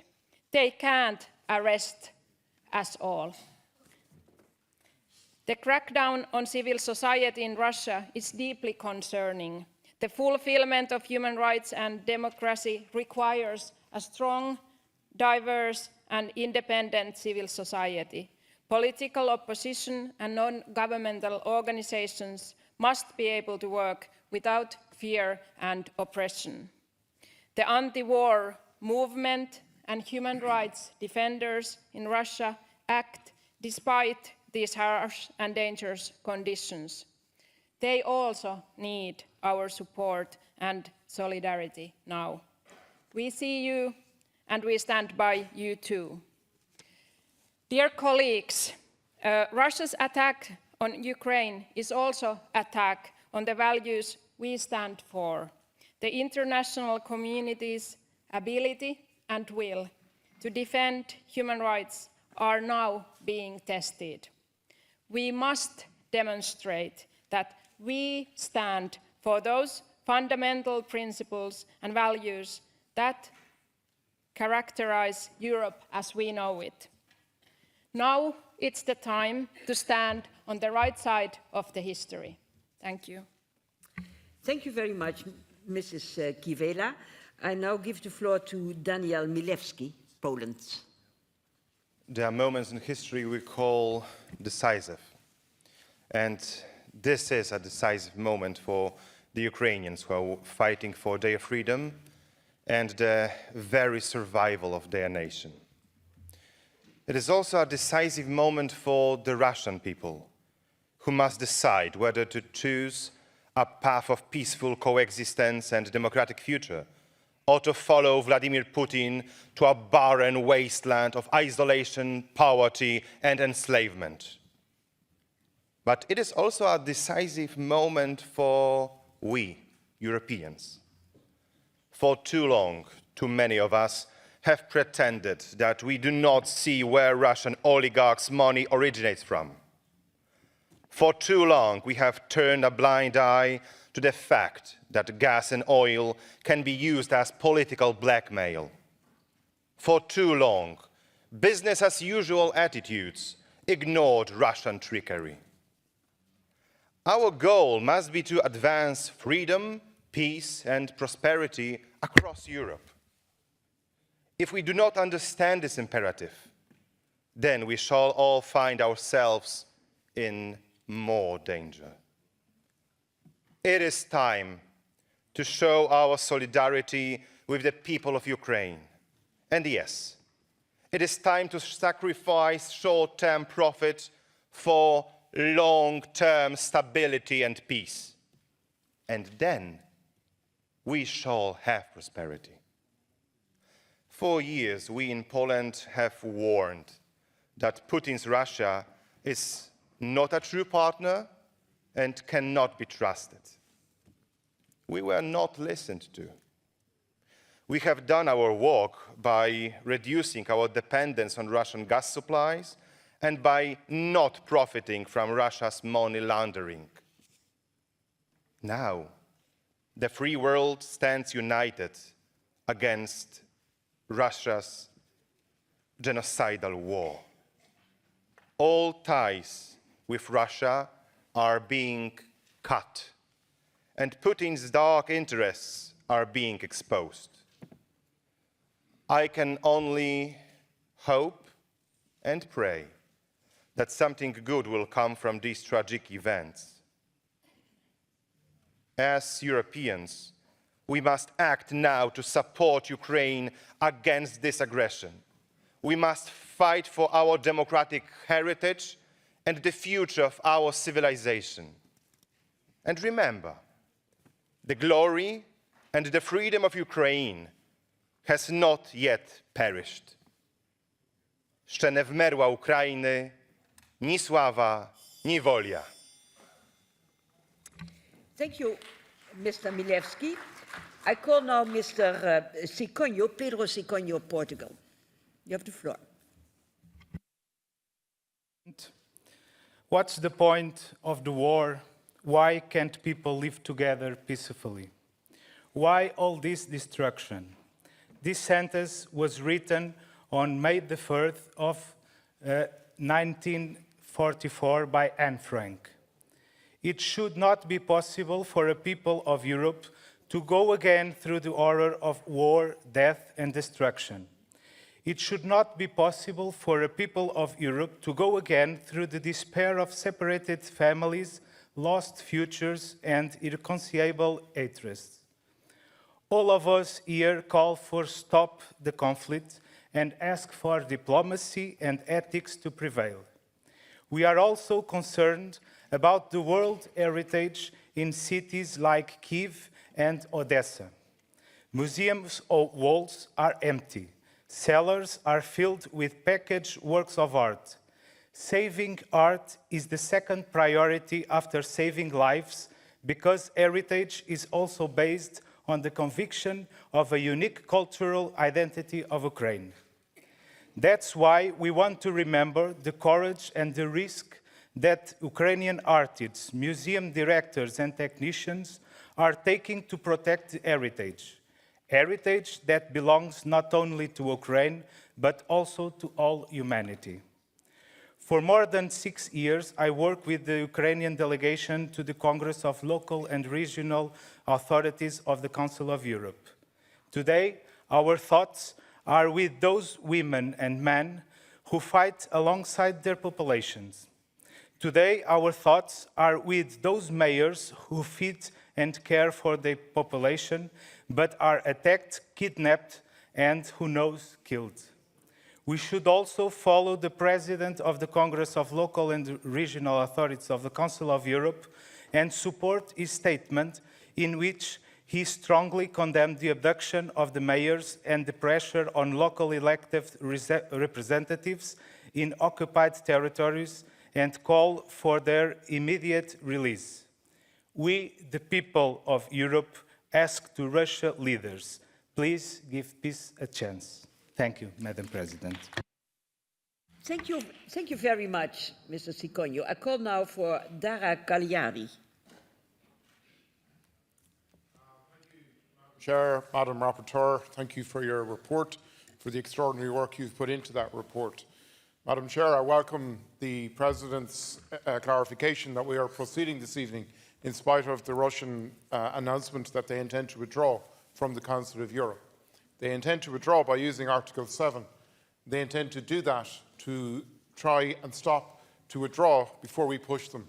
And we must proceed to push them, to expel them, and the Council of Ministers must expel them too, because in expelling them, we defend the values of this organisation, we defend the values of Europe. We defend the very essence of our being as citizens of Europe. What other parliamentary assembly in this world tonight has members who are armed and in a battlefield? What other parliamentary assembly has women of the diplomatic battalion within its ranks who fight politically and fight here with words, with passion and with complete courage, and with their daughters? What other parliamentary assembly can point to its members who may not return to the next sitting of this assembly unless we take strong decisions here this evening? As elected representatives, we should stand with the mayors, with the local representatives who have been kidnapped because they are elected representatives. That is the only reason. They are kidnapped because they are one of us. We stand with the pro-democracy movement in Russia who are putting their lives on the line tonight by standing up for the values that we take for granted possibly every single day. And we stand with every single person of the Ukraine. Every single person who tonight does not know what faces them and does not know what faces them tomorrow. But while we stand, Madam Chair, with the people of Ukraine, this is also a moment for this institution to look at itself in the mirror and ask itself some very hard questions too.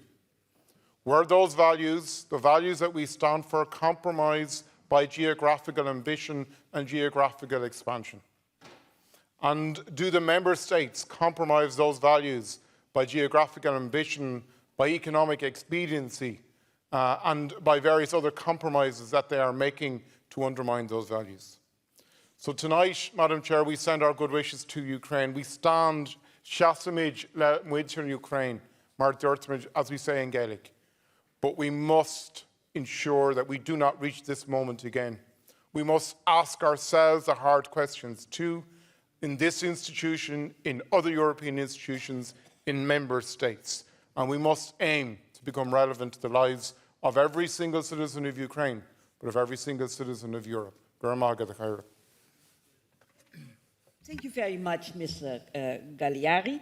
And I now call for Mr. Davis, and I think he's online. Is that true? Yeah. Mr. Davis. Mr. President, Putin's unprovoked barbaric attack on the Ukraine is an attack on democracy, human rights, and the rule of law, and as such is an attack on the very founding principles of the Council of Europe set up after World War II. And so Russia must be ejected and excluded without delay. The fact that Ukraine was considering joining the EU and NATO to protect its economy, to protect its security, is not a legitimate pretext for Putin to invade a sovereign democracy led by President Zelensky, a Jewish person farcically branded by Putin as a Nazi, when it is Putin himself who has all the hallmarks of a fascist dictator: oppression at home, aggression abroad. Perhaps he wants Ukraine as the second largest country in Europe for its grain, for its uranium, for its gas, to bring pride and wealth to Russia. But instead, he makes a breadbasket into a wasteland, a peaceful nation into a generation of heroes who will smolder, even if temporarily vanquished, until the spark of resistance burst into the flame of freedom again. And what will it mean for the people of Russia? Not pride and prosperity, but hatred, shame and poverty. Putin, of course, gambles on the West's fear of his hand hovering over the nuclear button, ready to fire. And the world looks on in horror at the unfolding humanitarian catastrophe of the civilian bombardment and 2.5 million Ukrainian refugees. But let's also remember the Russian soldiers thrown on the fire as an expendable fuel on Putin's blood-drenched journey. Surely the Russian people would prefer their own freedom, and they already have enough land. But until there is another Gorbachev figure emerging and Russia reverses the actions, they must be ejected and excluded. Putin only has China to turn to for economic sustenance, and surely they will ultimately want Russian land in exchange, so Russia gains nothing. China wants stability and growth and power, not isolation and chaos and decay. So they won't give permission for the firing of a nuclear weapon, as they understand the consequences of doing so. So we must stand firm by our values, strong in our decisions, and as the next step, ban Russia from our Parliamentary Assembly, only to let them return in the future if their actions are fully reversed and our principles fully honoured. Thank you, Mr. Davis. I give now the floor to Thomas Latos, Poland. Madam President, dear colleagues, it must be said clearly, the Russian invasion of Ukraine is an act of unprecedented aggression, full of war crimes that are hard to imagine in the 21st century. Russia's aggressive policy of maintaining political control over its neighbors has taken the form of military aggression unprecedented since the Second World War. A full-scale war against a neighboring state is a criminal act that requires not only condemnation, but also a firm response. I call for a strong and united opposition to Russian aggression. Only firmly implemented economic sanctions and harsh measures of diplomatic pressure stand a chance of defusing the crisis. Ukraine deserves economic and material support. This is a testing time for the whole of Europe. The mistakes of the 1930s must not be allowed to be made again. Ukrainian independence is now a common strategic interest of the entire civilized world. Europe must be aware that Putin's policy is not only a tragedy for the Ukrainian people, but also a threat to the security of the whole continent. Thank you. Thank you very much, Mr. Thomas Latos. I now call for Mrs. Annika Engblom. I see her already. You have the floor. Thank you, Madam President. For the last 8 years, our Ukrainian, Baltic and Georgian colleagues have warned us in this assembly for the worsened development of Europe's security that we found ourselves in honest horror today.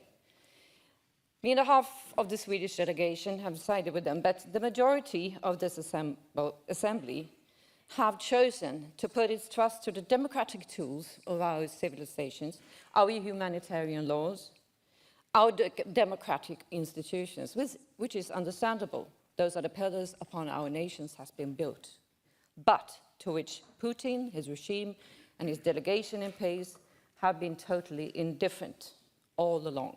Well, here we are. The decision we will take in a while, and what we do from here will have an impact on the future for the people of Ukraine, for all of us. Madam President, I'm not only parliamentarian, I have a background as an officer in the Royal Swedish Navy and Intelligence Service, and I therefore hold in high esteem the strategic fighting skills, persistence, and heroism of the Ukrainian people. But I am also a mother. So I will speak as a mother in Russian. Матери России, храбрые матери России, вы, которые безжалостно выступали, протестовали и требовали прекращения войны в Афганистане и отправки домой ваших сыновей. Мы все следили, поддержали и восхищались вашей борьбой.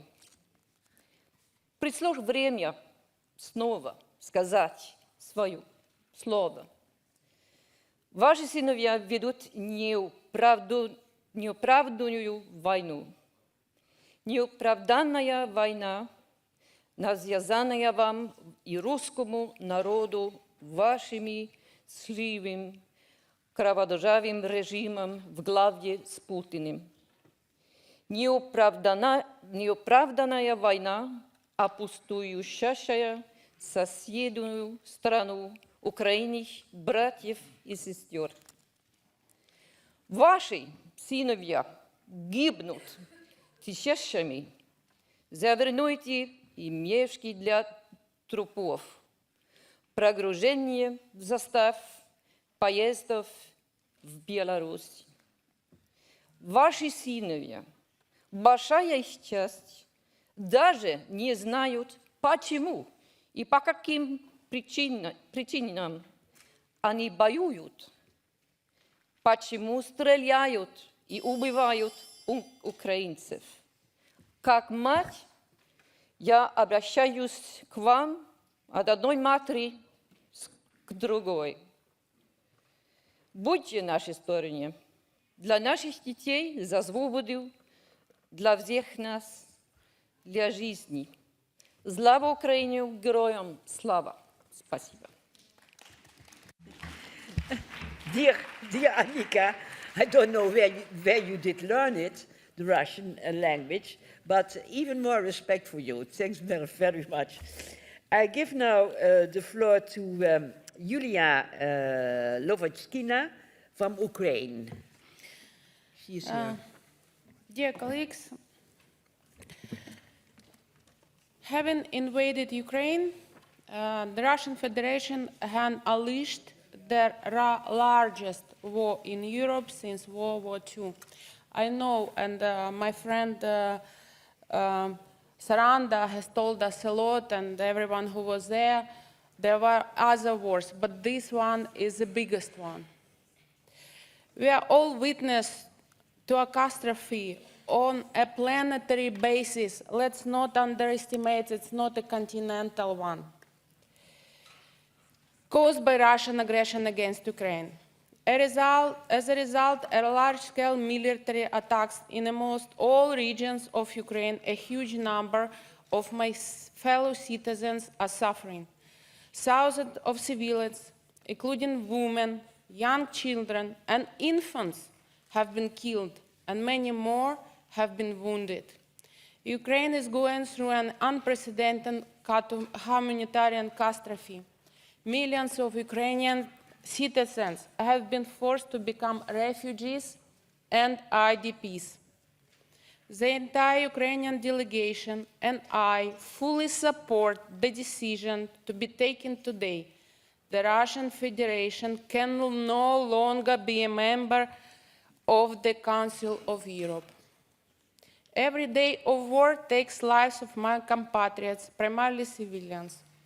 Today, in our Women PASA meetings, we discussed many consequences, how we can help, what to be addressed, what actions is to be taken. We discussed many things, but not like this. Just an hour ago, I received a call from my friend who was in first trimester and lost her child because of the stress everyone is going through. It's just that she was too stressed, she's safe, she's in safe condition, but she's too stressed and she lost her child. So today Ukrainians have one main request: to stop the war and the cruel bloodshed. An immediate ceasefire based on proper negotiations is of vital need. President Volodymyr Zelensky has repeatedly stated that he is ready for that in order to stop killings and destructions. There is an online format of negotiations which gives a little hope. In view of this, I call upon the Assembly and its individual members to stimulate negotiations at all possible levels, at platforms, so we are to stop this horror, this terrifying war, the cruel bloodshed, and the large-scale destruction of Ukrainian cities. In addition, I urge Assembly to call on international community and Council of Europe member states to provide assistance to Ukraine. We need both immediate aid, everything possible, as well as long-term post-war assistance to overcome the consequences of destruction and humanitarian disaster. Thank you. Just one last sentence. The war of aggression against Ukraine presents a threat to all Europe. And now it is self-evident that we need a new European security architecture. It is time to embark upon a discussion on its format and possible modalities. Thank you. Thank you very much. Thank you very much. I give now the floor to Mrs. Yurida Tabaku from Albania. Dear colleagues, it's always difficult speaking after one of our colleagues from Ukraine, sharing their very powerful stories. Let me start by paying a tribute to the courage of the Ukrainian people and its leaders for their determination to fight for freedom. What we are doing now is a lesson for everyone. Thanks to Maria, Olena, Larissa, Yulia, and everyone else who is here with us in this room, but also who are working out of this room. This is my first mandate in the Council of Europe, and I was really touched by the solidarity, unity shown by members here during the last 2 days, but also by the leadership of the rapporteur for the excellent work with the opinion that we have, a very strong political document. We must hold high the freedom and human dignity that the European Convention of Human Rights teaches us for more than 70 years now. This invasion is from one member of the Council to another member of this Council and cannot be acceptable. We have to recall how war has unfolded in Europe 80 years ago. Some of us have very fresh memories of other wars in the Balkans. I am from Albania, and vivid images of the Kosovo wars only 25 years ago are very strong among people in the Western Balkans. Therefore, we have to prepare and to act quickly, not when things are at a stage where decisions as the one that we are taking today should have been taken before. We cannot allow for another precedent to unfold in front of our eyes.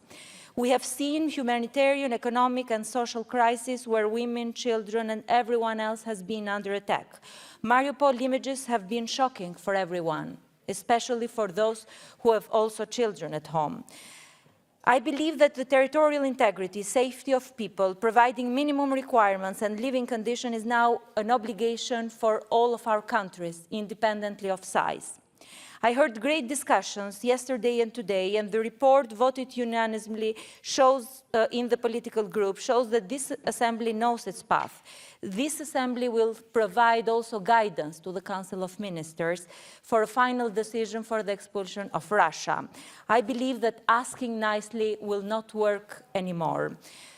What is happening contradicts international law, international standards and principles, and no one can close their eyes. I believe that we should give a strong message also to help with the humanitarian crisis, to ask EU member states to continue with packages for support with Ukrainian people, devote all energies and resources with plans to restore the action plan for democratic reforms in Ukraine, but before all, we must help to stop war. Thank you. Many thanks, Mrs. Tabakou. Je donne maintenant la parole à Monsieur Claude Kern. Merci Madame la Présidente. Mes chers collègues, 2 ans seulement après la guerre au Haut-Karabakh, un nouveau conflit éclate entre 2 États membres de notre organisation. Un conflit d'une ampleur qui secoue toute l'Europe et qui interroge très directement les valeurs de notre organisation. Je regrette sincèrement que tous les efforts diplomatiques déployés pour éviter ce conflit n'aient pas porté leurs fruits. L'agression russe contre l'Ukraine déclenchée le 24 février dernier est inacceptable. Le comité des ministres du Conseil de l'Europe a décidé, dès le 25 février, de suspendre la Fédération de Russie de ses droits de représentation au comité des ministres et à l'Assemblée parlementaire du Conseil de l'Europe. Cette décision était une première étape absolument nécessaire. Elle est aujourd'hui clairement insuffisante, même si le chemin qui suit va conduire à priver à terme les citoyens russes de recours devant la Cour européenne des droits de l'homme. Vladimir Poutine ne nous laisse pas le choix. Pour s'en convaincre, il suffit d'observer l'attitude russe depuis 2014. La suspension des pouvoirs des parlementaires russes en 2014 n'a pas permis d'obtenir des avancées notables sur la situation en Ukraine. Leur retour au sein de notre Assemblée en 2019 non plus, et elle n'a pas en rien permis d'éviter la guerre. Certes, les questions de défense et de sécurité ne relèvent pas de la compétence du Conseil de l'Europe. Toutefois, le préambule de notre Convention rappelle que le Conseil de l'Europe doit renforcer les liens entre les États membres profondément attachés au respect des droits de l'homme et des libertés fondamentales qui constituent les assises même de la justice et de la paix dans le monde. Ces valeurs ne sont pas partagées aujourd'hui par la Fédération de Russie, qui n'a eu de cesse de tester la crédibilité de notre organisation. Les bombardements qui s'intensifient et visent directement les populations civiles pour les effrayer, ou la création de couloirs humanitaires menant vers la Russie ou la Biélorussie, montrent le cynisme des dirigeants russes qui ne prennent nullement en considération les droits des populations ukrainiennes. Bien au contraire, Poutine et son entourage sont à l'origine de massacres et de véritables crimes de guerre. Ce que nous apprennent les ONG et les journalistes de la situation sur le terrain est particulièrement préoccupant. On assiste avec ce conflit à la négation de toutes les valeurs défendues par le Conseil de l'Europe depuis sa création. C'est la raison pour laquelle Nous nous devons de réagir aujourd'hui, tant pour affirmer notre solidarité avec les Ukrainiens que pour rappeler notre attachement à nos valeurs. La Russie de Vladimir Poutine ne peut pas faire partie du Conseil de l'Europe. Il en va de la crédibilité de notre organisation.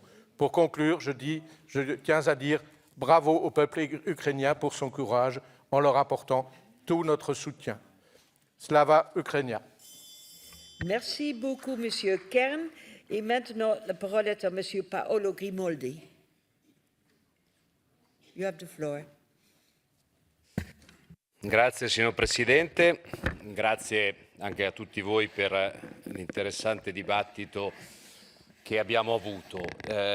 Io voglio sottolineare, io penso che sia l'ora della fermezza, sia l'ora anche però della responsabilità e della solidarietà. Io faccio parte dei pochi colleghi che ho sentito oggi che sono andati in loco a vedere cosa sta succedendo. Settimana scorsa sono stato in Polonia, ho avuto modo di andare al confine ucraino, ho visto anche il dramma umanitario al quale stiamo assistendo. E siccome qui al Consiglio d'Europa noi ci occupiamo anche e soprattutto di diritti umani, penso che sia un qualcosa che debba riguardare l'attenzione di tutti quanti noi. Ho incontrato l'onorevole Poturayev, che è capodelegazione ucraina all'OSCE, ci ha detto quelle che sono le problematiche primarie e il mio grazie va soprattutto alla Polonia, che a questa mattina aveva preso 1.800.000 ucraini in difficoltà e agli altri paesi confinanti, tra cui l'Ungheria, la Slovacchia, la Romania e quant'altro. Lasciatemi dire che a loro va un grande grazie e trovo quantomeno singolare, e oggi questo non l'ho sentito dire da nessuno, che l'Europarlamento con un tempismo quasi comico sanziona la Polonia e l'Ungheria proprio nel momento in cui la Polonia e l'Ungheria fanno parte dei paesi che stanno facendo il massimo sforzo per cercare di prendersi cura di questo dramma umanitario. Quindi quantomeno domandarsi se la tempistica sia stata appropriata, perché in questo momento penso che alla Polonia e agli altri paesi dell'Est Europa vada aiuto e non sanzioni. Tra l'altro alcuni di questi paesi sono stati anche criticati in passato per l'atteggiamento sull'immigrazione. Oggi ci rendiamo conto che invece quando arrivano i rifugiati veri questi paesi meritano un grande grazie e un grande rispetto. Dopodiché passiamo anche all'aspetto pragmatico. Ci sono dei problemi di carattere gestionale. Mi segnalano che tanti ucraini che arrivano in Europa non riescono neanche a cambiare le loro monete perché nelle banche europee non cambiano la grivnia e la moneta ucraina. Queste sono piccole cose, se volete, ma sono fondamentali per cercare di aiutare queste persone. Oggi la Germania ha comunicato al governo polacco di fermare i treni di questi rifugiati, di questi profughi, di questa gente che si sposta anche in Germania. Ecco, io penso che invece debba prevalere la solidarietà in questo momento. Non fermare i treni, ma cercare di spostare e dare assistenza a questa gente un po' su tutto il territorio europeo. E lasciatemi concludere con un'ultima nota. Proprio dalla Germania qualche tempo addietro ci fu una ragazza, Carola Rackete, che criticò il governo italiano perché fermava i migranti economici. Ecco, siccome questa volta parliamo di rifugiati veri che scappano da una guerra, mi domando dove sia finita Carola Rackete. Grazie. Thank you very much. I give the floor now to Tamar Taliashvili from Georgia.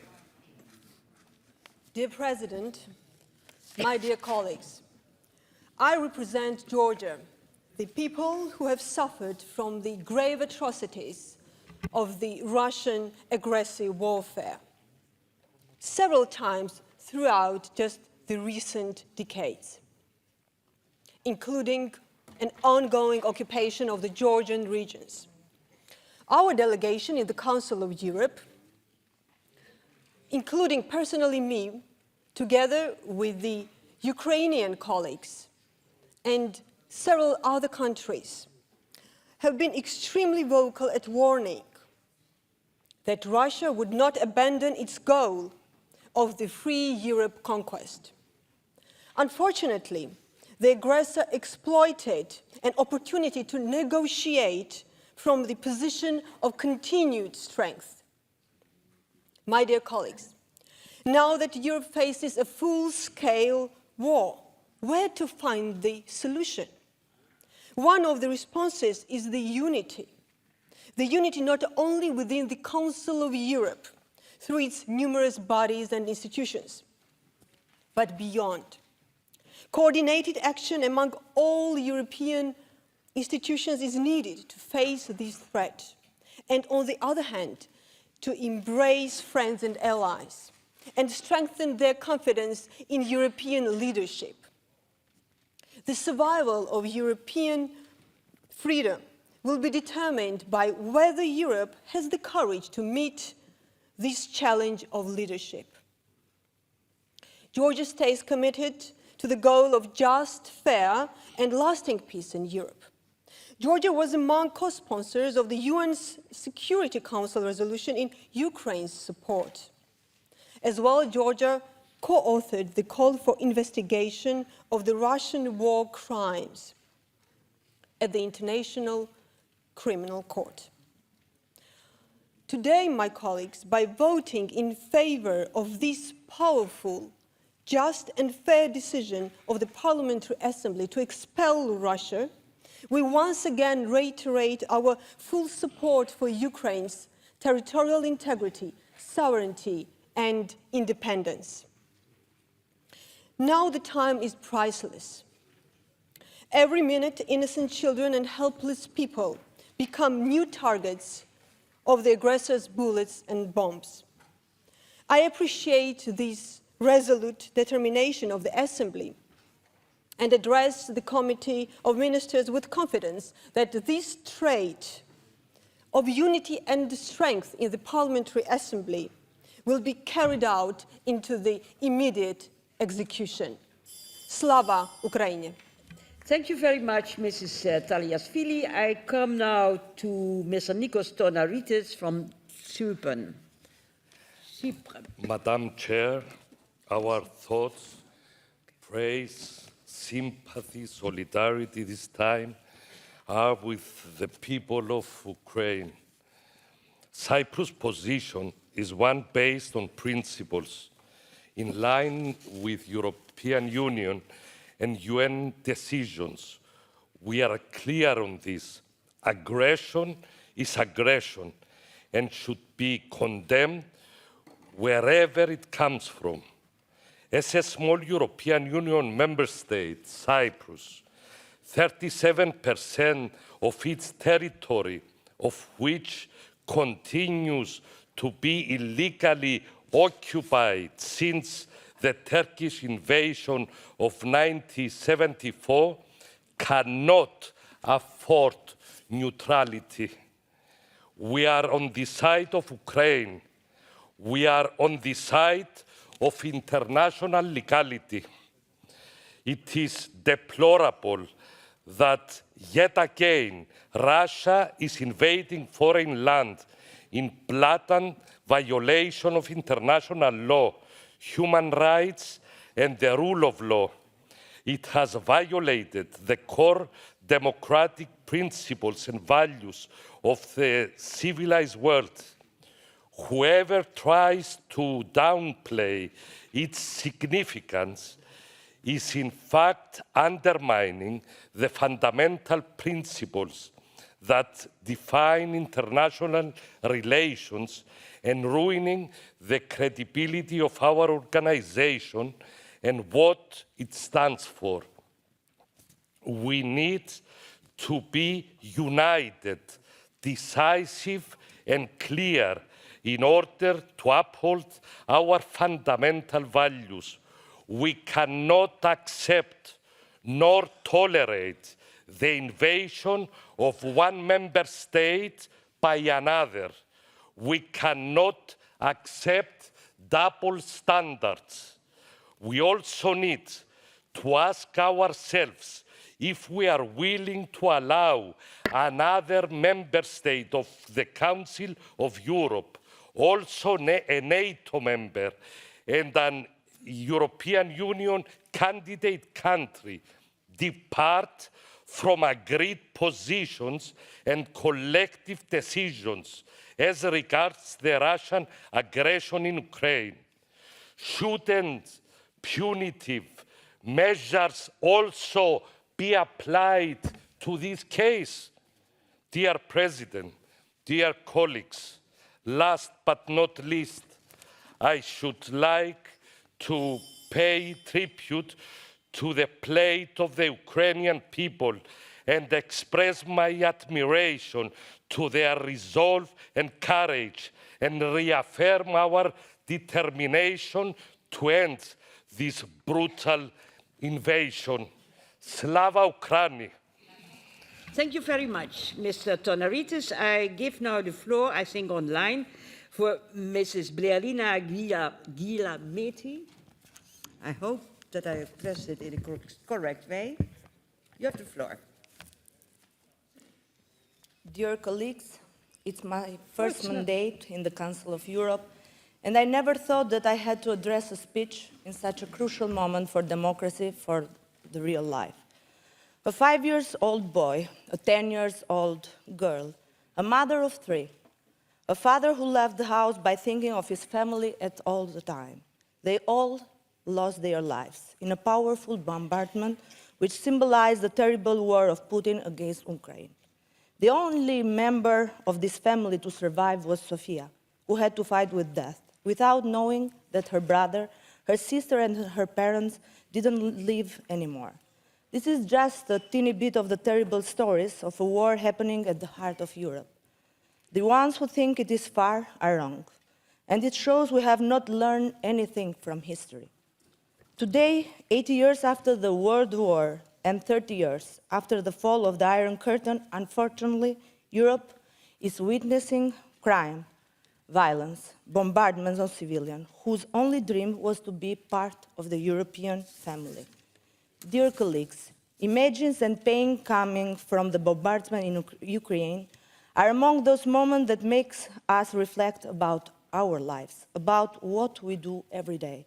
It's a moment of high responsibility every time we take important decisions with our vote, like the decision we are taking today. We should be united, and we should be voted that the Russian Federation should not be a member anymore of the Council of Europe. The war in Ukraine showed that the peace in Europe is too fragile. It showed us how the tears of joy and the wishes of our children's future turns into tears of despair, where death has become the companion of these cold March days under the bombardment rain. As a country that during its history has suffered a lack of freedom, we know perfectly that its price is really high. Unfortunately, time has shown that those who suffer the most are the elderly, children, women. As the country where Mother Teresa was from, a woman that became the symbol of help for the one in need, Albania, though a small country, will stand with preserving life and dignity of human values together with its allies. Today, it's the time to make decisions. Hesitation may make violence and extremist politics continue, thus compromising the security of the whole Europe. If we have no peace, it is because we have forgotten that we belong to each other, Mother Teresa said. Therefore, whoever says that is not out war, it's wrong. This is the war of Europe and requires our total engagement for peace to come back again. Thank you. Thank you very much. I give the floor now to Mrs. Franziska Hope. Sehr geehrte Frau Vizepräsidentin, sehr geehrte Kolleginnen und Kollegen. Im Namen der liechtensteinischen Delegation möchte ich mein tiefes Bedauern und meine Solidarität mit der ukrainischen Bevölkerung und der ukrainischen Regierung zum Ausdruck bringen. Die Aggression Russlands gegen die Ukraine ist aufs Schärfste zu verurteilen. Dieser militärische Angriff stellt nicht nur eine eklatante Verletzung des Völkerrechts dar, sondern widerspricht auch allen Werten, für die der Europarat steht. Ich appelliere an die Russische Föderation, den bewaffneten Angriff umgehend einzustellen und fordere den sofortigen Rückzug der russischen Streitkräfte aus dem souveränen Hoheitsgebiet der Ukraine. Die Berichte über die systematischen und schwerwiegenden Verletzungen des humanitären Völkerrechts durch die russischen Streitkräfte schockieren mich zutiefst. Das Leben der Zivilbevölkerung und die zivile Infrastruktur müssen jederzeit geschützt und gesichert werden, so auch die Einrichtung humanitärer Korridore. Kriegsverbrechen und Menschenrechtsverletzungen sind strafrechtlich zu verfolgen, die Täter müssen vor Gericht zur Verantwortung gezogen werden. Meine Delegation begrüßt die einstimmige Entscheidung des Ministerkomitees, die Parlamentarische Versammlung hinsichtlich der weiteren Vorgangsweise nach Artikel 8 des Statuts des Europarats zu konsultieren. Ein vereintes und geschlossenes Vorgehen ist essentiell, um die Menschenrechte, die Demokratie sowie die Rechtsstaatlichkeit zu verteidigen. Die umgehende Suspendierung Russlands war eine klare und starke Antwort auf den militärischen Angriff der Russischen Föderation. Der Europarat ist damit seiner Rolle als Hüter der Menschenrechte gerecht geworden.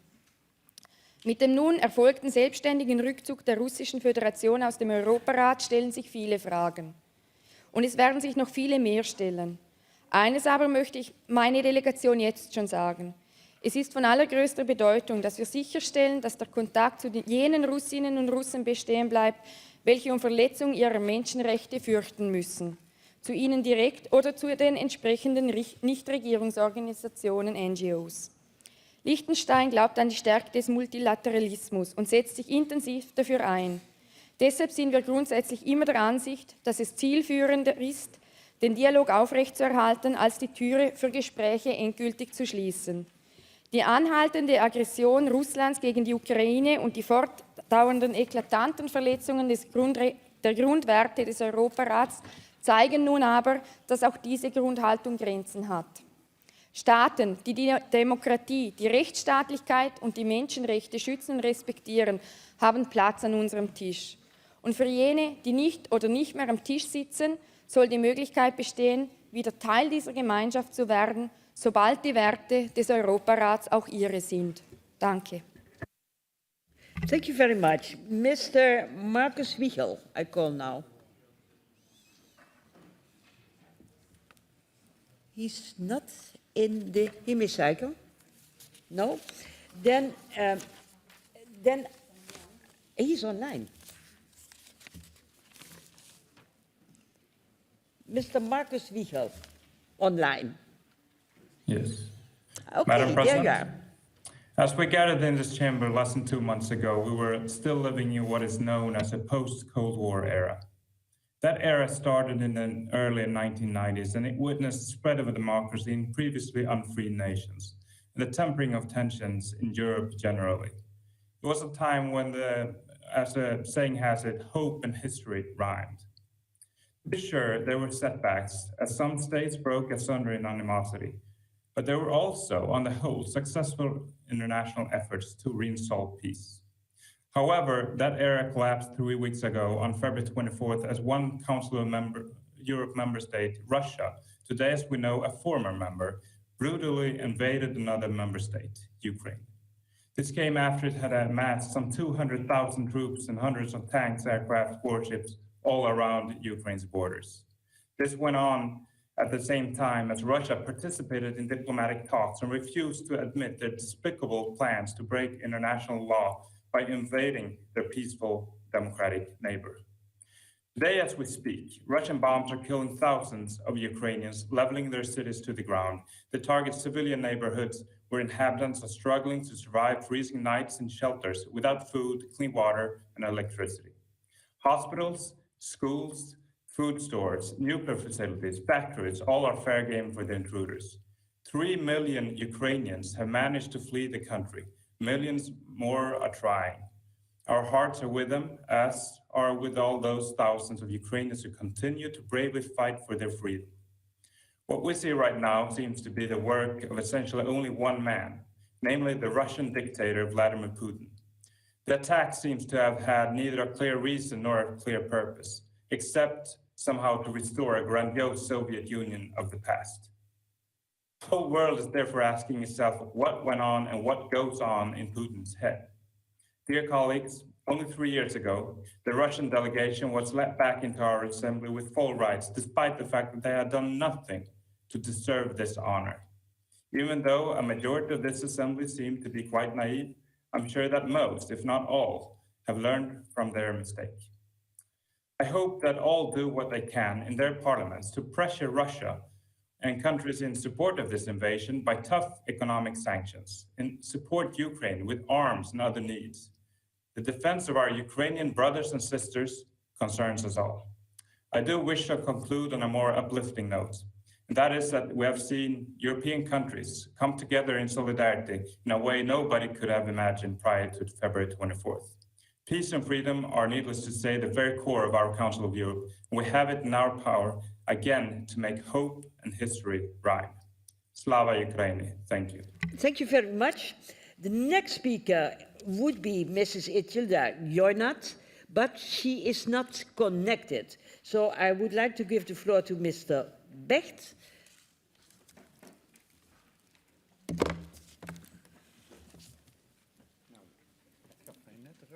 Een paar belangrijke dingen ook nog te doen, Ria. Waar zijn we? Becht.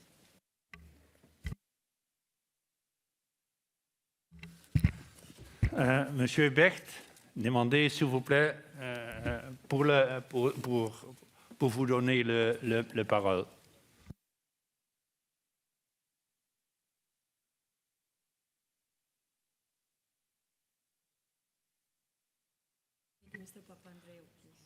As that is not going to function at this moment, I now give the floor to Mr. George Papandreou from Greece. George, you have the floor.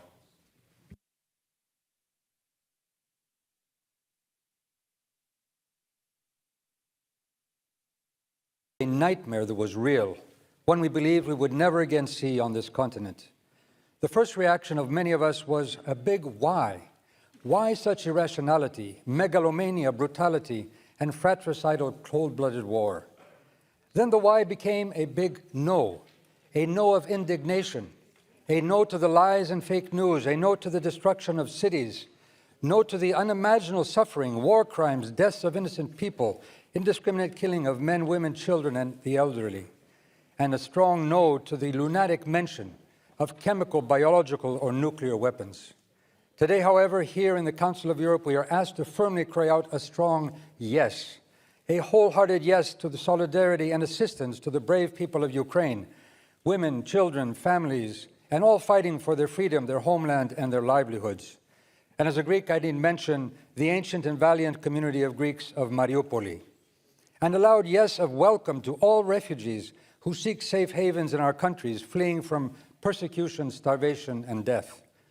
And yes, a lesson to us all, to strengthen the fight for democracy, rule of law, human rights, respect of territorial integrity, and peaceful resolution of conflict. And therefore a yes to the clear condemnation of Putin and the expulsion of Russia from the Council of Europe. My country, Greece, was kicked out of the Council of Europe in the 1970s. I was a young refugee, an activist in the resistance. We fought for, we welcomed this decision. This was not a decision against the Greek people. It was a decision against a military dictatorship which imprisoned and tortured any voice of oppression. It was against the rule of the powerful, against totalitarianism. This decision strengthened our struggle for democracy and freedom in the country where the concept of democracy was born. And today's decision is not against the people of Russia. It is against the autocratic, kleptocratic, oppressive regime of Putin. United today, our decision will become a beacon for all fighters for strong democratic institutions around the world. A beacon for those who even today are bravely fighting for a different Russia and Belarus, one of freedom and human rights and of peaceful cooperation in a wider Europe of democratic values. Already, Russia has been forced to withdraw from the Council under the crushing weight of our voices in this room, a first victory. We feel all as Ukrainians today. Slava Ukraina.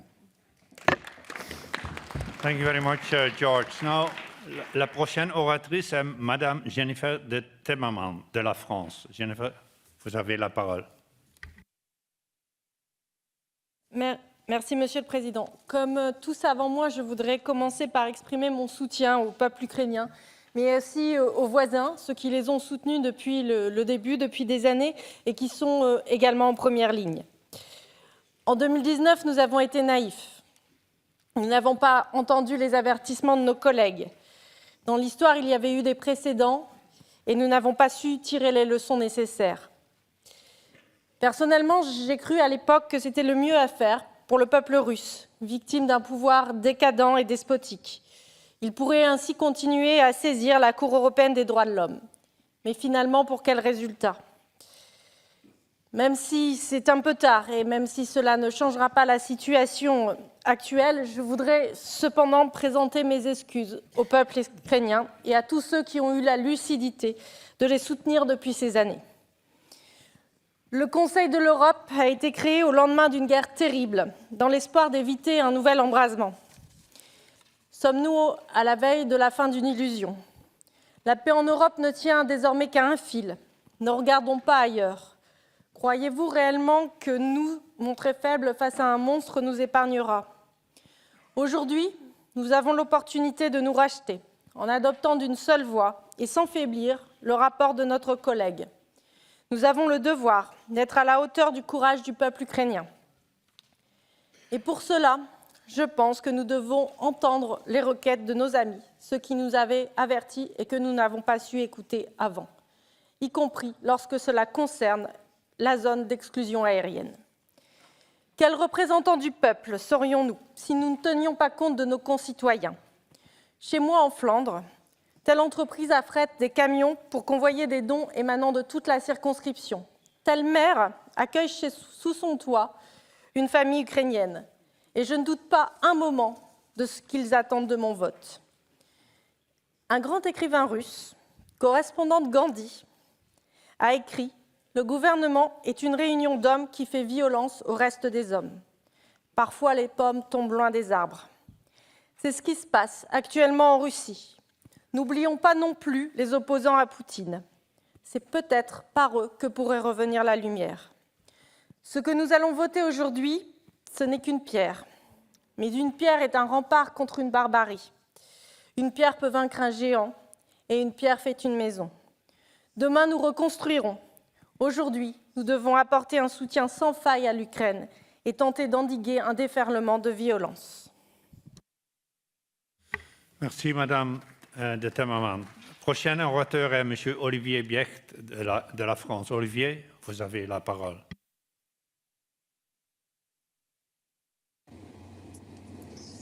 Merci beaucoup, Monsieur le Président.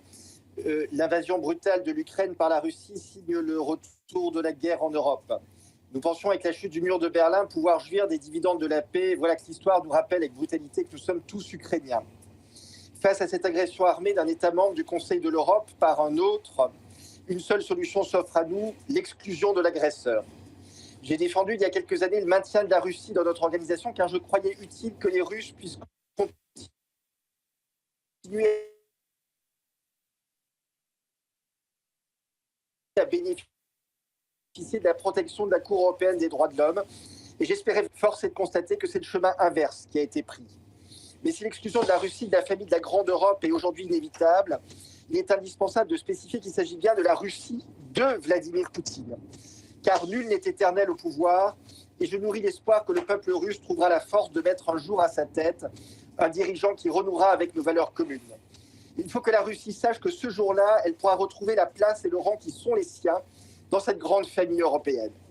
Il faudra aussi, le temps venu, que notre organisation réfléchisse à sa propre évolution. En effet, les valeurs sont fondamentales, mais elles ne sont que les piliers du temple. Pour tenir debout, les valeurs ont besoin du ciment des coopérations concrètes qui permettent une prospérité partagée. C'est le chemin qu'ont dessiné les pères fondateurs en 1950, en invitant les États à se réunir pour bâtir autour de l'énergie les conditions d'une prospérité commune. Le Conseil de l'Europe ne pourra survivre sans évoluer sur ce même chemin. À l'heure où les accords de Paris sur le climat nous conduisent d'ici 2050 vers une société sans énergie fossile, nous ne pouvons espérer vivre en paix sur notre continent sans associer chaque État de la Grande Europe à cet immense défi qui conditionnera le développement économique futur et le bien-être des populations. Je formule donc le vœu que nous puissions travailler sans tarder aux conditions qui permettront, avec la Russie de l'après-Poutine, de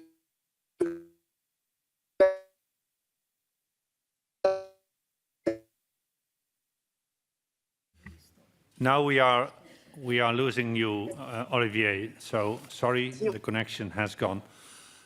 Dear colleagues, we now come to our last speaker on our list. It's Maria Jefreva-Skuratovsky from Estonia. Maria, you have the floor. Honorable President, members, I would like to start my speech with pointing out one simple fact. The Russian Federation's actions against Ukraine is a war that brings destruction, heartbreaking losses and death of civilians and innocent children. This war started already 8 years ago, and the aggressor has never taken responsibility for its actions. Let's name things as they are. The Assembly has always played the role of Europe's guardian of human rights and democracy. Defense and promotion of democratic security and freedom lay on our shoulders. And these values are more than ever needed right now. If we do not act right now, Russia's aggression against Ukraine will have global and long-term negative consequences that challenge the rules-based international order as we know it. We have witnessed many times how Russia ignores its obligations set up in the European Convention on Human Rights. Russian invasion of Georgia in 2008, annexation of Crimea 2014, poisoning of Alexei Navalny. This list can be continued endlessly. PACE needs to proceed with the steps necessary to expel Russia from the Council of Europe. Therefore, every legal avenue available must be used to hold the aggressor to account. We have to wake up before it is too late. Estonia welcomes the fast reaction of the Council of Europe to Russia's aggression when Russia's right of representation in the organization was suspended. I would also like to stress that yesterday the Parliament of Estonia adopted a declaration that calls on the United Nations member states to take immediate steps to establish a non-fly zone in order to prevent massive civilian casualties in Ukraine. We admire the astonishing courage of all Ukrainian people, and we stand by Ukrainians not just with words, but with concrete actions. Dear colleagues, Russia has brought war back to Europe. Millions of people have lost their homes and their loved ones. People are sheltering in underground stations and basements, crying and hoping for peace. These nightmares are happening because President of Russian Federation Putin decided that Russia's neighboring country, Ukraine, has no right to exist. There is not and will not be a place for the aggressor in this value-based organization. We need to send this strong message. Slava Ukraini, Героям слава! Thank you very much, Maria. Dear colleagues, we have now come to the end of the speakers list. May I first thank the Secretary General of the Assembly, and in particular the Table Office, that they were able to accommodate all of you. More than half of the members of the Assembly have taken the floor in this extraordinary session. That is a record, but it is thanks to our great secretariat that we were able to accommodate all of you. And I also want to thank the interpreters for giving us a chance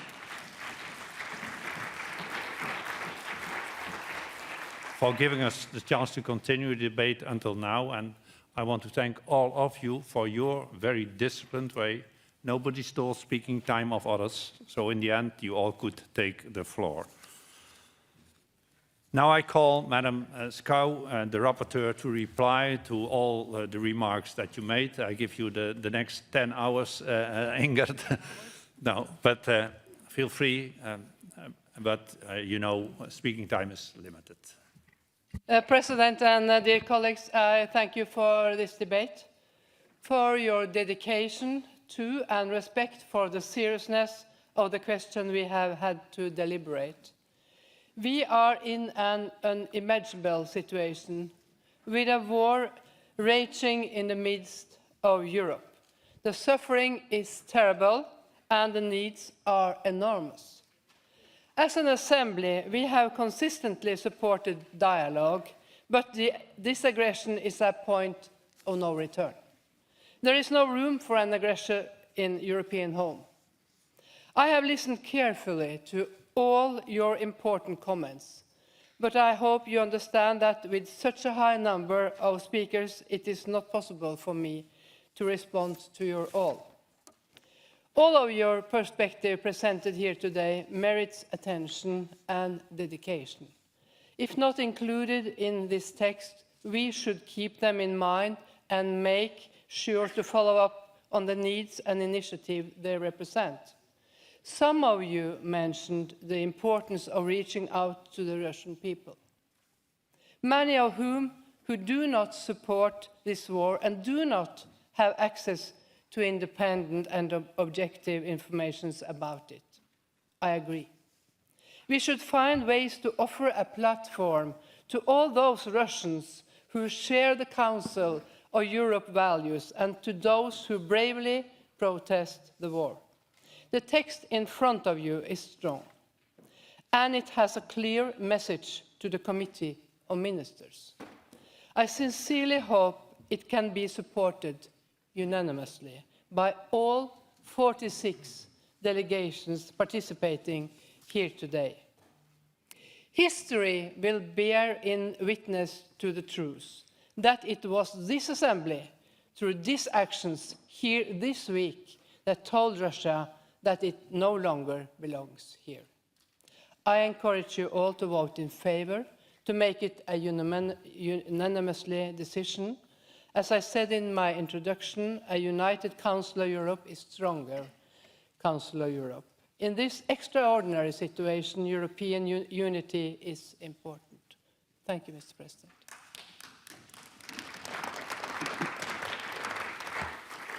Thank you, Madam Rapporteur. Does the chairperson of the committee who wants to speak? Mr. Kiljunen, you have 2 minutes. Thank you very much, Mr. President. First, I want to thank the rapporteur for preparing the report. Ingrid, you made very good, balanced and consensus-driven report, and all of us. Thank you very much for this one. We show strong solidarity for Ukraine and Ukrainians for their fighting not only for their sovereignty and national existence, but also for the universal values of democracy, human rights and rule of law. This aggression is condemned by almost the whole world. Our citizens have taken onto the streets to protest, but also thousands of Russians have been very courageous in manifesting their opposition. Mr. President, I underline that this opinion paper was unanimously supported, approved by the Committee on Political Affairs and Democracy. One voice was there, and I hope there will be one voice from here too. It's time to send a strong message to Ukraine, to Russia and to the Committee of Ministers what is our opinion in this regard. Mr. President, you know that I am a man of dialogue, but now we are now in the situation that there is only one option. With this existing leadership and policy, the Russian Federation is not eligible to be a member of the Council of Europe. Thanks. Thank you, Mr. Kiljunen. The debate is closed. The Committee on Political Affairs and Democracy has presented a draft opinion, which you find in document 15477, to which 20 amendments and 2 sub-amendments have been tabled. I remind the Assembly that the speaking time on amendments will be 30 seconds. I understand that the Vice Chairperson of the Political Affairs Committee has proposed that to the Assembly that amendments 9, 6, 1 and 13 to the draft opinion, which were unanimously adopted by the committee, should be declared as agreed. That's okay? That's all right? So, Kimo, yes? As there is no objection, I declare the amendments 9, 6, 1 and 13 to the draft opinion have been agreed. I now call Madam Vasilenko to support amendment number 5. You have 30 seconds, Madam.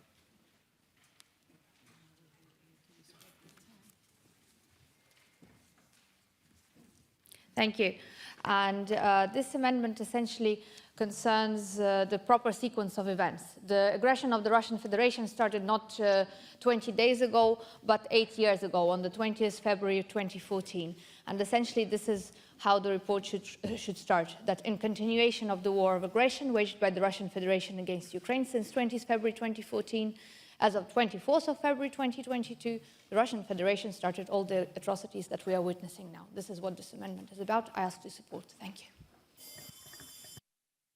Does anybody wish to speak against the amendment? I do not see any. What is the opinion of the committee? Good. Committee is in favor. I now shall put the amendment to the vote. The vote in the hemicycle and via remote voting is now open.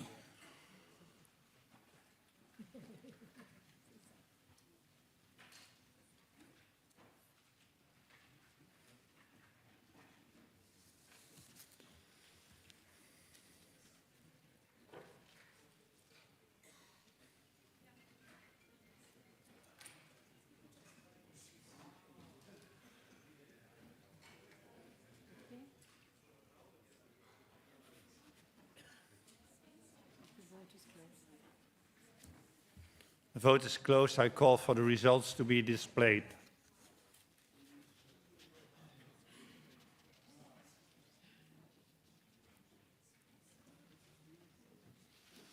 The amendment is carried.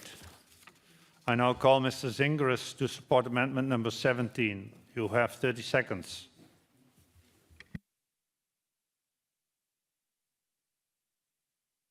Thank you, dear Chairman. My amendment related to solidarity to those courageous members of Parliament, of Ukrainian Parliament, who are with us together. So the name is "The Assembly stands in solidarity with its Ukrainian members in those dark hours."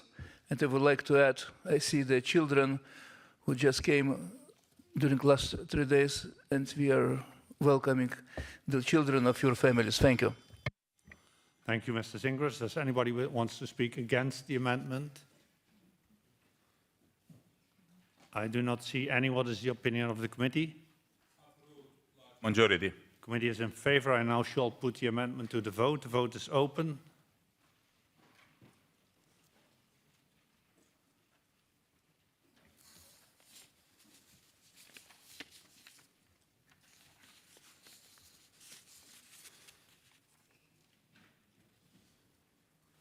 Closed. The vote is closed. Call for the amendments to be displayed, for the results to be displayed.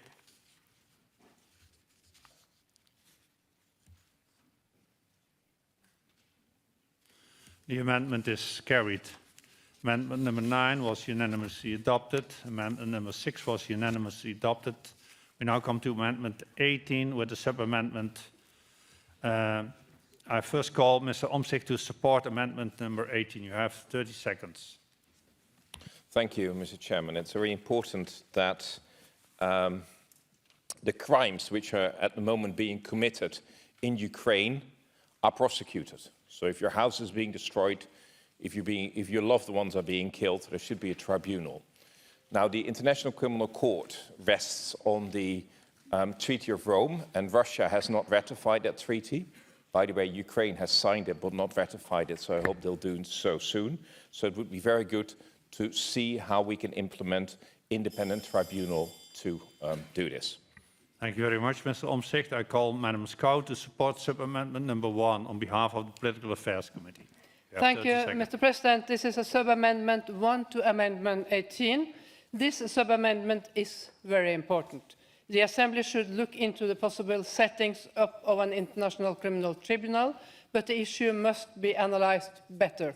We shall come back to this question in April. Thank you.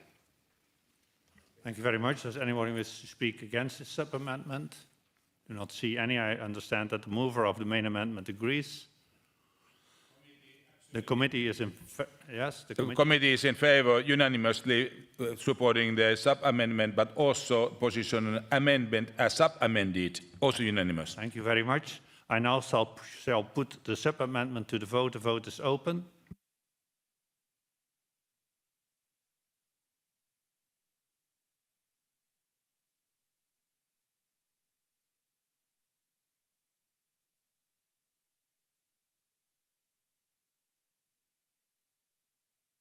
The vote is closed. Please have the results displayed.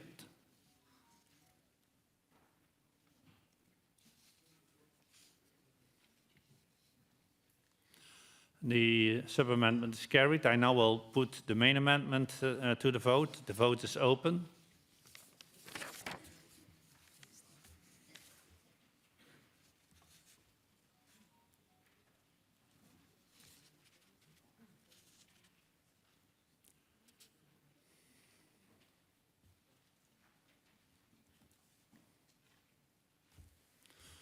The vote is closed. I ask the results to be displayed.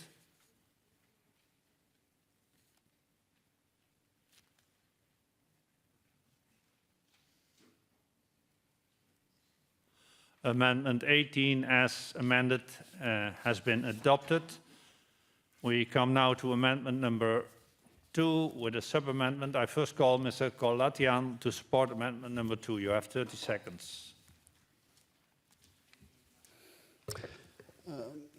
Mr. President, as a matter of fact, this initial amendment was approved unanimously, but it's true that the rapporteur also proposed a sub-amendment that also it was approved unanimously. So it's just a factual indication about the real figure of the refugees that came in my country, and not necessarily on behalf of the rapporteur, but also for the Republic of Moldova. It was approved unanimously. Thank you. Thank you very much, Mr. Kolatian. Anyone that wants to speak against this amendment? Oh, no, first I have to ask Madam Scow to present sub-amendment number 2 on behalf of the Political Affairs Committee. Yes, thank you, Mr. President. Sub-amendment 1 to amendment 2. This sub-amendment aims at correcting factual information. Thank you. Thank you very much, Madam Scow. As the mover agrees, as she indicated, we now shall put the sub-amendment to the vote. The vote is open.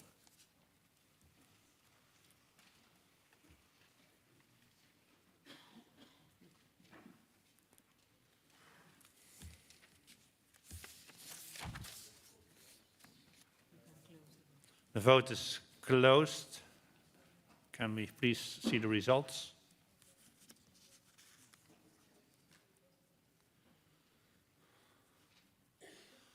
The sub-amendment is carried. We now will vote on the main amendment as amended. The vote is open.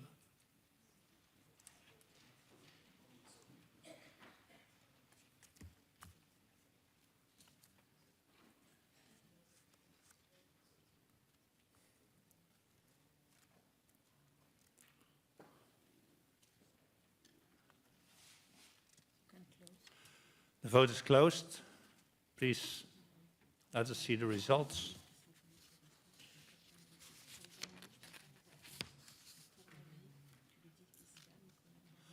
The amendment as amended is agreed, and I apologize that I did not ask the chair of the committee, but I had the idea that it was good to have his approval as well. Now we come to amendment number 15. I understand that Mr. Katrougalos or Mr. Jallo wants to withdraw amendment number 15. Does anybody else wish to move it? That is not the case, so amendment number 15 is withdrawn. We now come to oral amendment number 1. I have received an oral amendment from the Committee on Political Affairs and Democracy, which reads as follows. Replace paragraph 13(8) with the following paragraph. I read it.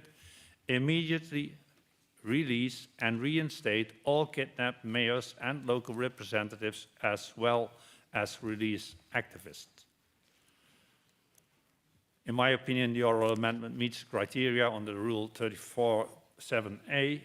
Is there any opinion or opposition against this debate to be debated?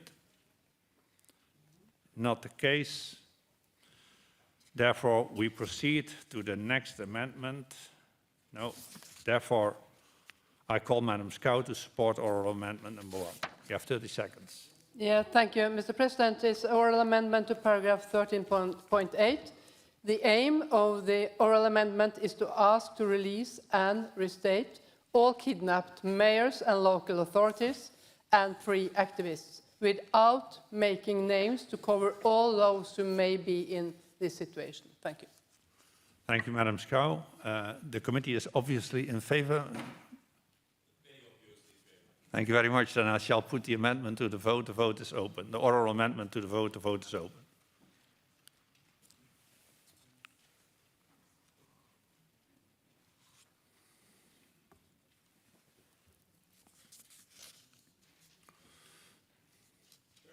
The vote is closed.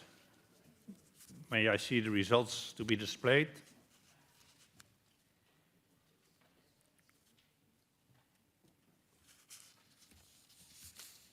The oral amendment is adopted. We now come to amendment number 3. I call Mrs. Jope to support amendment number 3. You have 30 seconds. Mr. President, may I make a short statement about amendments 3, 12, 7 and 4 to paragraph 14? At the Political Affairs Committee this morning, there was an audible intake of breath and incomprehension when amendments 3, 12, 7 and 4 to paragraph 14 of the opinion were opposed by the rapporteur.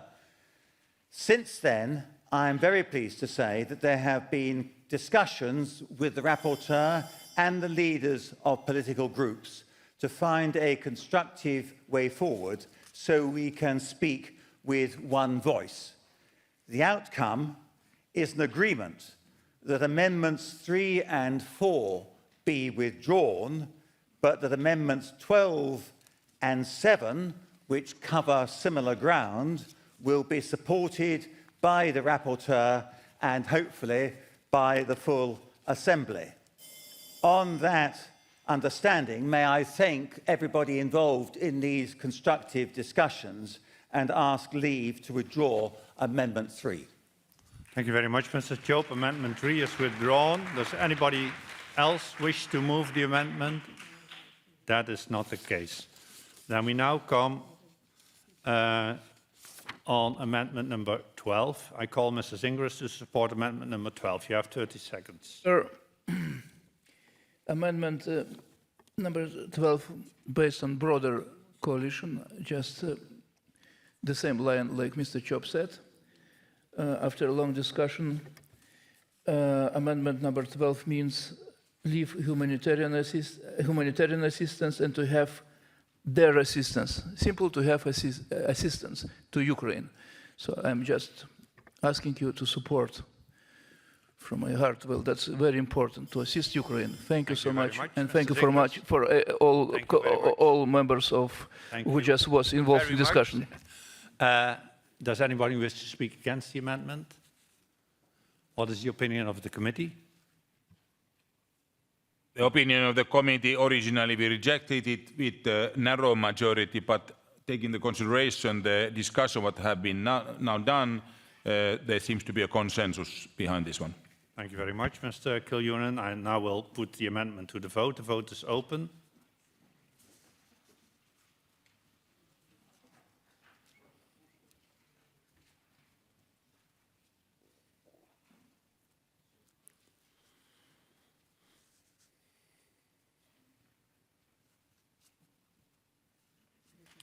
I call for the vote is closed. I call for the results to be displayed.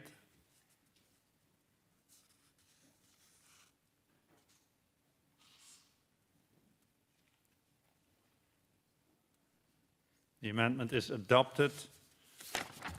I call amendment number 7 is withdrawn. Is there anybody else who wants to? 7 is accepted. Sorry. 7 is accepted. Amendment 7 is not withdrawn. This is because this British language of Christopher is not always clear to me. So, Christopher, please move your amendment. Mr. President, I'm delighted to be able to move amendment number 7. This is all about enabling greater assistance to be given to Ukraine, and particularly control over Ukrainian airspace, which is of fundamental importance in this war. And that's why we in the United Kingdom delegation, and I know our Ukrainian colleagues, feel that this is a really important amendment, and I hope that the rest of the Assembly will agree. Thank you very much, Mr. Jope. Does anybody wish to speak against the amendment? I do not see any. What is the opinion of the committee? It was rejected by narrow majority originally. Now it seems to be a consensus. Thank you very much. I now shall put the amendment to the vote. The vote is open.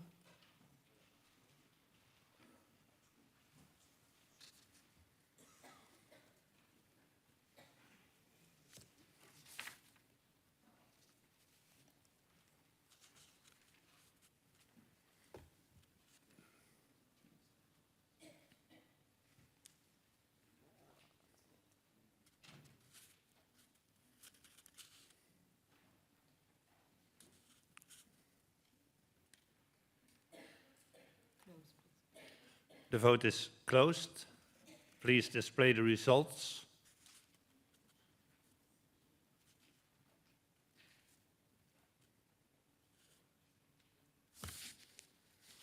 Amendment 7 is carried. I now come to amendment number 16. I call on Mr. Jello to support amendment number 16. You have 30 seconds. If you remember, we withdrew Amendment 15 after a conversation that we've had to try to, in the spirit of consensus, try to reduce the amount of amendments. So I'm calling on each and every one of you to vote in favor of Amendment 16. As I said in my speech, this is real, and it's important that we, everybody have access to safety and to a safe place, and to have seek asylum and seek, if they seek refuge, to have a possibility to be able to have refuge. This is about non-discrimination, it's about equal treatment, and I hope you support it. Thank you very much. Does anybody wish to speak against the amendment? Not the case. What is the opinion of the committee? Approved by large majority. Thank you very much. We now shall put the amendment to the vote. The vote is open.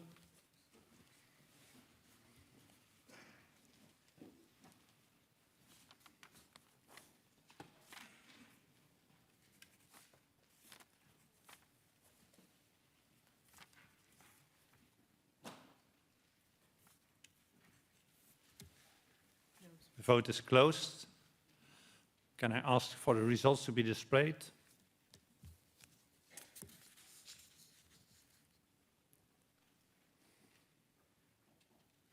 The amendment is carried. I now come to amendment number 4, but that is withdrawn. Is there anybody else who wants to move it? Not the case. We come now to amendment number 8. I call on Mr. Daams to support amendment number 8. You have 30 seconds.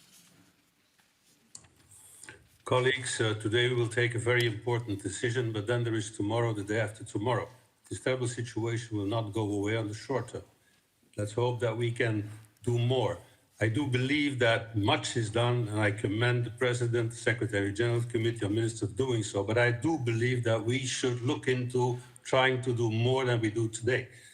Paragraph 15 only invites the Human Rights Commissioner and the Special Representative on Refugees. We should set up a task force to look into whatever more we can do 24/7 and act. Words matter, acts matter more. Thank you very much, Mr. Daams. Does anybody wish to speak against the amendment? Mr. Schwaber, you have the floor. Thank you, Mr. President. I'm very sorry, but I cannot support this amendment. I ask you to follow the position of the rapporteur and of the committee, because I think we should not create a kind of body we don't know yet what it should stand for, what it should be. Let's evaluate it, elaborate it in the presidential committee, maybe, but I think, and come back maybe in April to this, but just to decide it very fast, not knowing what it is, we should not do so. So I ask you to vote against this amendment. Thank you very much, Mr. Schwab. Was this the opinion of the committee? Rejected. The committee rejected it. I now put the amendment to the vote. The vote is open.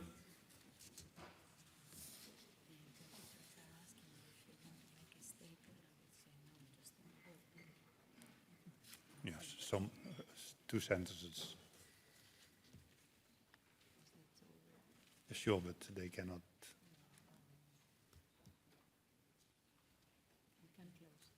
Vote is closed. May I have the results to be displayed?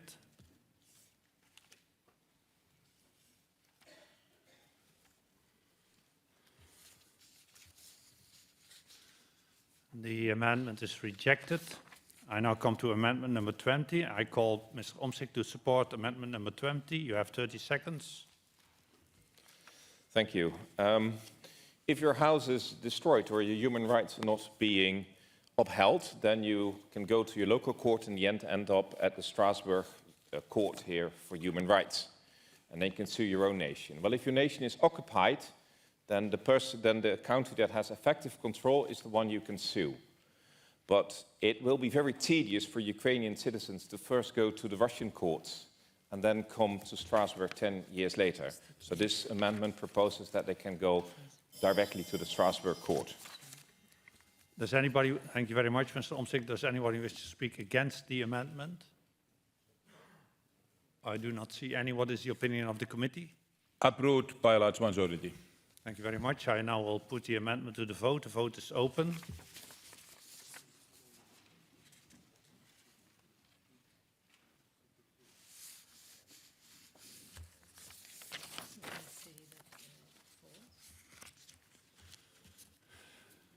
The vote is closed. May I have the results to be displayed?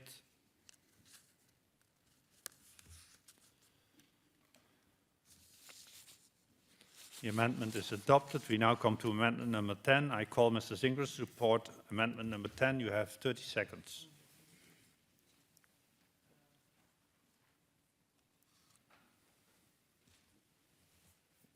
Yes, well, the amendment was just modified by all of you, and it was before projected the same amendment by dear friend Peter Opsnik. So I should withdraw this amendment. Well, it's logistically, it's the same to establish international tribunal.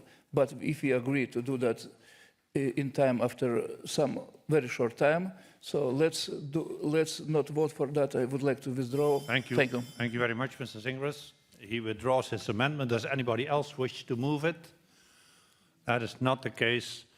Amendment 11 has fallen because oral amendment number 1 is adopted. Amendment number 1 was unanimously adopted.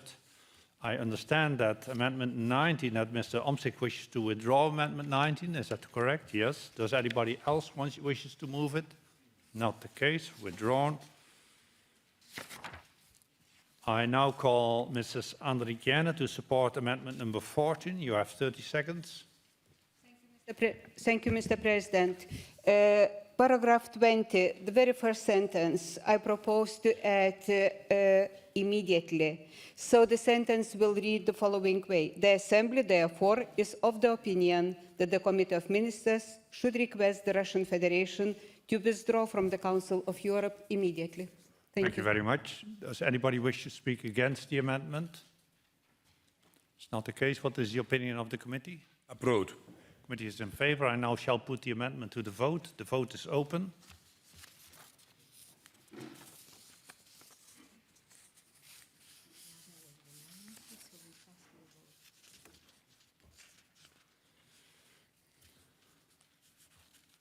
May I ask, the vote is closed. May I ask for the results to be displayed?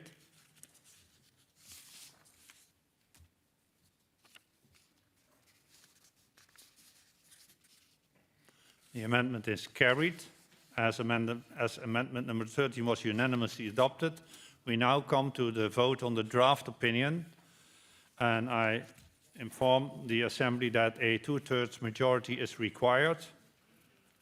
We will now proceed to vote on the draft opinion as amended. The vote in hemicycle and via remote voting is now open.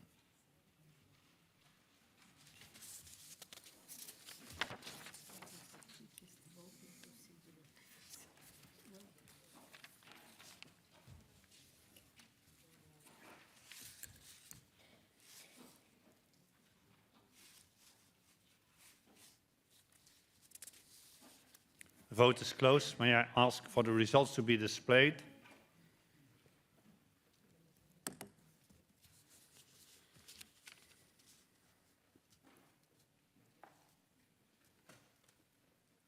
The opinion is unanimously adopted.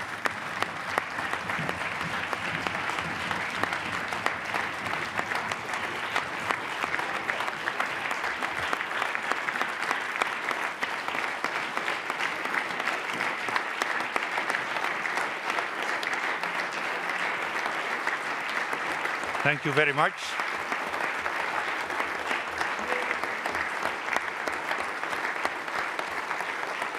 Thank you very much, dear colleagues. We now come to the end of the session. May I make a final remark to say that we are, of course, sad that we today had to ask to expel a member of our organization, which has been a member for over 25 years. But I'm glad that we dared to do it. It is clear, if you cross red lines, then there is no place for you in this organization. I'm very pleased that during these 2 days, our assembly functioned not as an arena where we confronted each other with our differences, but we functioned as an agora, and the unanimous vote in the end proved that. I'm grateful to the Committee of Ministers and to the Secretary General for the effective cooperation, which made it possible that this time, after a blatant violation of the statute, we could act, and we could act in synergy. Tomorrow, I will address the Committee of Ministers and inform them about our unanimous position and our expectations, and I'm confident that they will react in an appropriate way. Before going home, I want, of course, to thank Madam Scow, Mr. Howell, and Madam Trees for supporting us, especially the interpreters, because they did a great, great job, and it made far more time than they were obliged to. And at the very end, I hope that I can wish well to all the members of the Ukrainian delegation. Please stay safe, please stay sound. Be aware that this assembly is now with you. Thank you very much. The session is closed.